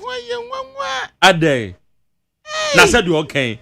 Projects in the Bible boss to say, didn't a project is all on my opinion to us. Now, maybe so. Not assuming what you and I do in a project in here was still rigid. Set aside come and indicate. Oh, no, that be. Oh, yeah, man, benefit of the doubt. nkunu na do we nkwa na project here west for dindindi na afrititi na hia omo tenya omo ti no mo shaase ese wo mo ye na omo shaase na denti no mo ampia ono wa ampia na do se onwie okay we to be all project voice na e won ni minimum say no first no or the winam edikin kai say no he mahama anya ni ntem mahama na omunti akonya su na nanado akotam ye $97 million ekozi azore dan sometime na ye we market square yeah since that 97 million by the exchange rate of 17 cedis per dollar omangaza na eti akonya su na enam 1.6 billion Ghana cedis. Do calculations. Everything is now yes serious. Nipa oti wana nado to me scam the whole god. In there okache mahama say onye nuntem. Na se nka mahama nya se sika sesia. Adenti no nko wie ama employ nipa ko sewa hospital. Ana one is a hospital no. One T. MPP for hospitals no crowded this ba ko ye there afari ubekai yasi enye motia agenda 111 dan omusio yasi hospital papa ese hospital wiase fana ni nyina yefe omaja tu wure mama na sei nti ndami miti ha mama si obewie project ananado ya enye se waboni hudua se man we are me nyashi. We must look at the project, very viable project. Majaya Shenuremu Ewa Shantiri Jamana Pro. In that you want your meaning. You have voice today. MPP for so we can't tell this is what we are talking of today. We need those monies to finish the one, to finish Afari, to finish all the hospitals in Ashanti region. 90% here we. A DN MPP for nye kom no motion. His Excellency John Dramani Mahama Mamu Papa Odiba. Ye weni nyinanu tio na ye tie eka hunu amadia to what DDP. Ye tie huka. This is what we call government. The wisdom pots are working. Nyansankruwa eye juma ye tue muka. His Excellency Atufo Senior Siama Omacha DDP 9.7 billion Ghana cedis. Emrewani nkokra mujo musika dia mwantua. The first time under you people emrewani nkokra ye demonstration. Amamo burning in the Obesho Bisusanya Jumanuntem. Now, who Tidema, who ye Western Regional Communication Director, and also was told Baby Market Square, Wusu BBC, ne Wusu, went to me and can't try what buying, say ye Nuntemo Maya, and now Mahama Baya Danusha say Wusu. Mahama Baya Danusha say, every before Gradia Muni Ferry. In Kansas, radio station business in Kokasau. But se Ghana for betie no more depend any paper e dia susu musubani mweniye mudi atina konja so enam anu nti mu Minister of Finance adwane Afri krom ha ye munye kum MPP fonye kum na mo pe bebi nda na ye nyaso ye weni nyina no mami ka kiro say His Excellency John Dramani Mahama Otia contractors $5 billion. Say ya 40 ya yi 5 afrim. Akase aka 35. Eba muse na mudi amutumi tenase. Contractors ka any interest no be compound this mana ye 40 billion Ghana cedis. Eba muse. Ejumanu ye. Na say His Excellency John Dramani Mahama say in a hospital and now mayor kwan and na one year MPP for anhwe na wa trust statement say onye nuntem adentina wan kan kire na nado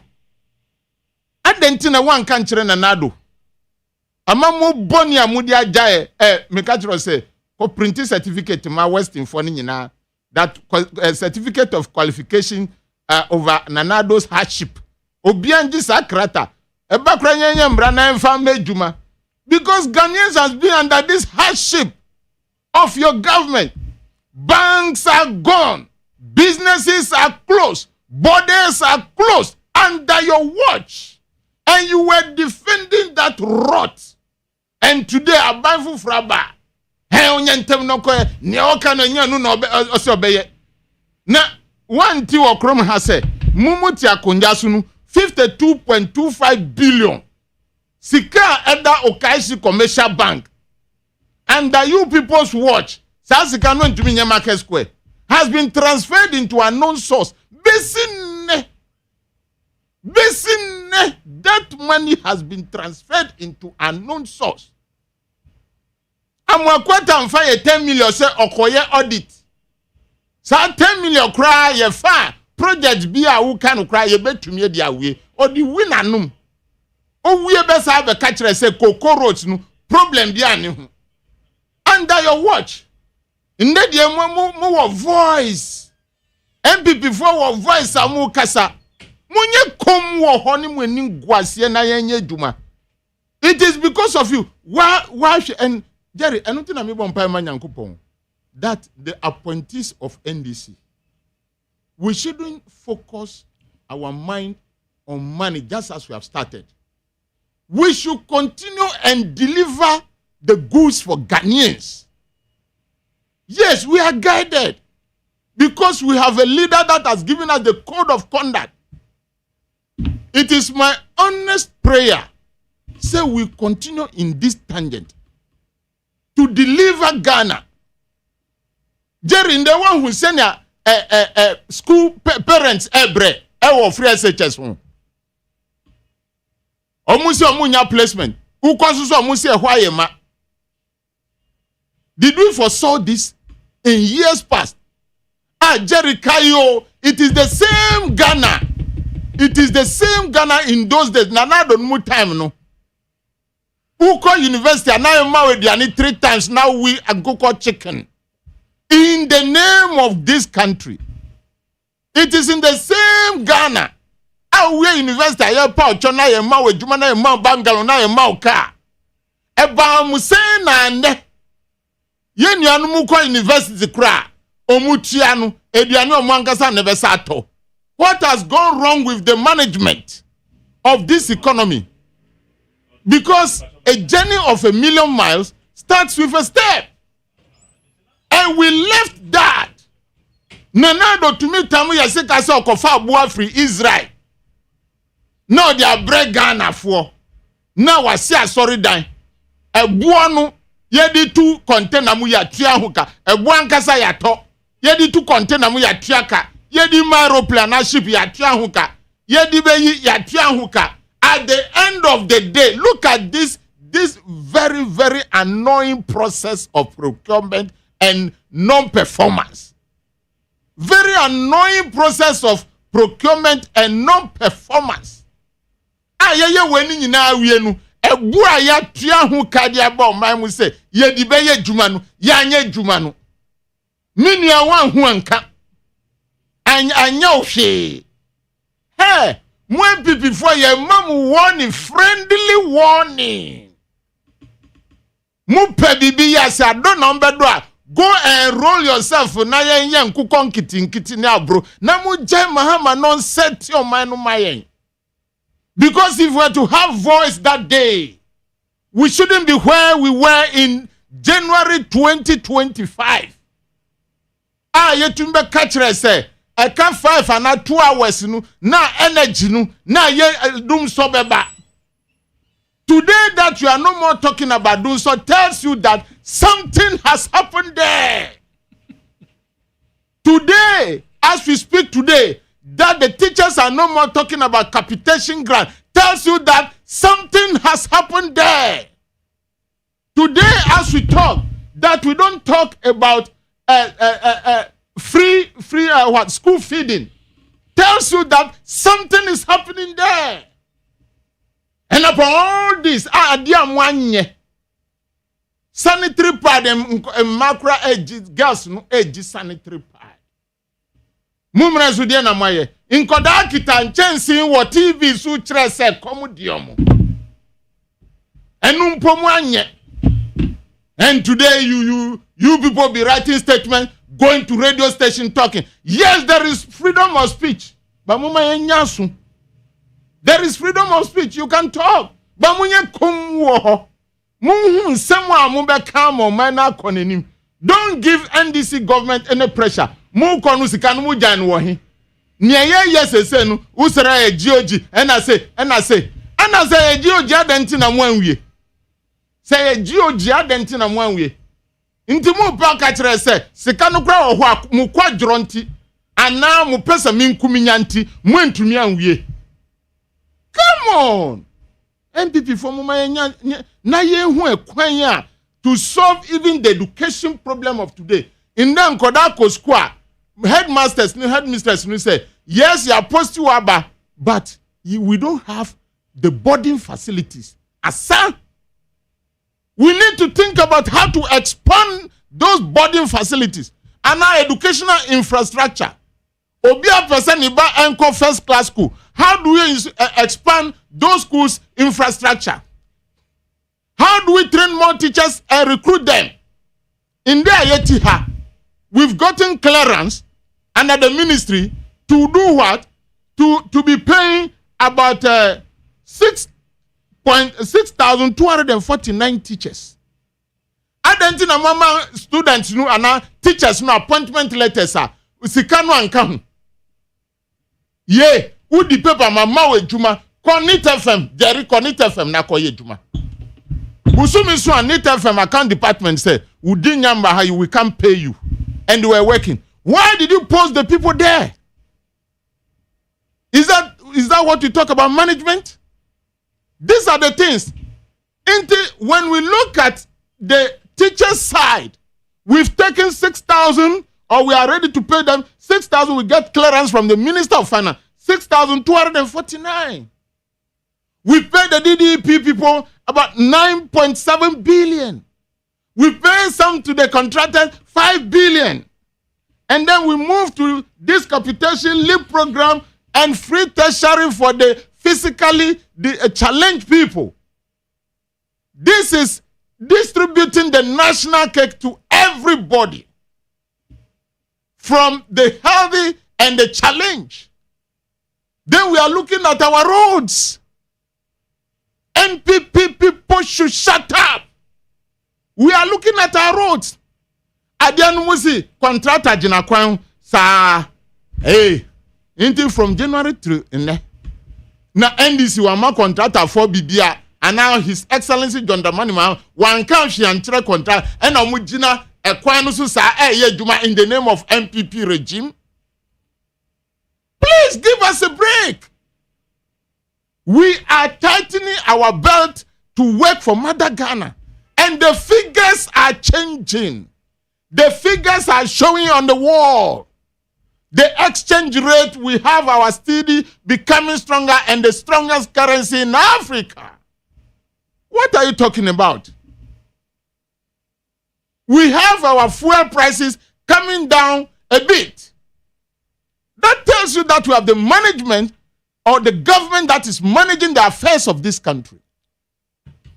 And that is why I'm always praying that no appointee, including myself, manya nya adibia ena musi Daniel Kwesi Ashama di ni sabo sikamo me hokra de jere sikani ho. You will believe in pen and paper. Sikani ho. Oh, sikani ho. But ye be ye juma na ma ye ni aji. Ye ni aji ni say, you see, we have to work for Mother Ghana. If you come to me, never any say wedding commosa air condition room. So these are some of the things that are happening on the ground. And we as Ghanaians, well-meaning Ghanaians, are appreciative of what the government is doing. And I think that alone is enough. And let us continue to pray for the government to do more. But for the MPP to know that we are not going to go by your timetable. We are not. Because your timetable is what you deliver abysmally. We are not going to go by your timetable. We are going to go by the timetable of resetting Ghana. And so whatever you see, that is what is happening. That is what is happening. Anyway, I will thank you for releasing a statement. You are doing your English academic exercise. With statement I was releasing, we are English academic exercise. Every crowd shall know your thesis. But don't use your statement to force anybody, because you were voted or appointed even during your government's regime. But you couldn't tell Nanado, Munyina musro Nanado. Munyina musro Nanado, Mwentumi Ankamja Chano. Onune busi afwa your mind no pasa. Mwaye kom. Mrantiem mema kantinka. Just look at you. Very giant man. Very giant man. We ye tintin Nanado went to be Ankasawa say yesika. And then now. Oh, catch say, hey, do your academic exercise. Catch no. Only academic in writing English, but you shouldn't tell us what we should do. We are delivering for Ghana. Now, no, one will say, Western region, yes, I must say, I'm a coffee boy on Yashi. Now, say, Osha say, closely on the Galam say, he cannot do that in 1 day, in 1 year, even in 2 years.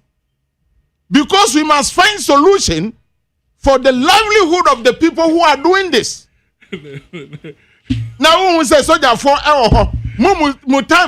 you even ban soldiers to go into the forest. They should allow. And until the 47 forest reserve, yet to me jama galamse for and no mafa 9 on kasa petuo untumi room. Enye mahama neba nanuya soldier for ko wura ho agikwaye na inka they are there taking charge of that forest, and they were doing illegal mining. That was what was going on. And so we should be guided. We should be guided. Who say no? Ebia say obatra say Quran and English religion statement you can release. But when it comes to government, I'm giving you this friendly warning. Stop doing that. You are messing yourself up, because what is happening on the ground, you should see and commend the government. You should see and commend the government. Jeremy Bamatise Ufrobia, Ubisanu say, Ghana no or who say, oh, the man, or if she nyan senji.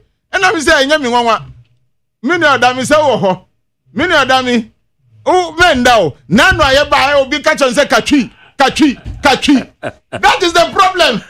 When you look at the economic figures on the screen, now nipa no catch say katri. Now besides the figures that I know anya twi we ya brofu na no katri, na katri. Ye be jai twi kan. Then we look at the figures as they roll out on the screens. Then we look at the performance. Then we look at our brothers and sisters, sir. And you be an journalist, and you be an politician. Need the any say okay. Then how is that person feeling? So projects, undertaking projects, the exchange rate and the management of the exchange rate and the economy too is part. So MPP people cannot tell us what we should do. They have the freedom to talk. But at the end, you send a reset timetable no STA. And nothing I catch me, brother. You can be chief imam, right? You can be imam because you are Muslim. And now say, open so be Christians. You bet me the work of bishop school. Now we try bebre. Sena, you bet me about brapa. But our statement I will try no. You say academic exercise there, Maji. But you cannot tell us to do what you want to be done. That you didn't do it or didn't say it during your time as a government. My Gary. Meda say high need 100.9 about Daniel Kwesia Shama and I would tell Nkano say Winimo, your acting executive director, Complementary Education Agency. Kachi. Devina Kachi. Kachi. Nami nimze nami zona boko complimentary obey the nka. Daka the way ni best son them say we na kwa infantini. Oh, yeah, the crowd. What's that? Placement. No former. No. Placement that sema and there could be say do chum any for you. One is a Ghana cry they say one release. Okay. You move on to other stories in the time no call. Right right, happy birthday. Happy birthday to Cyril Lotson Aforia. Hey, Debbie Edidian. Cyril Lotson Afola. Cyril Lotson Afola, happy birthday to you. Today I'll say I celebrate not just your life, but the incredible impact that you've made on mine. You've been one of my greatest motivators, someone who truly believes in my potential. Even I doubted myself. Your encouragement, wisdom, and faith in me continue to push me toward greater light. May this new year bring you boundless joy, divine favor, and endless success. Keep shining and inspiring. Way Abdullah Sakra. Abdullah Sakra, a member of the NDC National Communication Bureau. And now the special birthday at the Cyril Lawson Afola. Who's a mechanic say Abdullah Sakra, member of the NDC, where honorable say, yeah. But I'm going people because Jerry. Yan twaso. And make a very okay. All right. Is announced. My Jerry. My brother opinion. Somehow can you know. And fact, the mimic can no. What we are trying to tell Ghanaians, Edison, are buying way and say. Untro bebria okay. I'm a Ghana for the 2 minutes show on Sano. And yet, Baba catch them say, abandoned or the second year then, or the day year then, or the day year then, or more US go more dino. And yet, Bana Ghana for Peso Muti and Sama, honorably Sama Lacasa. Ghana for already they know. And Ghanaians has passed their verdict on MPP government, the MPP Abain. Munkwatine in chain, na Abain BC. Yamfa to me nation and son or bow, but to me, aye. No more to me the show and son. Into sweating and then just shouting on top of your voice there, abandoned then yano. Or no Ghanaians has already passed verdict on them. Nde. Yet the 2 minutes show and say, the old Kasa Obayano or no the Ghana football hold you accountable to it. Me, I was raising these issues because President Mahama no ordinano e bosso. Encha wamfana no mboso ankame den nka ho asam.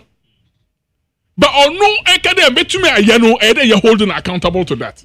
We are not saying there within 10 months no on find we done projects na me messing nyina. But your own people in Western region. No mo to hold mo say Western region ya atwi we Western region. Na ede start to ekosi hold mo ede man na dan kwa akufado. Your own people were saying that. Projects na mo boy ni nyina ya uncompleted ones ayen to me enwie no. But projects are ya complete ama oye on use. Between abubo dam projects ne de e do so ye pa. Ono na me de kan catch from second year to a friend say takrade dual carriage na bibia ye de statue na si hod mo kokosho hod mo so asphalt ayefe. And a goodness a hod so lighter obi a person ko hod mo ko take pictures. But the statue is to hold mo ko bubu statue no painting a picture that Nana Danko Akufo-Addo has done nothing in the Western region. That is what I'm drawing your attention to. And to who are to me excuse there, abandoned by no denting or mother geology. Now I want to fund the project. Didn't you tell us that the government is a continuous government? And when you are given the power, you complete all the projects. What are you lamenting? Why are you lamenting? In terms of corruption, the Ghana for and the reports are waba in the MPA. Corruption are waba about 2.something million diverted fuel na ading na omodi yening na no. Ning na baba up. We are waiting patiently. One him skadipa ewa Ghana hano eyamua. You painted a picture that people government was very corrupt, and you are sitting here not feeling ashamed, still saying same.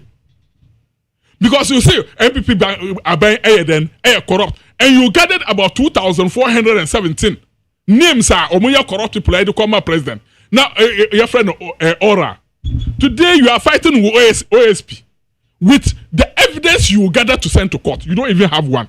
And you are sitting here still spewing the same, what do you call it, suspicious and allegations against people.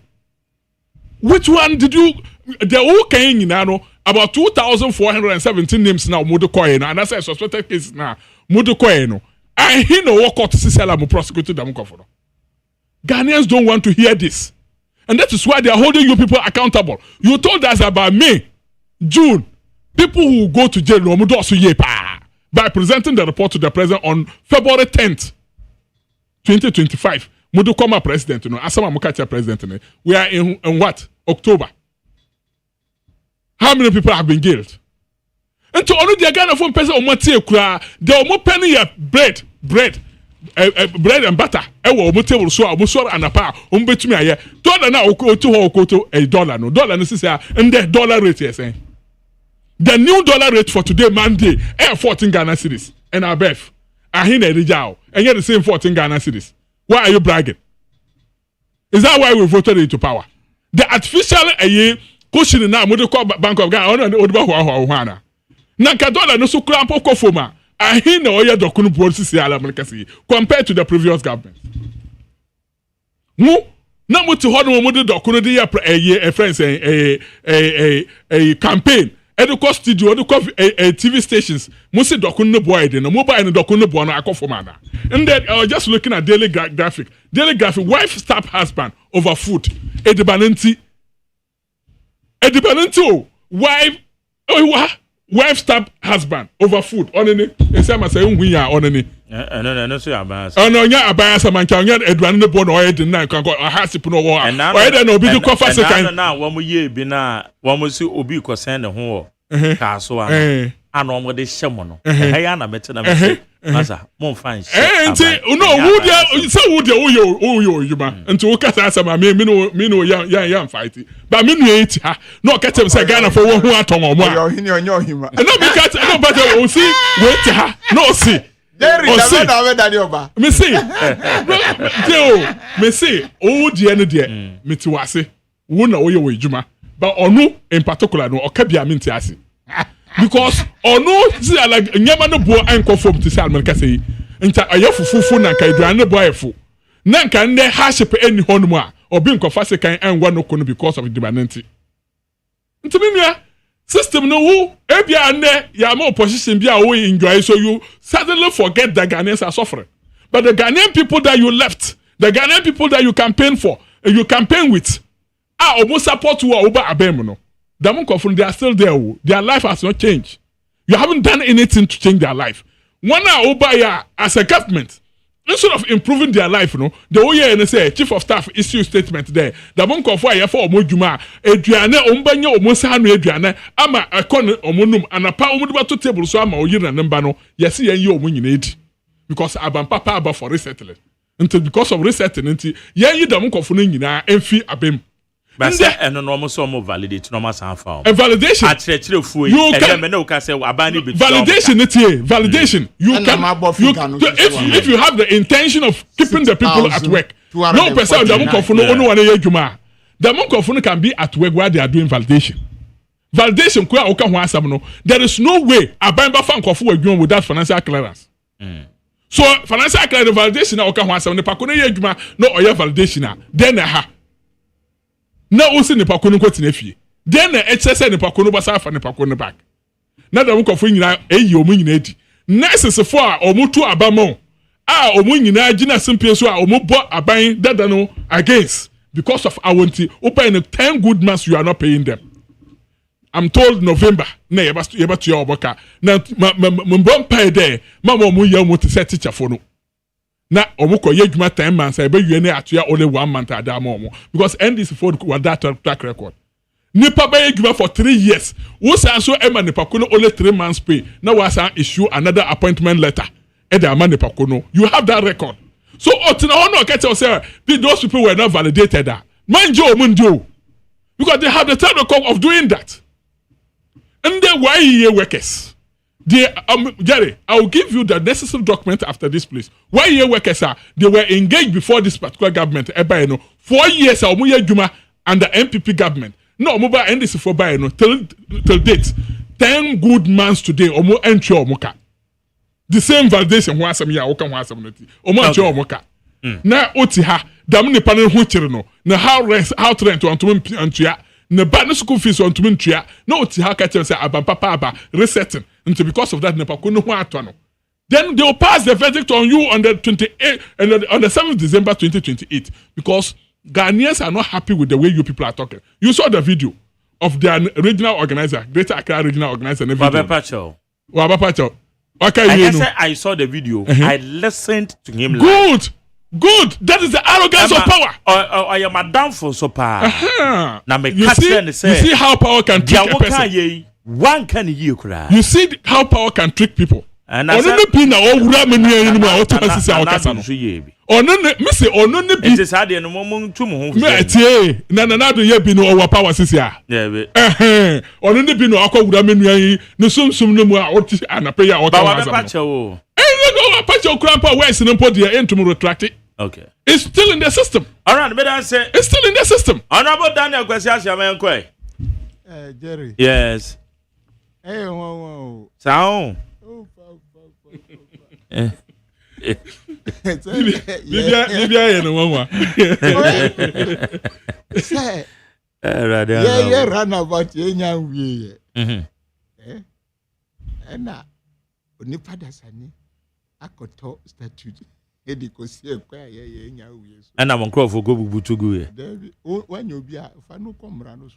Me de nim nipa no akofa na. Me nim momom. But Jerry. But the bubutu. And they can dey one mom. Say status one nipa bubu atu aguni ehu. Na za ko say ekwa no yenya wie. E bia contractor no na za ba ye juba na fidie bia kan statue no. Wow.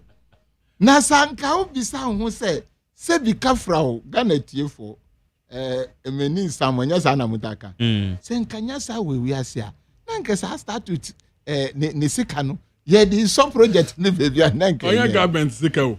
Na sika bi wo and there some say ahemfo no mo ye government sika. Omo anka say omo si regional minister say omo si ahemfo. Tie o. Me see omo bi nkotwa ntro bia ngwa ahemfo so. I'm a politician.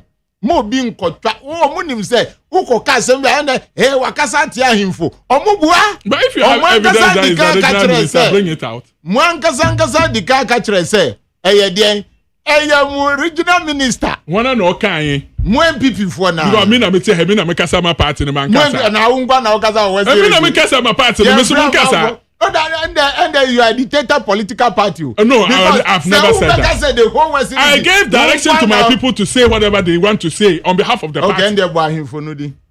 No, I him for no. You don't cry your interview no. Okay, what some? Jerry. Jerry, does it make sense? Does it make sense? Say, aban ye juma onya we kwan no. Na afa the statues akosi ho. Say for no statues no kra na edi si o kra nke yo. O man panyi asesa ye juma no onya we no. Ono ani info ni na sa di kosi ho. This is the problem we are talking. August I was in Western region. Contractors ye juma e dia konaba. This is project. Jerry. Me no. MPP for kanin na. Because they are refusing. One say wakacho say in their Monday, meanwhile in their Wednesday, in their Monday, exchange rate, 14 in there. We are speaking about Wednesday. No. 10.71. Yay. Bank of Ghana from 14 cities. Yeah. Monday. About 10. And we can look 10 they about 10. And as I walk off forest bureaus in the Brana and also about Kachi, enuni. Now Kachi the crowd say why no no.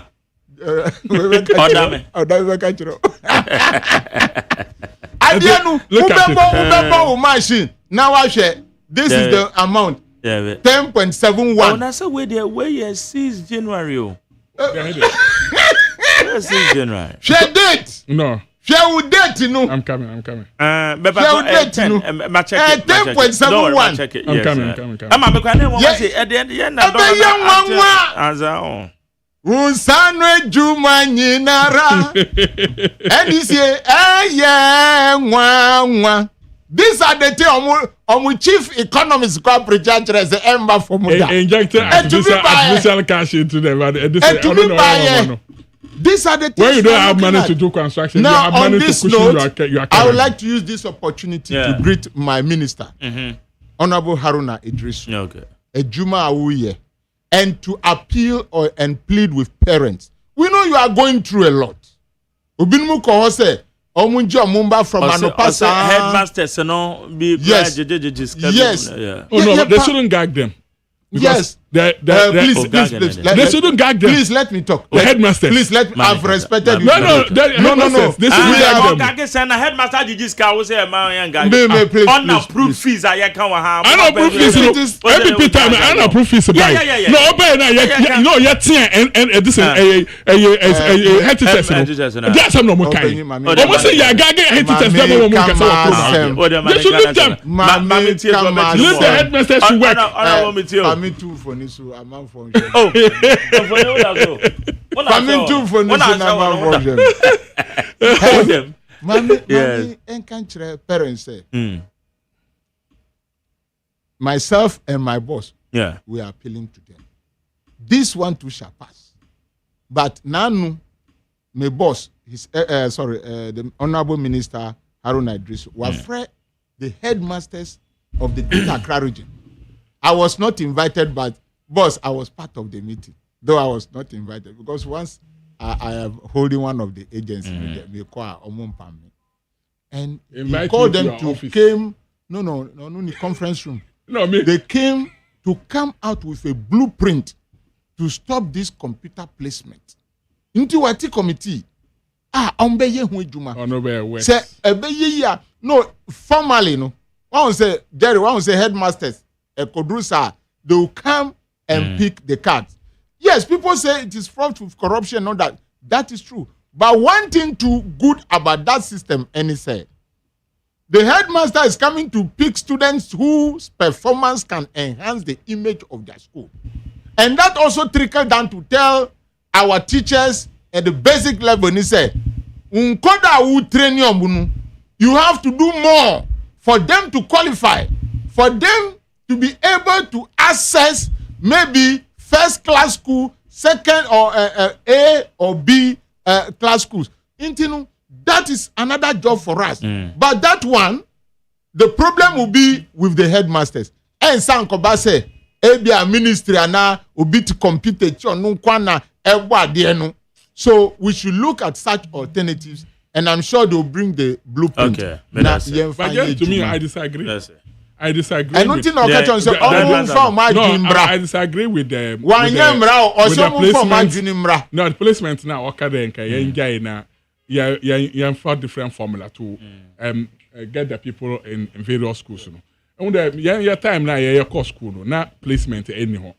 So headmasters notice board no didn't bo hoduma. Nature say you work with them school hoduma. Until first class na other thing no. Now that is how they were doing. But you see, it brings a lot of corruption.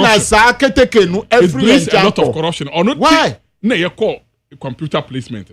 But the computer placement, the only thing they can do there, monitor system to make sure that one now the majumano and ye said the ever ya damo sikaja omoji first school A schools na B schools are omoji scans and omodo dam kofono do two dam schools na ono na say yeah then you monitor na jai. But placement system needs here. Say, can they be guys? And fair treatment will be melted to the people. Medan say me quote here for 030-2257-902, 030-2257-902 and 030-2243-540. Come sound dummy pillar 2 say let's put politics aside. Taifa Polyclinic needs help. So there are no equipment. Mr. President, please do something. Taifa Polyclinic home. Abelade Finungwa said Dr. Mahmoud Baumia is the hope and future of the MPP. So, dear delegate, please vote for him on 31st January. Where is Jerry? Good morning. Please tell the foreign minister, Honorable Kujoto Ablakwa, that something is happening in Japan port of entry, Narita Airport. Almost every passenger in Qatar Airways or Ethiopian Airways will be denied entry. So now what the airlines are doing is that you will deposit $500 extra in case you are denied.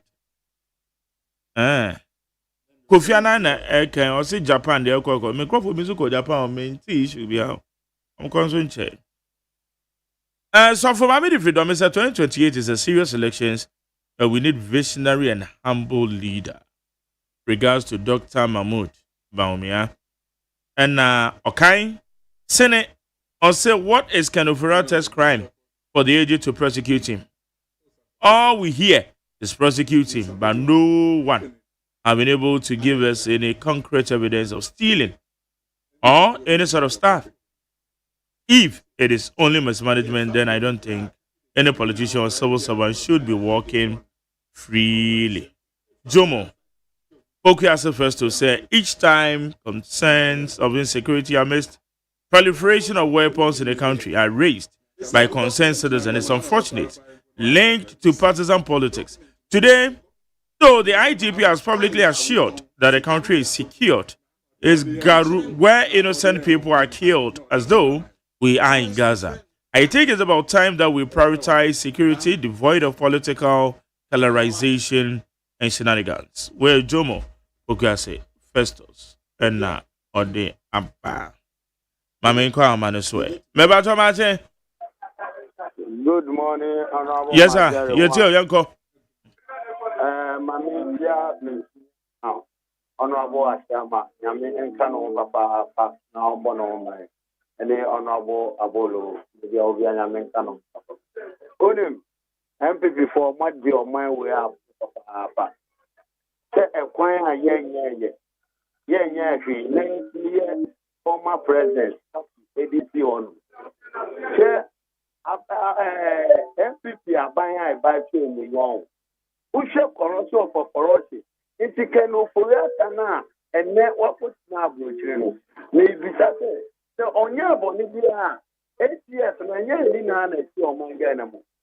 And to your Rebbe, and Furiata, what's now brutal. Also, no area, or the bag, your body, only Nama, a month for each time. Okay. Madam say, Mamma Fadu do it. Mache? Mache no pay. Hello. Okay, Mache. Namiatum. Okay, we Dr. Newman is a competition secretary. Mentia AX Lodge for National Youth Organizer MPP. And I feel to shake. Committee Yano, cannot aid that chain. For the West, Mr. John Bordu, Honorable Mr. Cruisen. I'm sure maybe Mudia and DFC school maintain. Dr. Bamuda, we are here then Ghana for SCA Penal to one a neighbor. 10 years before, one come up to me, why now we hear now who some of the Akumono or no doctor and or the other year few more. Because some people now say, VAC, Amangudia see if ye. Sotimo Bia Nebidi, a new self if you are a social one train. MPP Bar, Sana Ban or Suma Ghana for, or so Bama Ghana enough for Swapa Papa, or traffic implementing my any hot was clear, dear Borman or the Abama number to Mamma Ghana for some. And it's 48 MPP the implementing by any year. And so MPP to me, I know the Abana Borman, no more Bano can say, or Mutam can no my year, or what you know half a mile. I won't put here. And some people buy a summer present before AC Jubilee housing. And then one can found you have a Kukobu and Bear Precobu bar. MPP for say, enough way. MPP for Kufado, and you are for we are going to Scandinavia. Okay, Madam Sam, Mamma Fadu, I'm matching. Champion Mark. Yes, I too, Uncle. I'll pay of stuff will be encounter. Encounter. Well, near Bema, Nana Amwakuni. Bamincha, a incoming national chairman, a Yura, Honorable Boachi, a Jacon. And Mrea MPP, you will be a party woman there. You hear President Honorable Boachi, Jacon. Never about your party next year, my partner wants your Abenham. Never say MPP delegates. So when you first time, you have to about any academia over to your Franca, Adiamania, Ghana for net, but don't have for a chain, Papua, yet in the bar over to the man. You are credit a compare at Japan. Man should be become a word to ample. Ghana for us of a panel, papa no ewa abadaye ewa tima de mane man na maka kire onabo ahia master yefra no MPP anye ni yentre ene yeto abade mamu yeto abade mamu na se mo bere se niema bi enkoya ye wo ho kwan se ye kan wasem ade kire mu nuko mo ka kire se mo bayi agena 111 mo ba okay madam Sam mama fa call odi ho ma che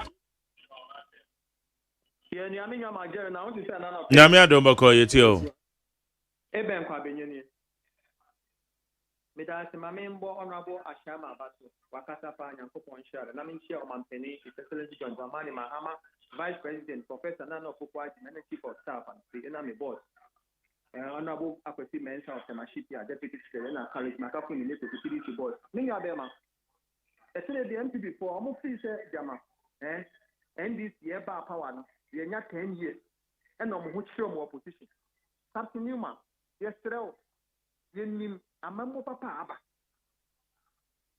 yet not ema mo ye de mo dri la polyclinic egu ye so be ni general hospital e ko si se wo be ka se mo mo ba mo be se na NDC ajuri wan ti asema joma makai o si e so say ye staff face money e na ye bibia mo ye ya de papa de beto aso on ti se mo ye so ma dan ne mo e mo mampeni ye de ahemfo esi ekunfie ba ebe hia no epompuntu ka kire ni se no manto ama atukujo joma mo nyesa ye hu ni omampeni na de koka kire voteri anfo so mo nto aba ama joma mo so ke bida ama mo fu mo de buy for the past 8 years class yes now see me nso chop because then you say that so ha joma ma de ama mo papa Ghana for experience we hu ni mu odro okay mampeni ase legacy maybe that transfer for 32 good years oni nya me nya aduma madam se mama fa last caller ma che Jerry, good morning. yeah good morning say Nyamina dum. yeah then yakopans go there too Yeah, Yakutani.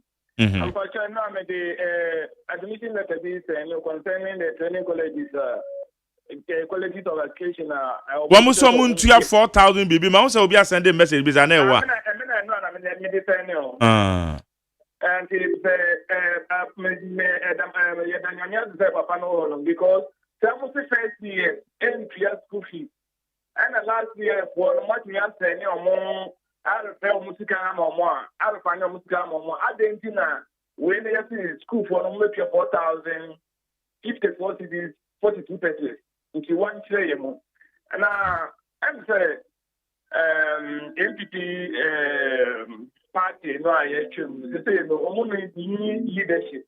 And this is the leader, the white leader, and there's a cofano. Because mine is a leader, papa, a manager. Because John Wedden, why did why youth organizer, secretary, and all the NPP bar power. Only the NPP Ajita. Okay. The chairman to say Boniface or I didn't get here.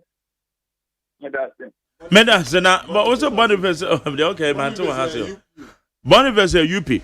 Higher needs 100.3 honey yede a friend nyina yede sia wo need 100.3 Joe Ashama no be ka chire me da say honorable wo education ho enna mika ben na menka se me nchiro yeah ade we ade bia me ade chire pa say over 6,000 teachers no be de chire yie papa aban ayade se wakle ebi e de frame na enipa ni bi wo mo letters akwakoka eye the region wo assumption letters like so mo koja assumption letter from region because mo letters no aka regional education directorate demo for no what we are hearing now and they say woman they are not on board nominate the ekeka but woman you part of these teachers are woman letter woman financial clearance our woman letters are the region anymore it is woman saka woman posting and assumption letters yeah ewo mu any etie for nyina ni enye wona yema mo appointment letters ni nyina na clearance na cover.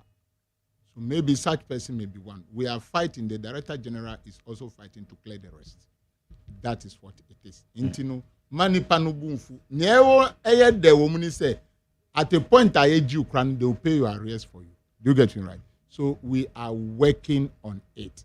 Now colleges of education sema wokan. There will be some Secret to I mean, this is not official, mom, but Obia Oko teacher training college and a nursing training college, you know, yetua allowance ma no government on send to me more this free fees stress free sika we no you can get double meaning stress free sika no one say one of mo legon so yeah teacher and so there at the university level and university of college of education no 4,000 more can because or their Sunday pay a non-refundable amount of 4,000 something.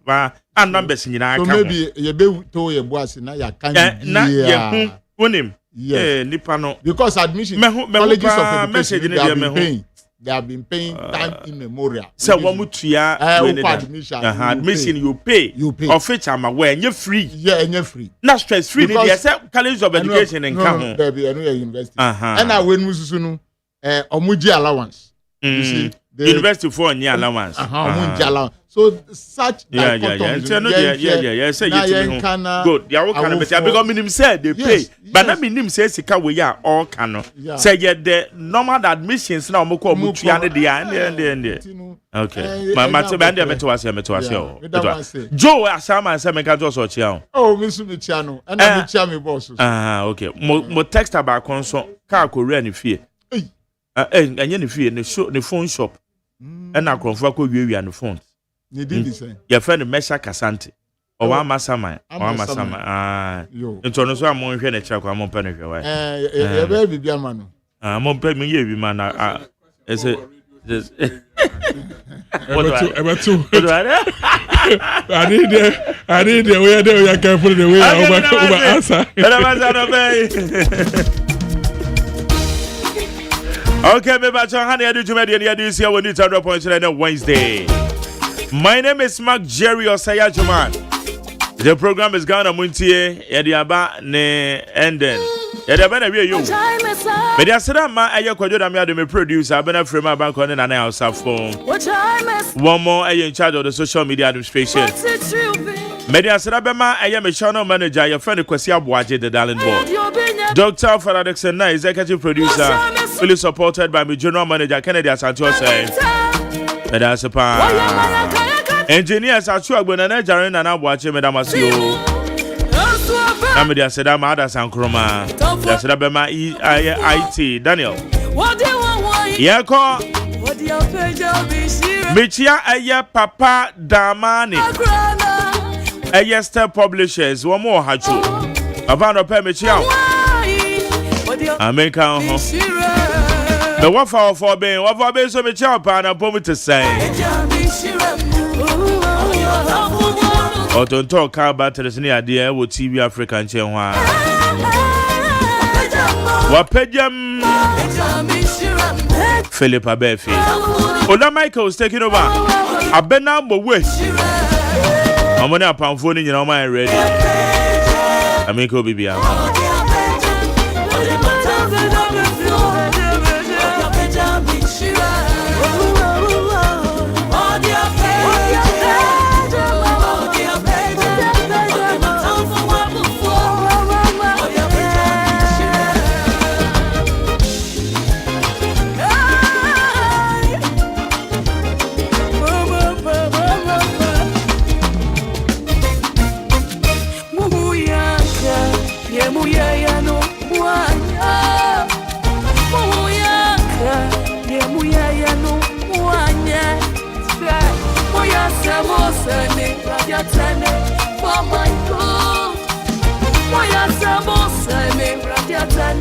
For my favor,